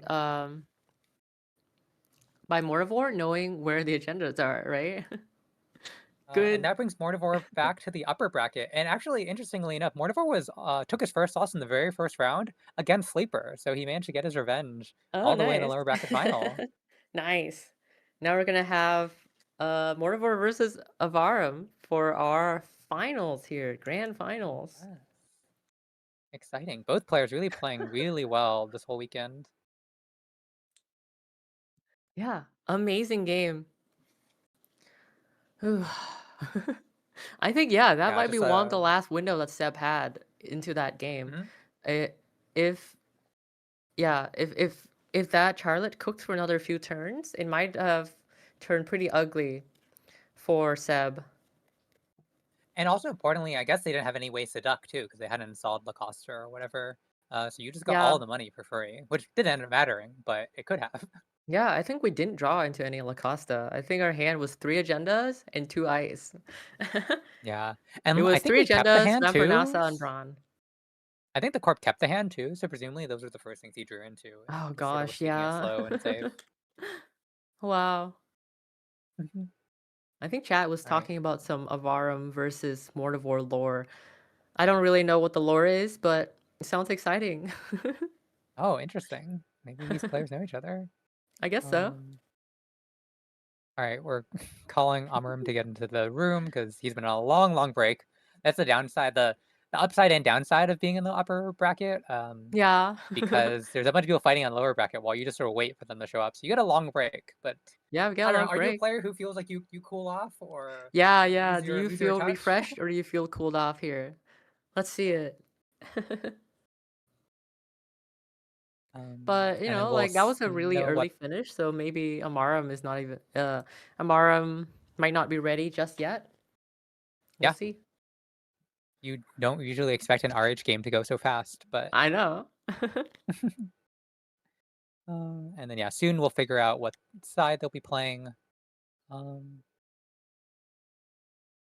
We might see that Seb again, or we may see Mortivore's Alco again. Yeah, what's the balance right now? I'm not sure. I'm not sure either. But also congrats to Sleeper to making it third on this really, really big event, really competitive weekend. Yeah, congratulations. And congratulations to everyone else who made a top cut in this incredibly stacked tournament. 160-ish players, right? So it looks like Wow. the pairing has happened. We have Ob versus Seb. Ob on Amarum, or Amarum on Ob, and Mortivore on Seb. So not a matchup I see Exciting. very often. So I'm kind of excited. Yeah. Do we know what kind of obs this is? We can find out what kind of obs this is. Is it Scrobs? It's Scrobs. It's Grobs. Just being a menace since Worlds, fast advancing Basalt, seemingly having like 70 different lines to consider. Yeah. Double, triple, quadruple measuring runners to death. I'm not sure how this matchup is. I believe Me neither. at one of the previous events, Eden on Seb had a really good win rate against Scrobs. So I think they kind of it's expect maybe that in way. Yeah, we theory. don't have end of the line, so the tags doesn't matter. And Seb has such a powerful HQ pressure, right? And HQ pressure is what all Scrobs fear. Yes. Because Scrobs holds a lot of it in hand that they're waiting to fast advance. They'll hold on to their slash and burns, they'll hold on to the basalts. And they'll usually end up having to put 2, even 3 ice on HQ just to protect those agendas. But they're Yeah, just so Winchesters and whatever, which get crewed. I think if I have to pick a side here, I would say that Seb is probably favored. Of course, I I think it's have a good much start. more experience with Scrobs than I do with Seb personally, but still, I think Scrob should feel pretty favored here.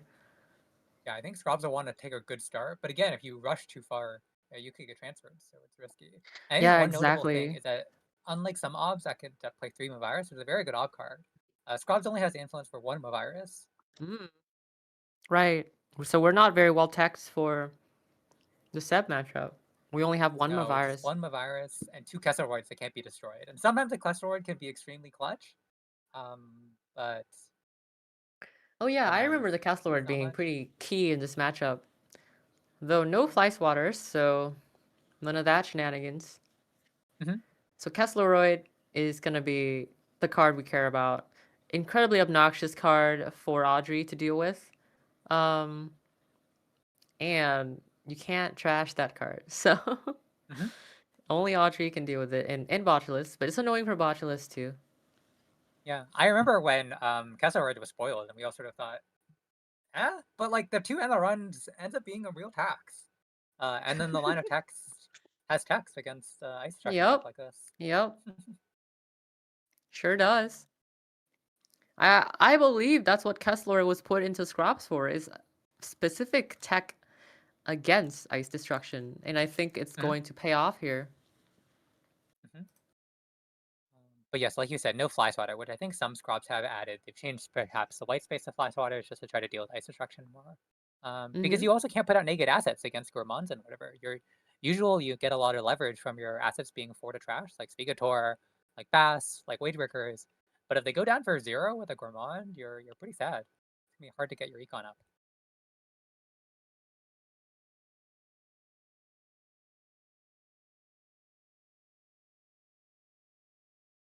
Yeah, I believe table has been made. Amarum has given consent. I assume Mortivore as well.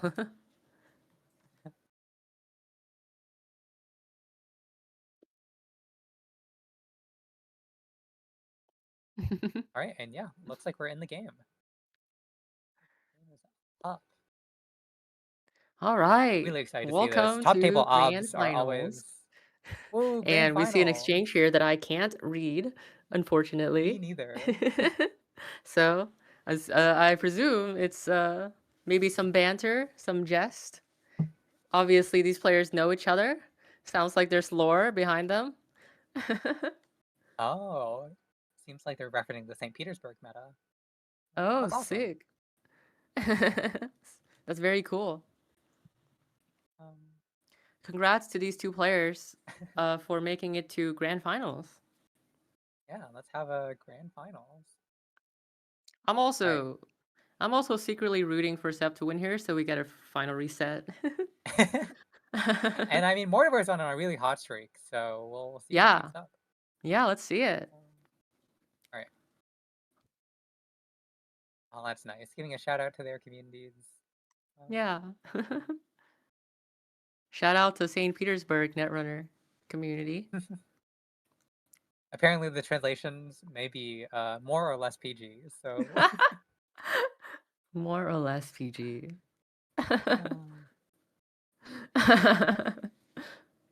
All right, and we're waiting to see if the runner decides to keep or not. I think the hope for the ob is just to get a really strong fast start.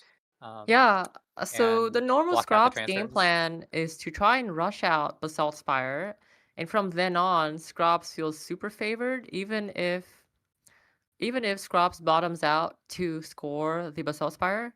But I think that would not fly against Seb. I think Seb would probably destroy Ob if Ob ever dips down to 0 credits. So we're gonna see what happens here. Scrops might opt to play very cautiously. So for those who are not in the know about Scrops, the regular game plan for Scrob is step 1, score a Basalt Spire. And the way it can usually do this is one of the key turns that Scrob has is to be able to click a Regolith 4 times in one turn. If you're able to empty out your Regolith, you're kind of set on economy for the rest of the game. So usually the way that it does this is have a Wage Worker on the board and have a Regolith on the board, and you can just click the Regolith 4 times. Other ways it can do this is Mavirus can op fetch for Regolith or Wage Worker for one of those combo. Or Bass. Bass is another card that can pull either Wage Worker or Regolith and click the Regolith for 4 or 5 times. So that is one of the key ways that Scrops can pull ahead economically. But from Seb, we see Lago. And Lago is an incredibly key matchup card, obviously, because Scrops will be installing a card every single turn, which should trigger Lago every turn. Sometimes even on the runner's turn too, they ob-tutor for something. Yep, and see Looks we like we're going ice, new remote. So server 2 remains unres. I would guess it's something like a Spigator or a Waytriggers that you don't want to use yet or reveal yet. All right, the Lago hit a crew, which is good to know. Mm-hmm. And playing a strike fund. Yeah, I bet it did in the other order, which always feels bad when you draw the strike fund. Yeah. Yeah. It Okay, feels we got a really good start. okay. Audrey We're not Gourmand gonna running to trash something. find a Svitogor to trash here somewhere. Spin Doctor. Server Okay. 2 might be a Svitogor. I wonder if you would just res a Svitogor and trash that water wall here. I could totally see that happening. Oh, we let the Spin Doctor get we trashed allow because the popping it would Audrey. have been blank. Yeah, so we allow Audrey counter here and allowing Solidarity to be charged. That's very interesting. Yeah, that seems quite good for the runner, except for the fact that he's on 0 credits. But Yeah, but that might not matter, right? yeah, the We Audrey's have gonna start to Gourmand, get we to can run trash an freely. important card. And server 2 is still not rezzed. There's always ways that because Ob technically doesn't mind losing their Spin Doctors because yeah, they can extract their wall to wall to go fetch a new Spin Doctor and shuffle them Yeah. back, which looks Looks like we are doing extracting. that. We're revealing a Spin Doctor and rezzing. Or Spin Doctor, triggering Lago. So my guess is server There are a lot 2 of is triggers. not a Svitogor. Otherwise, I imagine it would have gone res instead of playing the extract. I have no idea what server 2 could be though. It could be a wage worker, in which case I would see an ice on server 2 here, but it looks like that's not happening, so I have no clue what server 2 is. Just waiting ominously. Could be a Bass So you don't want to use yet until the combo, but having it naked definitely a danger into this Gourmand. All right, we're second icing HQ Okay. and then archives. That's a We're practice double in icing transfer HQ. respect. Fully respecting Seb, yeah. I think this may be the way you have to play Scrub into this matchup. Because remember, Seb heavily punishes weak centrals. So you have to respect Seb. Clicking for credits here. Seeing if we can run server 2 here. Oh, it's another water wall. I wonder if we spend the Gourmand here. I think we would, right? Yeah, but maybe not, right? What if we leave water wall on board so that we always have a way to get an Audrey counter? You know? I do think that you're not likely to get locked out. You should. This deck is running so many assets, you usually end up with something to trash. Yeah, I think you're right. And this way you get the Audrey counter, you get the badge counter. Mm-hmm. Letting Ob have a water wall is pretty nice for Ob, so... The card draw option is really good on wall to wall because it just sort of gives the Ob more options and more things to push rather than having no spend clicks to draw. I wonder if we're gonna pressure the Spin Doctor here. Remember, rule number 1 of playing against Scrub is always pressure Spin Doctor. Ooh, we are just transferring. Winchester is gonna be really annoying here. We might not be able to stick this transfer. So this Winchester is 2 cards and 2 Audrey counters here. And we have to break one it. of them fire. You could let the hardware trash fire to lose a Solidarity badge. I don't think so. I think we just the awkward thing both is Audrey if counters. you let any traces fire, they could use that to dump all their money. I don't think they would do that. I mean,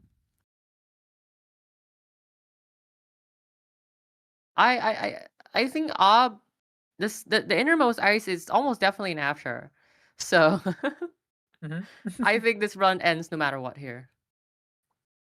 But there's 2 Audrey counters. If you only use one of them on the Winchester and let the hardware trash fire, you could use your second Audrey counter on the second ice. Sure, but I don't know. Then you lose a Solidarity badge. That's really important. Oh, looks like we're gonna do that live though. We're letting hardware fire. We're letting the hardware subroutine fire, and we're gonna trace 3. Let's see if Amaram opts to dump 4 credits here. I don't think so. I don't think you dump. I guess you could dump 4 credits into the hardware sub. Okay, but we're paying 0. We're just playing it normally. And this is guaranteed. It could be a second Winchester. Second credits. Winchester here would be actually not that good. Yeah. Oh, but a Maskarovka. It's just a Maskarovka. It's still not good enough. So, And it doesn't even let you duck below 3. It does not. Yeah. So the full transfer is going to steal all 3 credits, Oh giving wow, Seb yeah. +6 in the So tag. I think you're kind of right. I think you were supposed to dump 4 credits into the trace. I think you're correct on that one. So I think the transfer is gonna be successful, and we're gonna steal 3 credits from the corp here. Oh, and getting that's such an Manuel and important seeing 2. swing. Oh! Oh, Oh that my is such an God. important swing for the runner. That's Wow. huge. Yeah. Honestly, you're so right. Like if we dumped 4 credits into the trace, the runner would only have 2 credits here at the end of all of that. Yeah. And they could die to measured, right? Well, the corporation can't afford measured on this board state. Yeah, can't. The reason to keep 1 credit is if you want to go credit, extract this turn, which is definitely the best line for Amram to recover economically. And if you see, that's another reason why it would have been worth. Oh, credit, extract. Perfect. Yeah, so I But assumed that thankfully, that no was clicks for the why. measured. And pulling Kessleroid, which is perfect because I think this will prevent a lot of shenanigans coming out from Seb. So I think HQ looks kind of clean here, or sorry, HQ looks well defended here. Unfortunately, HQ being defended doesn't mean the rest of the centrals is defended, but we don't have Audrey counters anymore. So it's possible for Seb to get locked out here for the time being. But I think being 4 points ahead means that Seb simply cross his arms, drop, and chill, and pressure Spin Doctor. Or else we could have like fast advanced the above the law with the slash and burn that was in hand. So you know, it wasn't for that perfect rip. You could have lost like the Lago or something. Yeah. But I think the Seb definitely wants to slow it down now because importantly we are in threat 4, which is in measure territory. Yeah. And this deck can just sort of manifest money out of nowhere and it seems like somehow and it kind of always did, have right? the measures when they need them. Yeah. It kind of did manifest money out of nowhere with credit extract. Going from 1 to 9 in a single turn. Oh, and we get a Lago trashing Steel Skin. Perfect. Now for that's the right Seb. order. That's getting the premium. We'll definitely also be keeping track of the seal skins for measured lines, and there's already 2 in the heap, so you can't do the trick where you like hold on to 2 seal skins to survive double measured. Yeah. So we can't survive. We can't have 8 cards in hand anymore with 2 steel skins in hand, or sorry, 2 steel skins in the bin. All right, so we install on server 1. Could be anything. Could be an asset. Could be wall to wall, or sorry, anthill or bass is probably the best tier. Something that, or regolith even, just to make your money back. If I was playing against this, I would be sweating so hard right now. I would be like stressed the heck out, you know?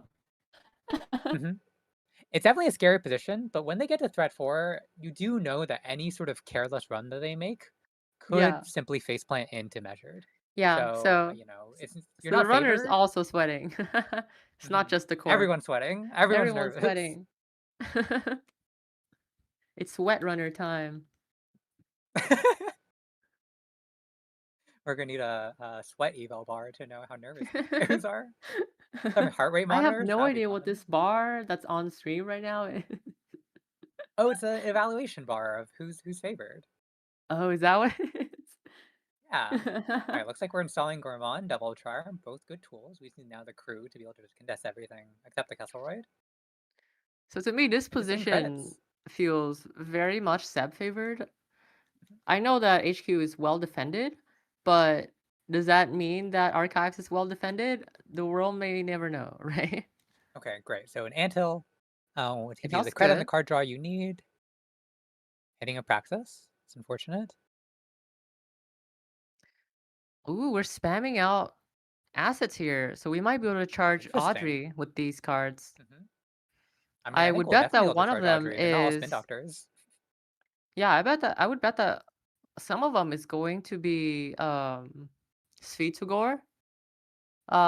In which case, like Gourmand just kind of counters Sweet-to-Gore, right? And giving Audrey counters. So I think Seb is definitely incentivized to run some of these cards. Wall to wall, not a bad trash. I wonder if you trash it though. I think you want to save Gourmand for Sweet-to-Gore. Yeah, the runner has to be very careful about his money here because if he dips below 8, measured becomes a real danger. But we're valuing just getting an Audrey trash, which makes sense to me. And a badge counter. Oh wait, it was trashed. We lost Yeah, it. We the badge sacrificed it to was the trashed. Winchester. All right, and now Hey, we're using the Audrey counter to get a practicing. Yeah, Praxis. now that we have the Audrey counter. Oh, Here's that's true. an Threat 4 does help the element. Praxis. Oof. We That's cannot something you get through can't this. Audrey There's not through. it's not possible. The only way is if we Yeah. have a crew, but we already have. Oh, I thought there were. Oh, there's only one crew in the bin. Okay, Yeah, it I was was last game that confusing the with 2 last crews game. ended up in the bin. Mhm. Yeah, I wonder if we could have Audrey trashed one other thing just in case for this specific situation. Yeah. But you make him spend 5 credits. I think you're like not the most unhappy about it. Yeah, it's not too terrible. Might even be able to go fetch the anthill here. Actually, I wonder if it was possible that it was better to try and fetch the anthill first before trying to praxis, but maybe not. I think that Mortivore was angling to try and install the Ars's Aquaceres crew from the bin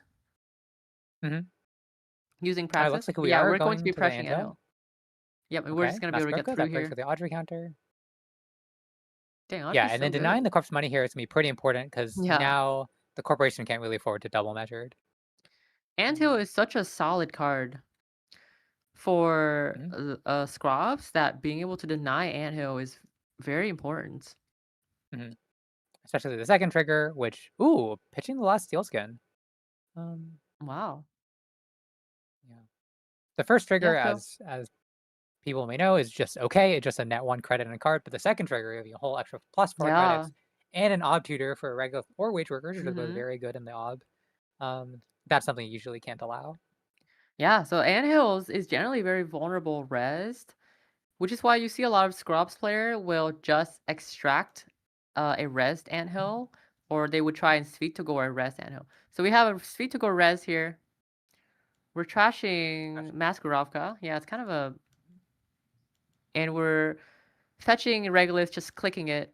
This will give Seb another Audrey counter, but it's 9 credits. So it's not too bad. And 9 credits for the Corp. And the Corp needs as much money as it can get here. But yeah, now the corporation can't afford a triple measured. So that's what's constantly through the runner's mind too. If I run and go trash it and get too poor, am I going to just die?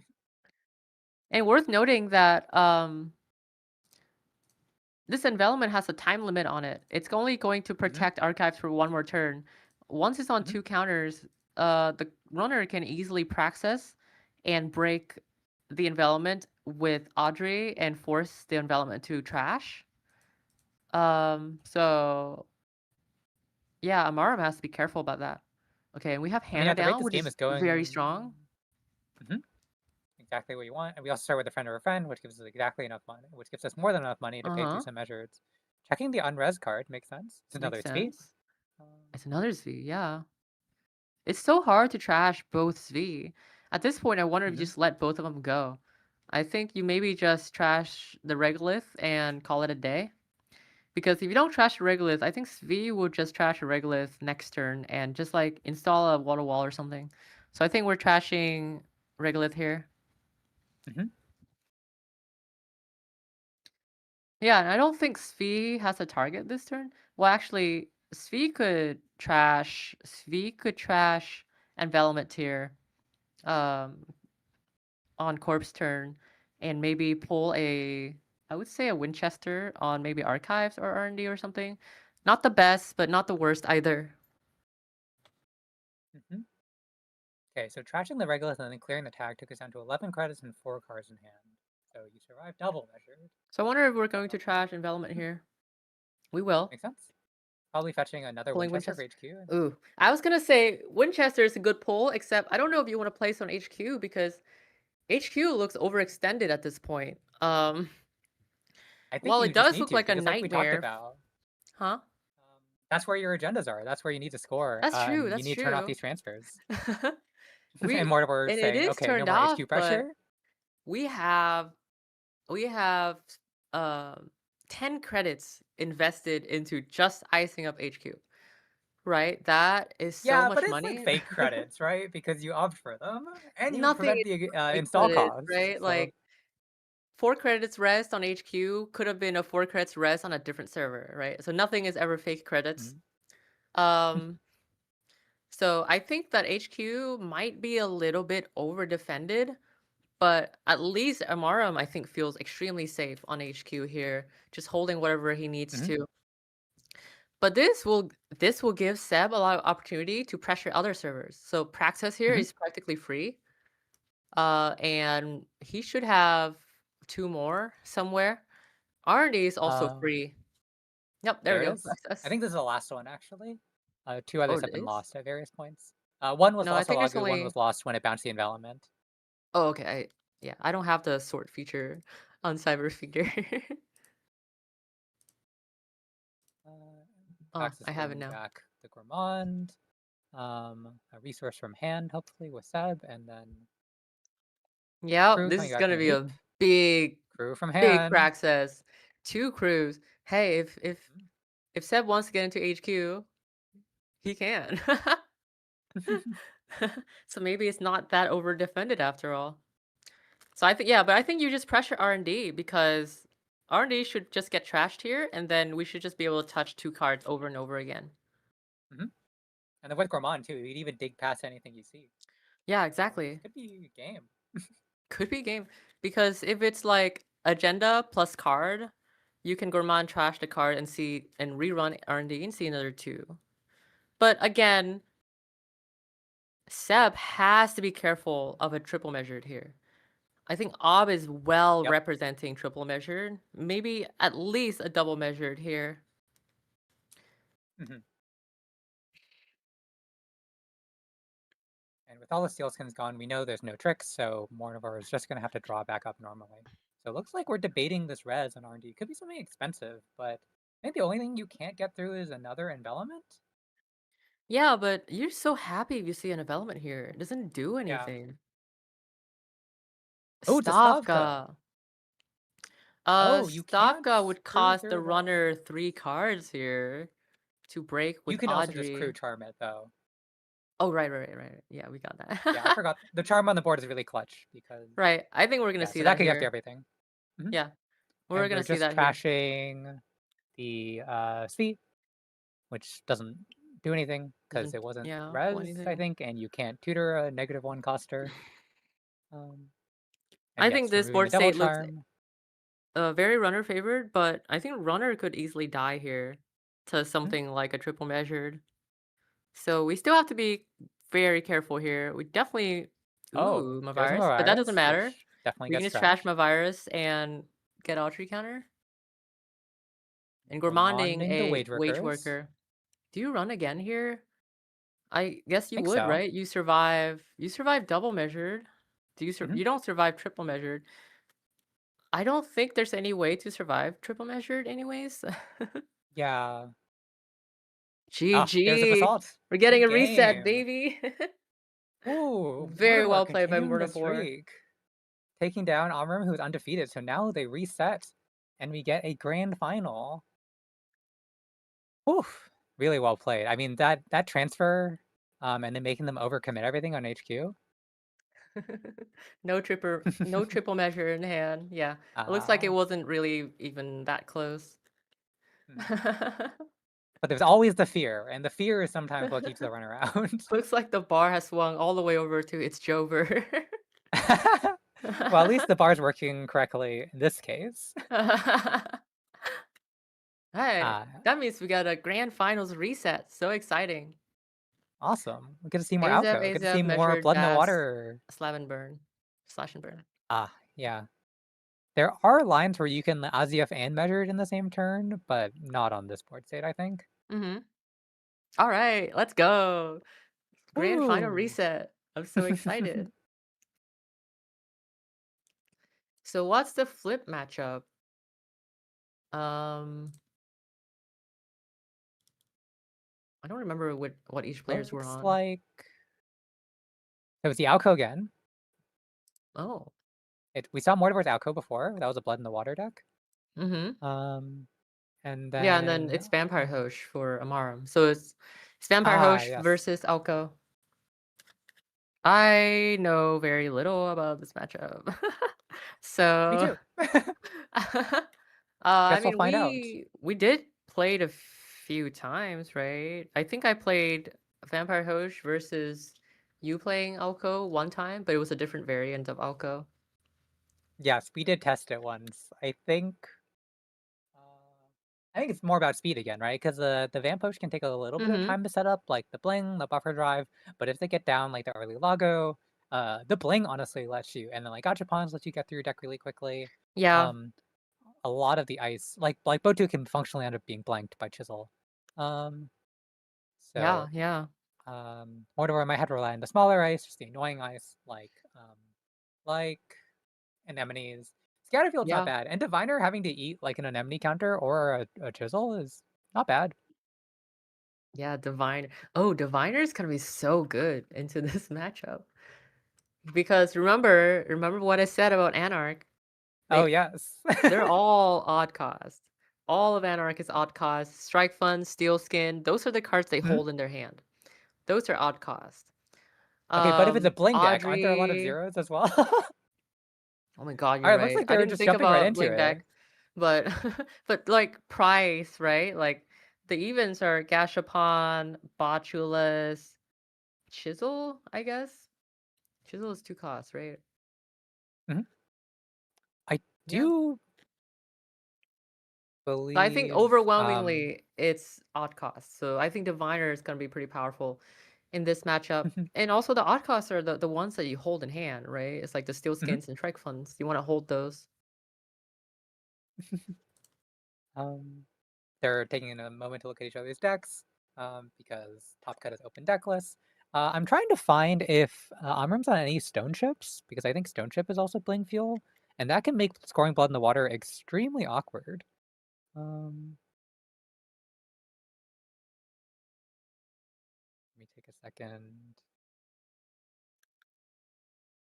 Yes, Amram's on 3 Stone Chip chart room, I think, instead of the Illumination. So if you drop down 3 Stone Chip, I don't know how you're ever scoring a Blood in the Water. Right, we're on Blood in the Water.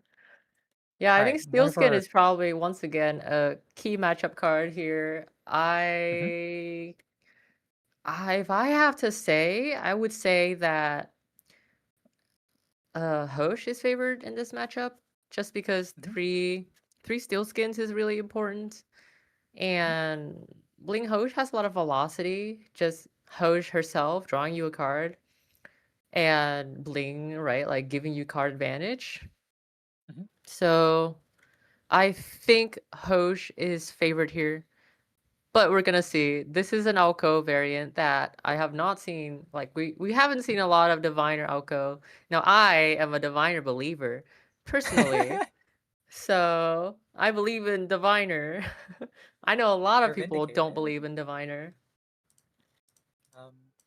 And then another bit of secret tech, just even before the game even starts, other than the Stone Shift and the Steel Skins, the Hoge is running 53 cards in this deck. So Oh it's yeah, probably Vampire not going to Hoge. be grinded out as fast as that Zahya that we saw in the previous round. Yeah. All right, we're starting with the price, And getting Gachapon, the Twinning Chisel Gachapon.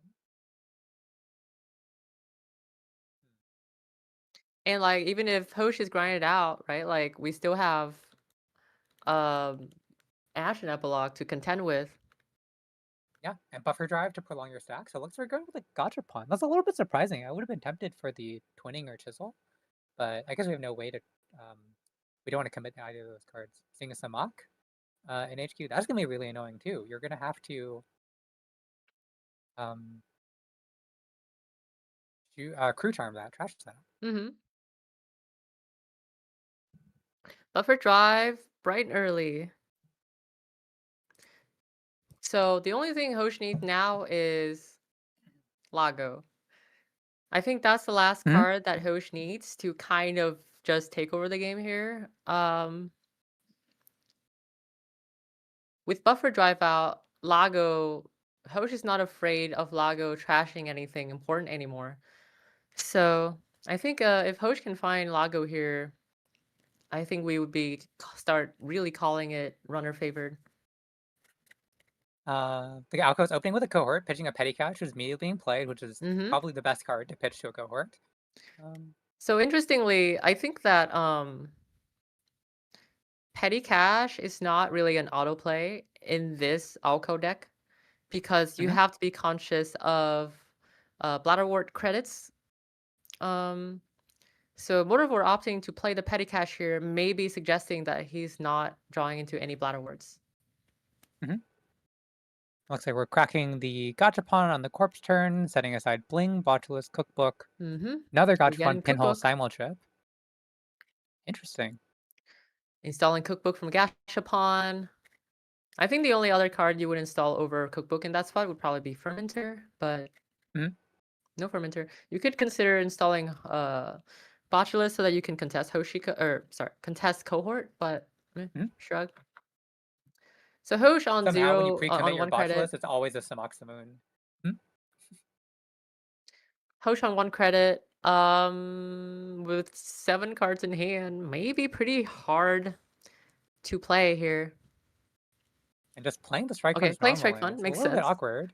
You're not super happy the about Audrey's playing coming Strike down. Fund, but... Ooh, and Pinhole. But Oh, wait, how are we going to avoid this Cohort? Do we have another Strike Fund in hand? There we go. Yeah, we do.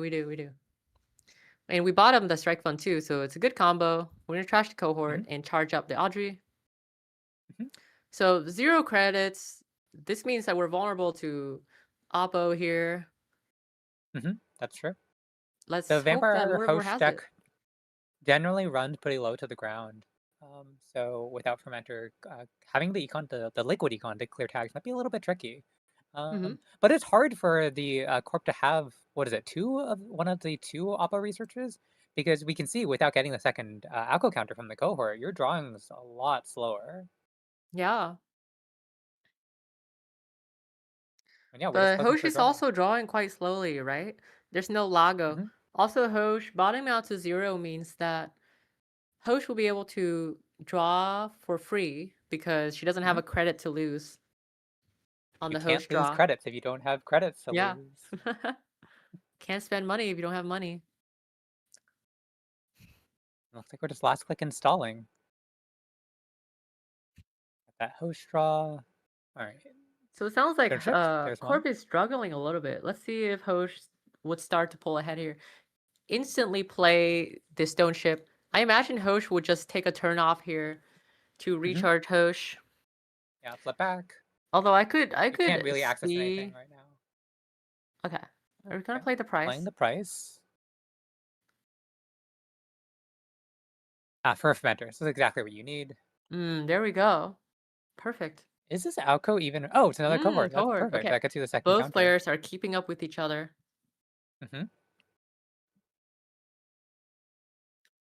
I don't know what server 2 is. I imagine it's like a moon pool or something.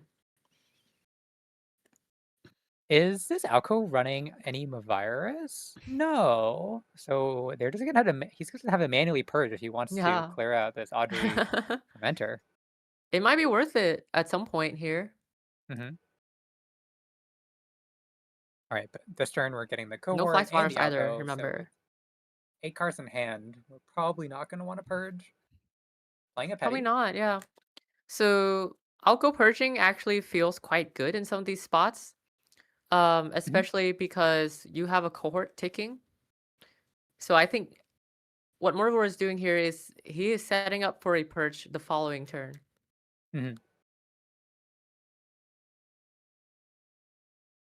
Yeah, if you can have like a FUT charging, a Cohort. Yeah. Oh, we're icing archives. So yeah, I think we're icing archives for Pinhole. So we're gonna deny Pinholes here. I think server 2 is probably a moon pool. I want to say Spin Doctor, but I think Spin Doctor would have been rezzed already. So I think it's a moon pool. So if Amara wants to Pinhole here, it will probably be denied. Although I think it's pretty simple for Amaram to just run run the Cohort. And I think Amara might be pressured into clicking Fermenter here. Otherwise, Mortivore is setting up for an obvious purge next turn. Yeah. So we see a Fermenter click here. Because Amaram knows. Yeah, Amaram knows that Mortivore was setting up for a purge. Bladderwort. Oh, just a Bladderwort. I guess you didn't really want that. I don't think we care about Bladderwort, but this is Amaram wants to leave it there for a pinhole target. Mhm. So I think Morivore might Or be... if you get purged, then you can go trash it. Exactly. So I think there's no reason for Morivore to purge anymore. He might try and dig for an ice to ice the Bladderwort, but maybe not, right? Yeah, See, this I is think... a good opportunity to just fast advance a hybrid too, to get the FUT damage, get your second counter, take them down to one card in hand. It might be good, although I think one FUT counter is like hard to justify. Just triggering with hybrid, but there's nothing else to do. So maybe that's what you're doing here. Yeah, okay. Looks like We are just scoring a hybrid here. I imagine we might put an ice on server 2. But icing up Flowerwort feels like a waste. And just installing a new card in a new remote server. So we're just scoring a hybrid release for tempo here. We're doing 2 damage and installing a card. Not a bad play. That feels very on tempo. And most importantly, you have 2 counters going into your next turn. So the push is kind of just push to force to draw here. So I kind of wonder if Mortivore would be putting out Fuji's here for Hoge to touch. If Hoge touches a Fuji here, she could get big oppo, so she has to be a little bit careful. But we're just going to go and trash the FUT, which makes sense. It looks like we're leaving the Stoneship not to use it yet. Maybe because you have Steel Skins and Strike Ones in hand that you want to get hit, and then your Stoneship back up after. I think that's happening here. Losing a Cookbook and a Simul chip. Anemone is quite annoying because it's losing a card from hand no matter what. So yeah, it is, and Alco is getting counters no matter what too. Very powerful, powerful not card. Not if you trash it to your own Audrey, which looks like we're stone chipping for options first. Oh, very interesting.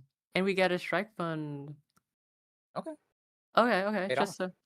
So Anemone is a very good card against Anarch, notably because even after it fires, it's still extremely relevant. Audrey, it always costs Audrey a card and a counter to be able to get through Anemone. And it's not a card that you really want to trash with crew. So I think Anemone is very, very strong in this matchup. Yeah, just constantly an annoying tax of a credit and an Audrey counter. Yeah. It looks like we use a Gourmand there, which was important to stay at 3 cards in hand. This way you don't go down to 2 to make the Blood in the Water fast advanceable. Very nice. I wonder if there's no way we're oppoing here.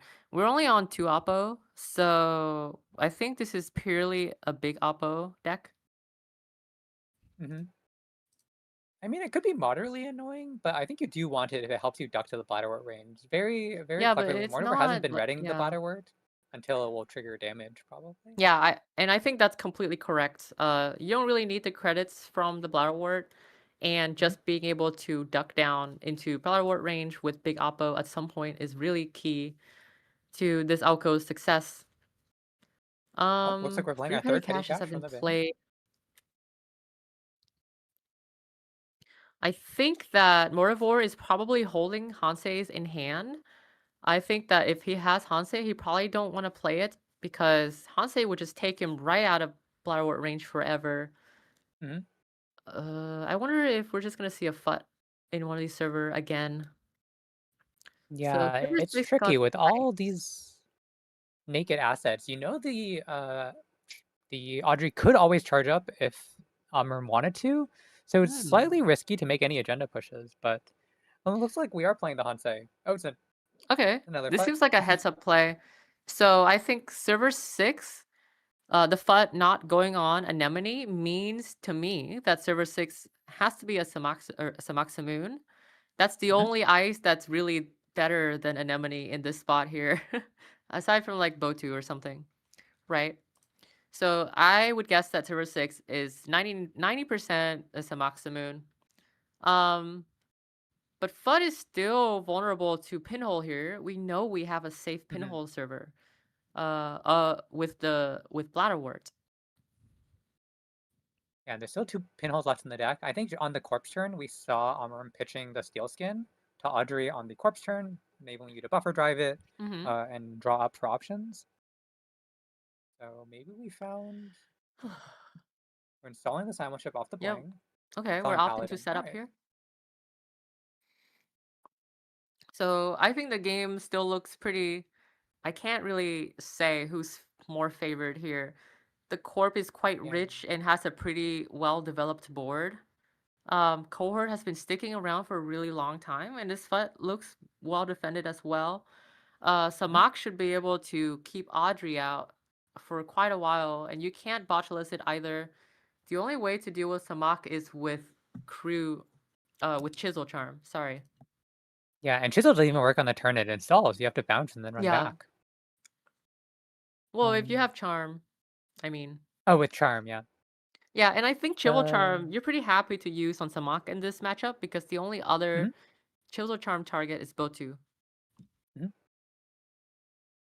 The question here, though, is where are the agendas? There's only 20 cards left in R&D. Yeah, I think that Mortivore has to be flooded here. I imagine that we're gonna see a hybrid score either this turn or next turn. Okay, so we're spin doctoring. Spin Doctor to draw. What are we digging Probably for? drawing for a moon pool. So you could fast advance like a longevity. I kind of wonder if we're looking for a Regenesis play here. I think Hoshiko is looking to run next turn, but Hoshiko also looks kind of pressured here. They're running. They lost 2 Steel Skins already, and they're not like. They're only 4 cards in hand. I think they're a little bit card pressured here in this position.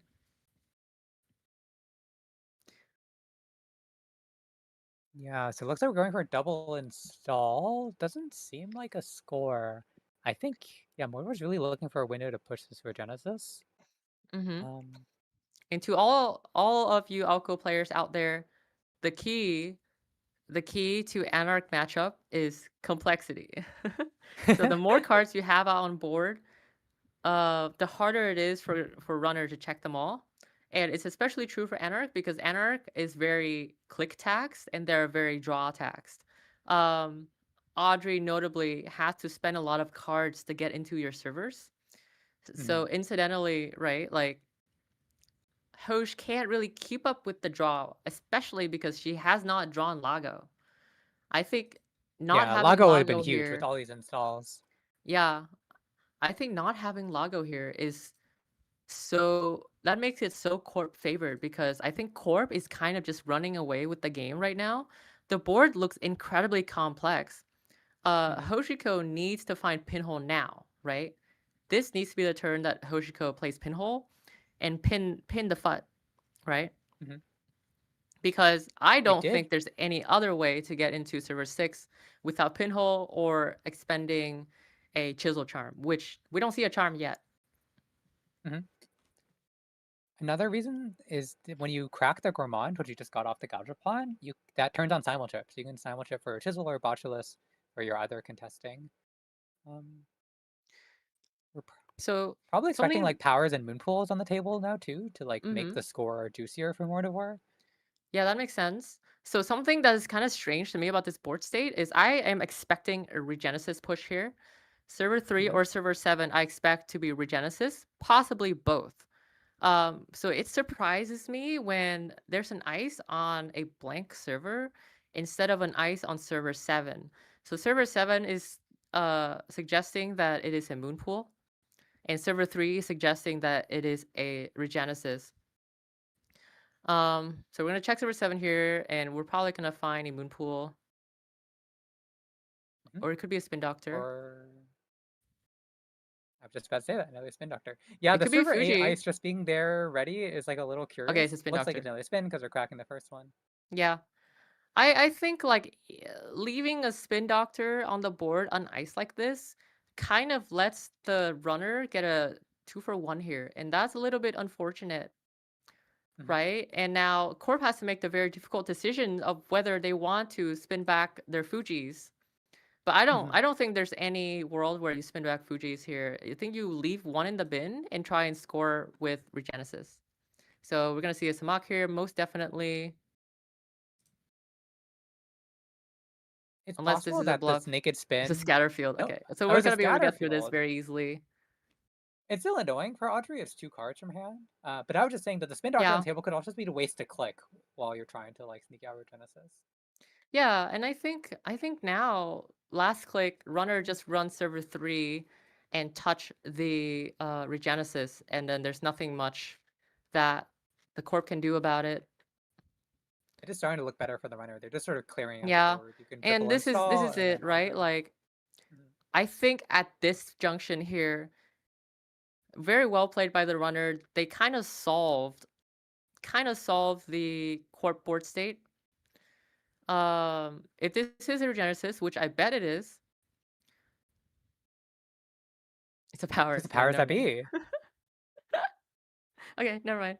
It's still looking really bad for the corp because we're on threat 1, so we can't big oppo, right? I think corp is flailing right now, not being able to oppo. Having rest ice means that the runner knows what to do about it, and getting FUT trashed means that you're not really threatening anything. You have too much credits, you're not in Bladderwort range. So your potential as corp right now is kind of diminished without FUT on the board and without representing Regenesis on the board, right? And with only 2 face downs in archives, because I think that both spin doctors spun back 2 face down cards, you can't even do any like fast advance Regenesis tricks by flipping over agendas in archives. So we are Alcoing again. Regenesis offline this turn. Alcoing again. The Botulus is now committed to the Anemone, so the Anemone's dead. It's looking definitely like an uphill battle for the corp here. I think the runner though has to be careful about not touching a Fuji in these spots. I think a careless run on archives would get them to touch a 3-pointer, and that immediately turns on big oppo. A small oppo here is like economically annoying for the runner. It makes them go down to 0. It doesn't do anything really, right? Like it's just credit, clear tag. Which it's annoying, but I think it's not game winning. I already used 2 spin doctors, so we can't liberally spin away and spin back the oppos. I think I could see a line where you install Regenesis. Like Regenesis FUT oppo is like a decent line here, I think. Because the runner has to credit, clear tag, because they're on 2 credits after Hoge triggers. Which means that it would be really hard for them to run a Regenesis. And in fact, we might see that line right now. We're getting installed into for 6 behind the scatter field. And I think like corp, it's been 8 turns. We're down to 15 cards in R&D. The corp is going to be discarding 2 cards here at the end of the turn. I think that we're going to be the corp is going to feel really pressured here. I imagine HQ is flooded. Archives could also be flooded too. Okay, we're gonna triple install here. No oppo. Oh, we're gonna do a Whirlpool hybrid line. Oh, that's pretty cool. Would we install on server 8 a face down maybe? And then maybe we can install a FUT somewhere on the board. So some really interesting choices here by Mornivore. He chooses to place powers that be behind the Scatterfield. So he's really valuing the powers that be here. I think Scatterfield is currently the most defended or the most powerful ice that he has right now. But he could opt to install a FUT in behind the Scatterfield or something else, right? So I think he's valuing the Scatterfield in this position, which maybe speaks to his style as a player. I mean, there still is a server 8 to push behind, which presumably is slightly even better than the Scatterfield. Yeah, curious if we get back here. Right? Where's the Samak? We got 3 of those in our deck. It's the best card you can find against this matchup. Yeah, that's what you really want to push Regenesis behind. Where's that Samak? All right, so the hybrid installs a face down in archive, so that keeps things mysterious. The powers We know there's a installs, FUT and yeah, on another server FUT. 3. And the FUT is a free run, by the way, because Anemone doesn't cost you anything with a botulus on top of it. The only downside is Hoge currently doesn't have money to trash the FUT. Yeah. So it would make Yeah. them bottom out. Mm-hmm. You know, a funny line here Missing another is sealskin. a funny line here is if server 8 is another hybrid and Hoshiko trashes something like a FUT, Mortivore can advance, score hybrid, play Big Oppo. We're Oh nearly yeah, and at get the threat on the 3. same turn. Yeah. Oh, looks like we installed a simul ship off the Paladin, and now we're running through the Botulus. I assume we're gonna fetch a Gourmand, or we have Strike Fund money. We're gonna fetch a Coalescence here. Now you're talking my language. Or Reshaper Brain. Yeah, so Oh, definitely yeah, we get a Gourmand here. Gourmand. And getting a Ooh. Fermenter on Bling. Very nice. It's exactly what you need here. Yeah, I think you install Fermenter and you, I don't know, install something else, I guess. Yeah, if you can bottom out to Hoge again, it's not the worst. I don't think you can bottom out to Hoge without something else installed. Maybe double Yeah. Fermenter. So I think Amram's thinking about server 8, whether he needs to run it, because definitely looks like a push. It does look like a Regenesis push. And in fact, we can cohort advance Regenesis Big Oppo. Yeah. Because FUT was trashed. So I think this might be like a critical decision here. Samak. The sad thing is Samak wins the game. it is the Samak. Okay, but well, but Hoge can so many still cards in hand.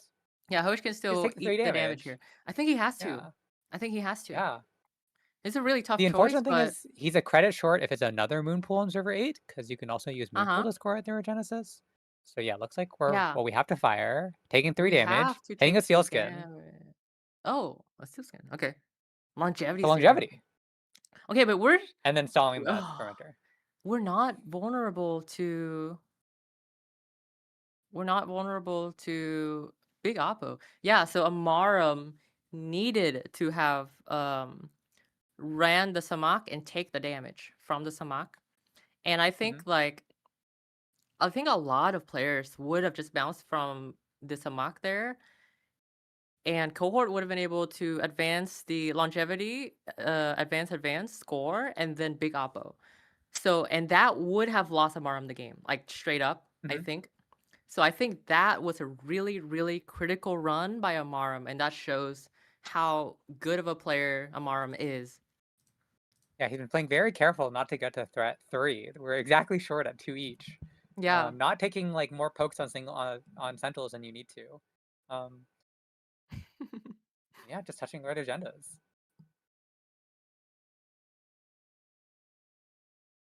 Really tense here.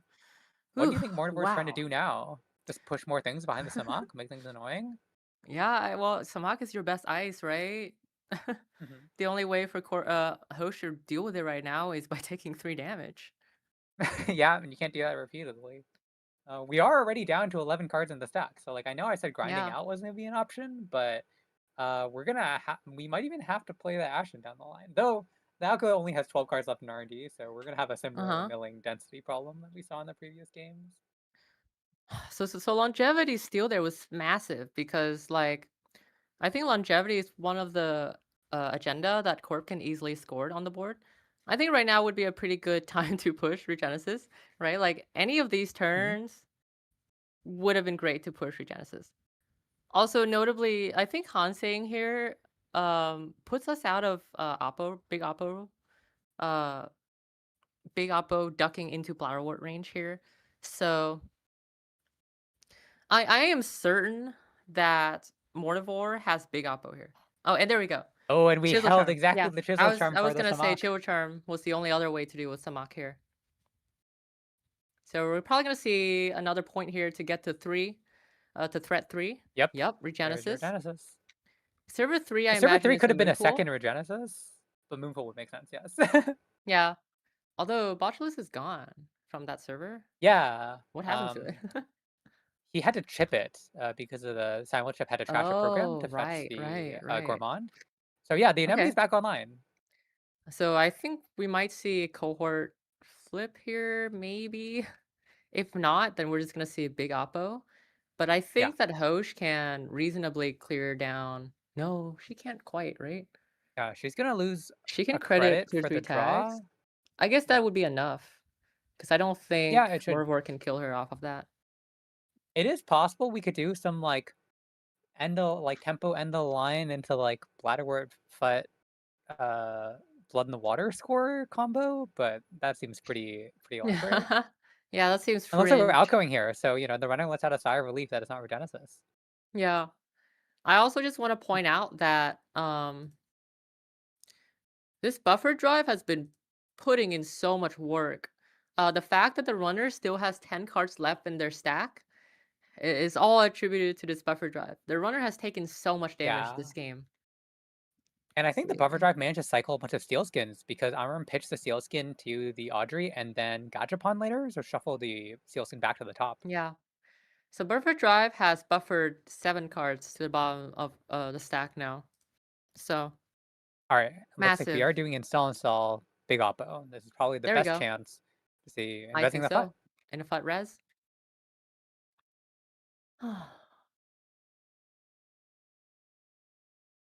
Zahya in chat Okay, the mentioned lion. that Tyrus and FUT should have been swapped between their respective servers, and I kind of agree. I don't know, maybe Powers would trigger 2 more turns or 2 more times this game. Who knows? Okay, so I just want to say that the line I was speculating is available because if Amram just spends a turn clearing tags, Mordor can play on a line, taking down the runner down to 1 card in hand, and then scoring the Blood in the Water, does 2 damage off a FUT, killing. And kill. So it's possible. Cool. And we know we don't have a steel skin anymore. I think there might be 1 steel skin in the near the bottom of the stack. But yes, there might be one in circulation. I don't think Hoshiko has any steel skin in her hand. And in the chat, Amram saying thinking, and more Rasbialdo thinking is a huge mistake. Huge mistake. Okay. This is such a tense sports state.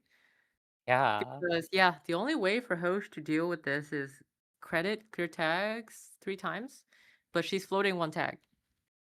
Mm-hmm. And then if she ends up floating 2, then you die to Mindscaping end the line. Yeah. So you can't just go and trash FUT or something. So and I'm pretty digging sure for steel that skins might be important here. I'm pretty sure that Hoshiko doesn't have any other tag here. There's no Hannah in this deck.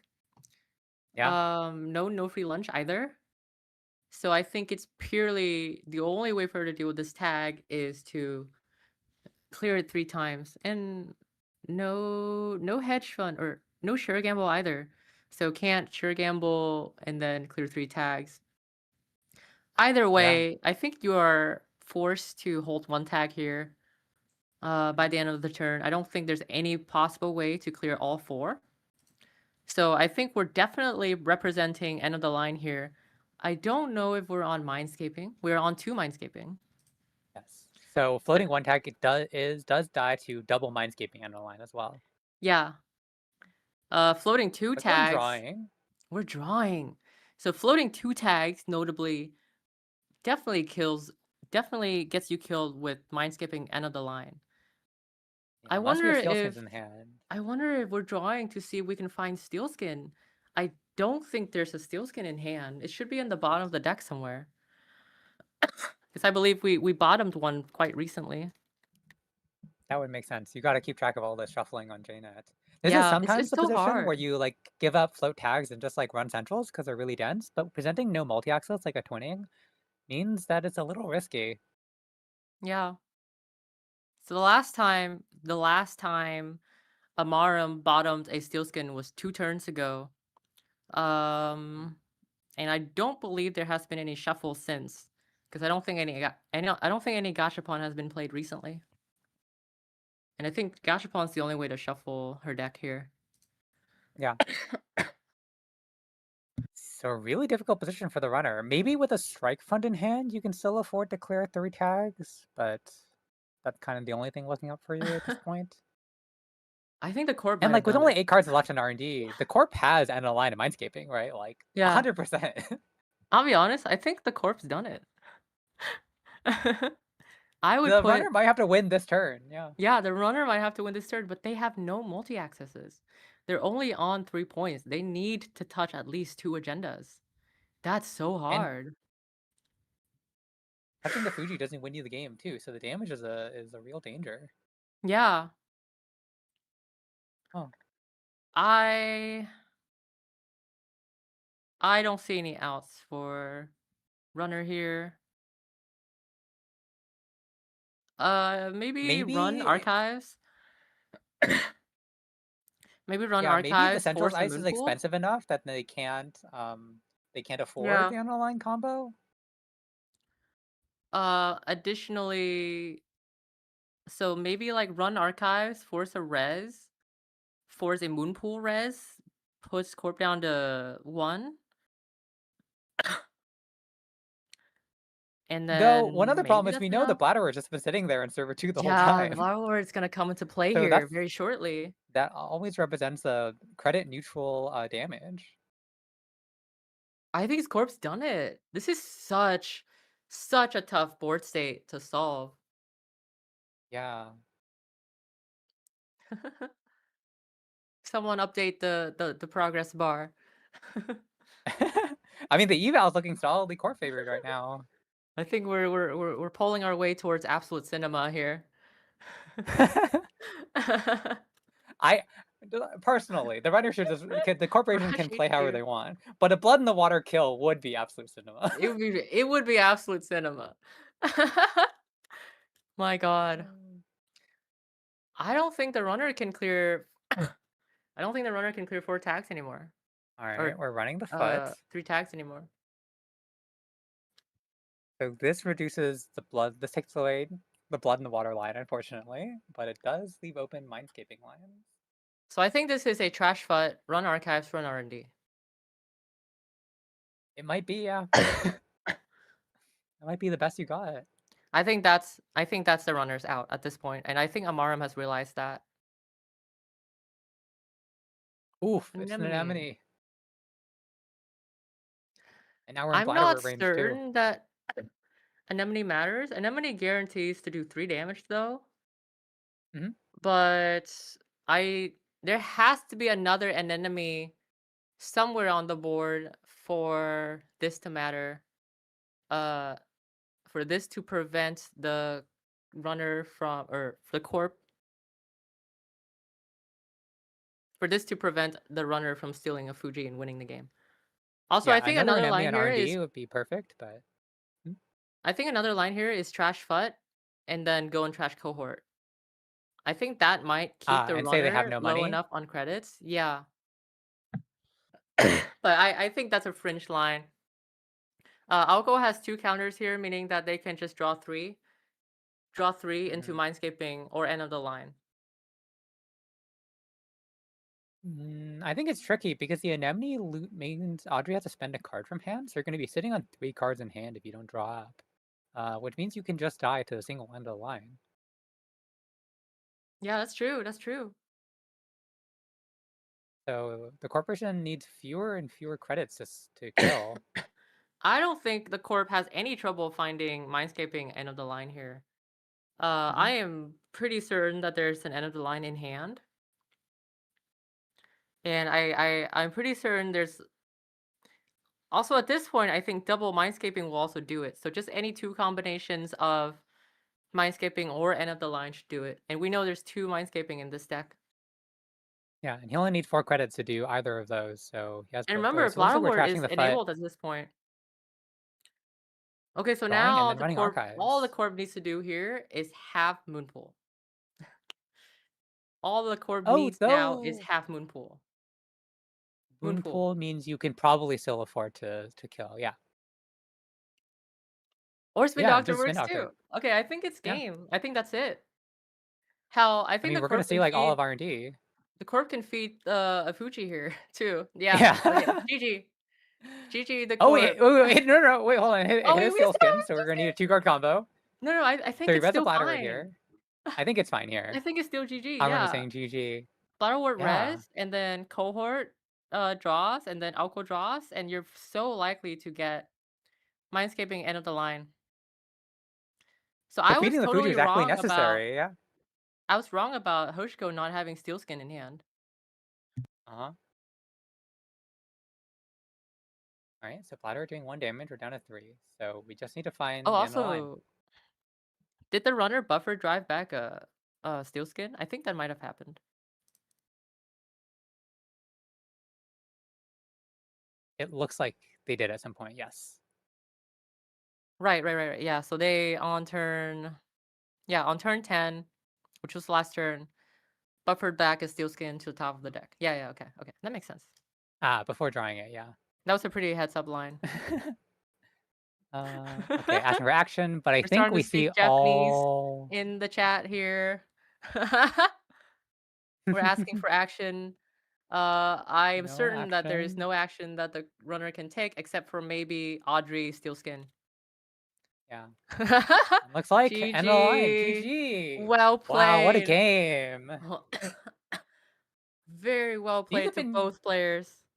Yeah, really excellent, really like precise, tense game. These have been 2 games where we watched Mortivore and Alco and thought he was doomed for half the game, and then completely turned it around.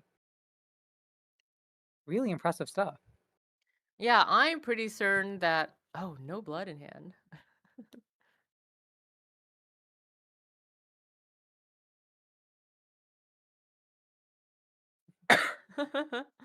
Oh, and it was the Anemone on Archives too, so that would have made things tricky. Wow, good game. Really excellent game. Really congrats to Mortivore, fighting it back from his first round loss in the cut. All the way back to resetting the grand finals. GG. GG to both players. Wow. Yeah, really cool Alco deck too, like a fun variant on the Oppo Alcos we saw before.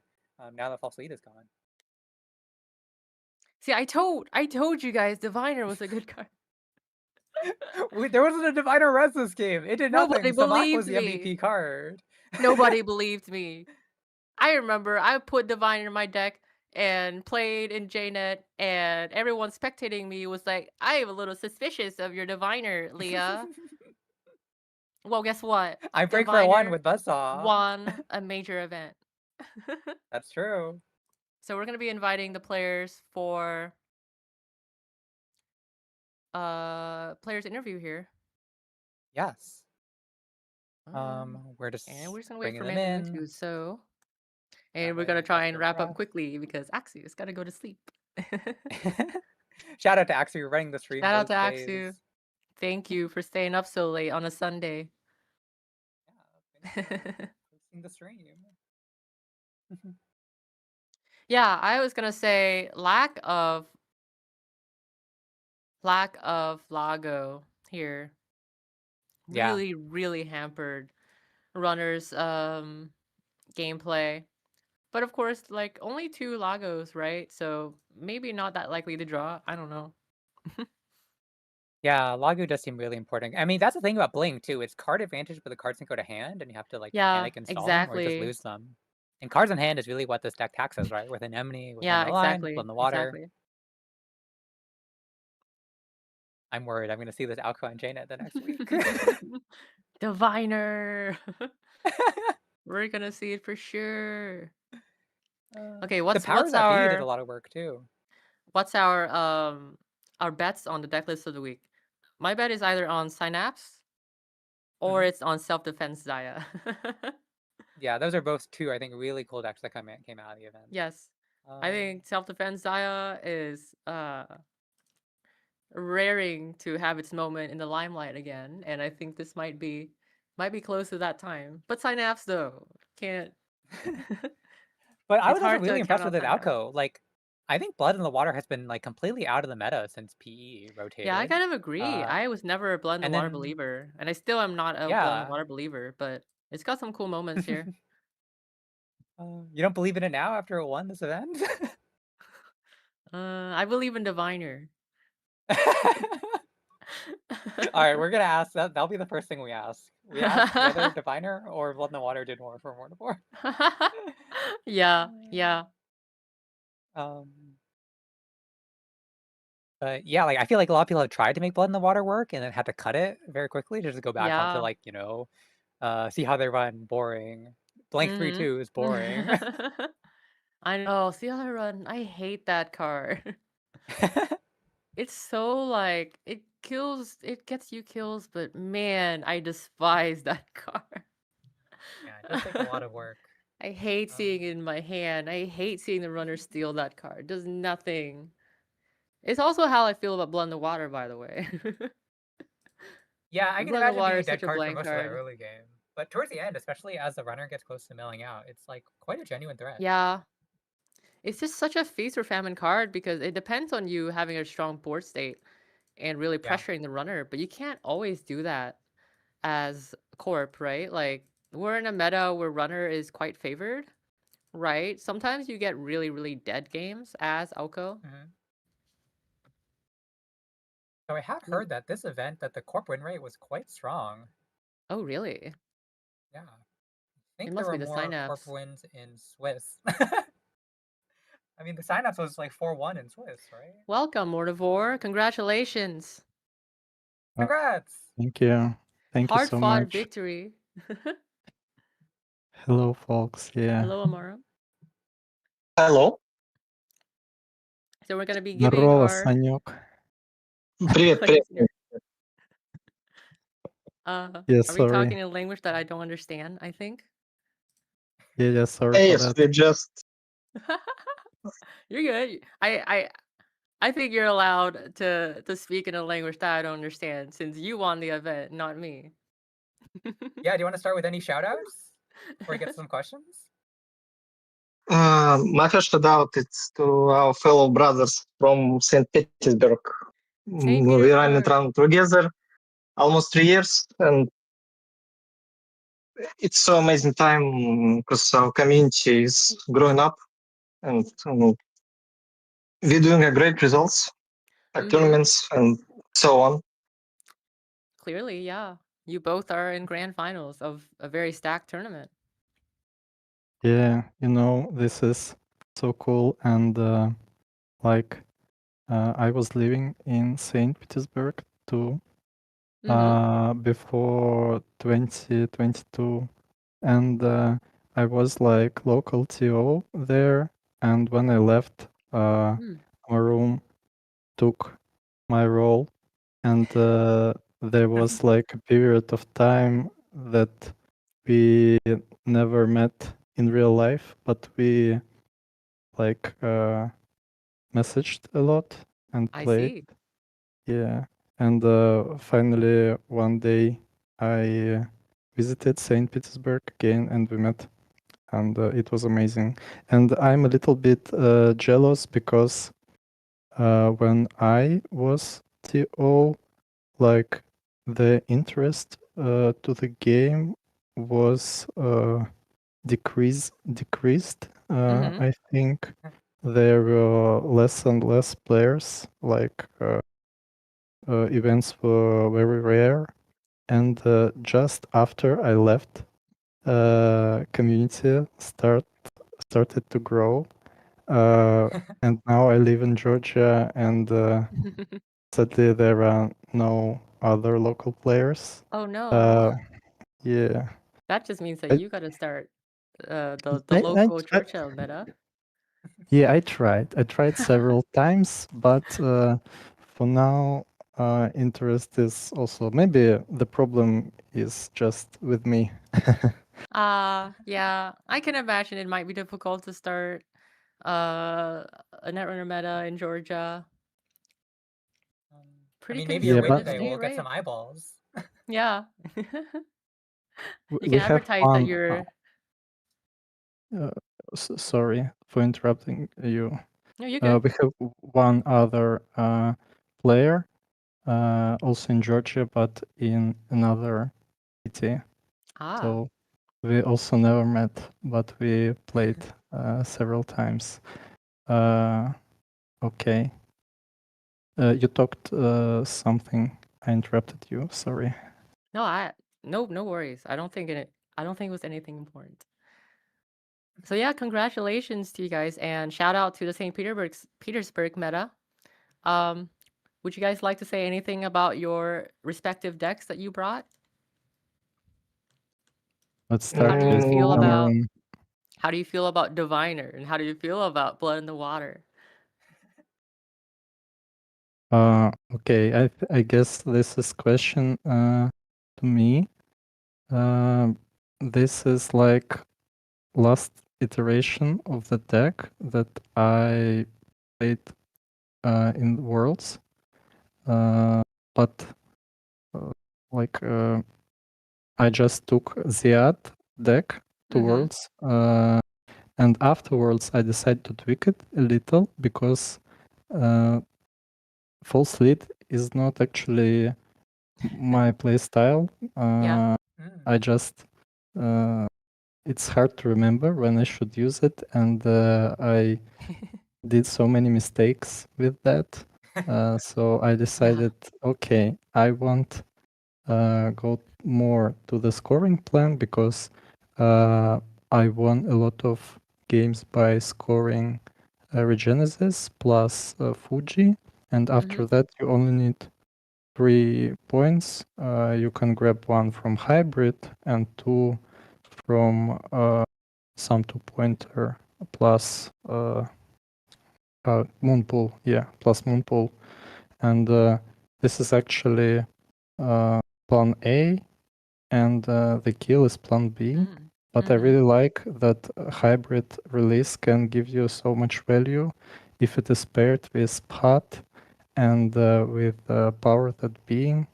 And also, right before scoring, you can use your ID ability to trash valuable install into the bin and install it with hybrid release. So you got 2 installs from the bin and also some amount of damage, and it could snowball really quickly.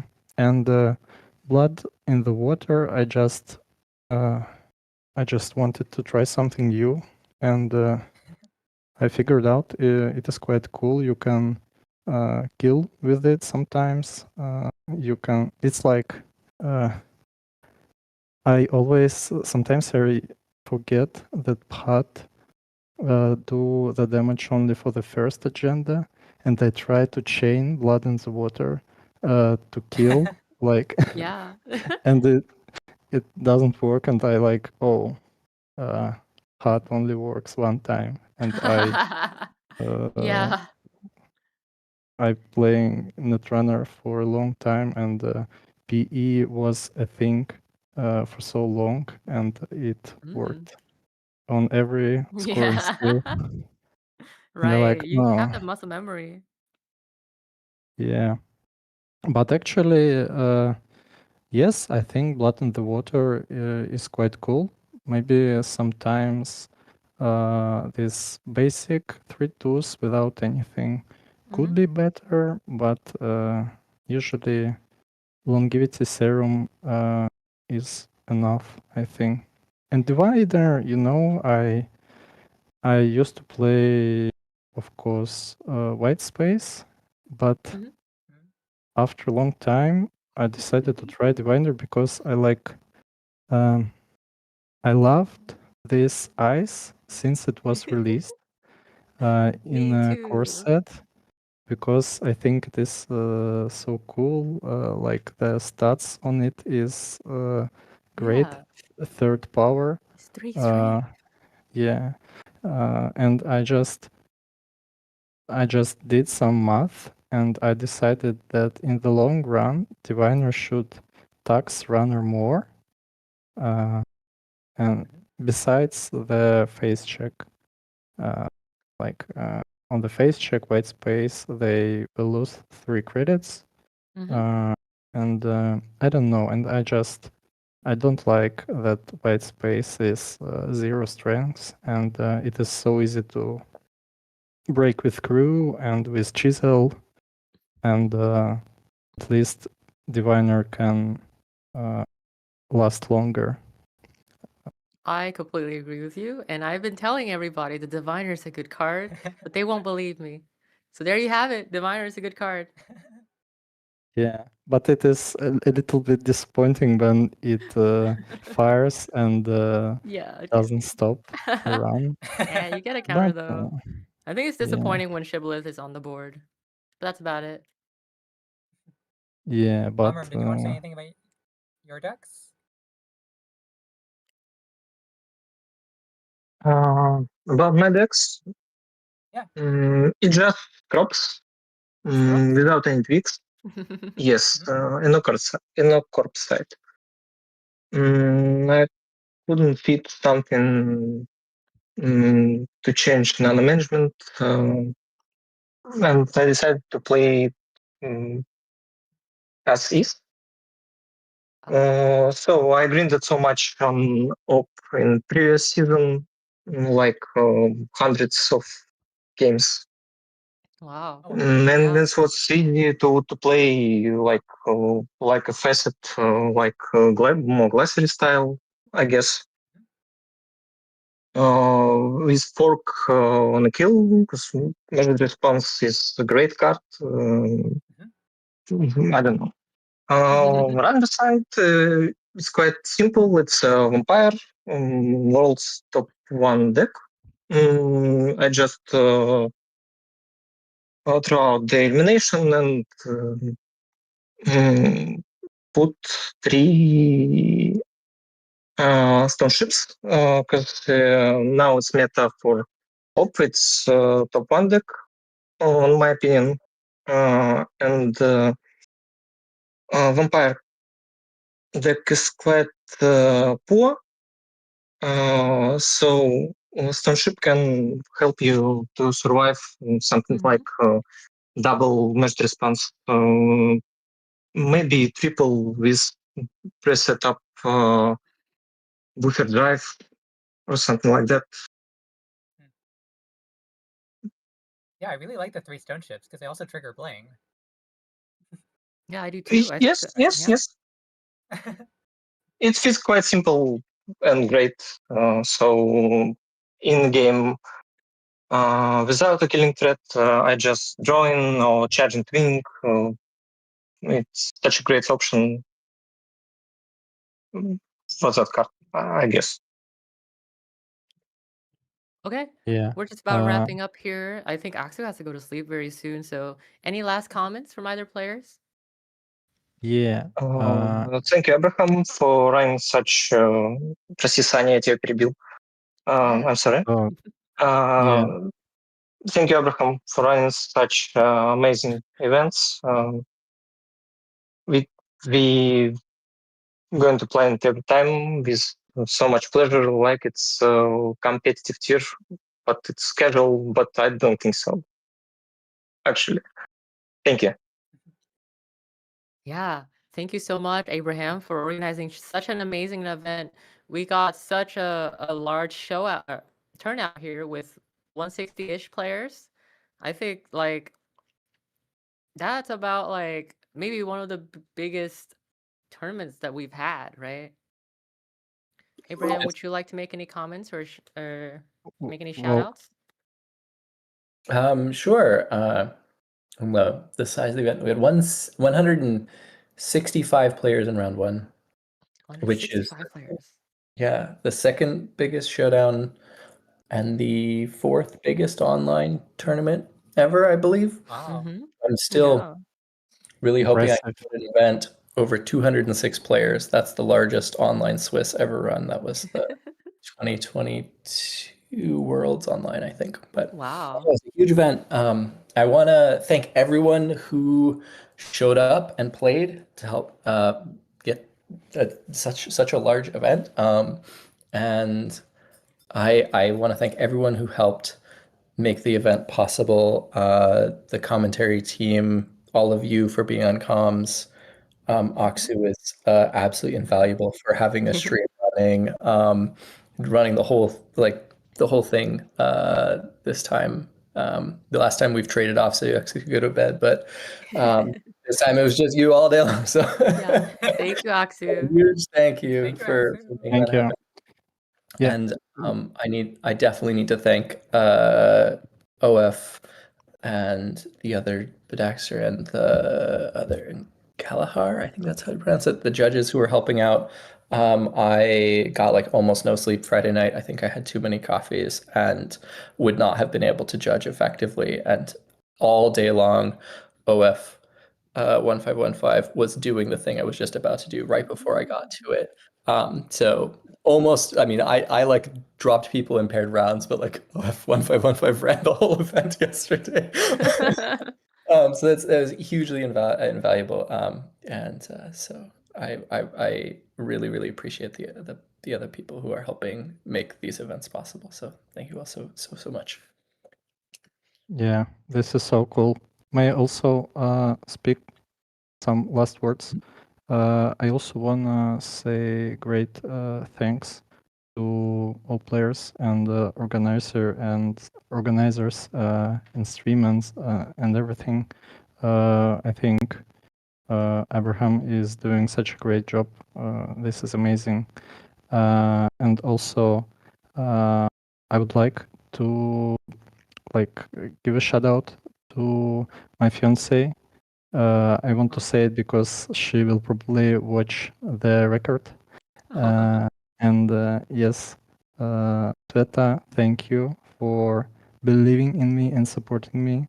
I love you very much. And also, I will repeat this in Russian, just in case. Светулечка, очень тебя люблю. Спасибо большое, что верил в меня и поддерживала. И надеюсь, ты сейчас сладко спишь. Целую.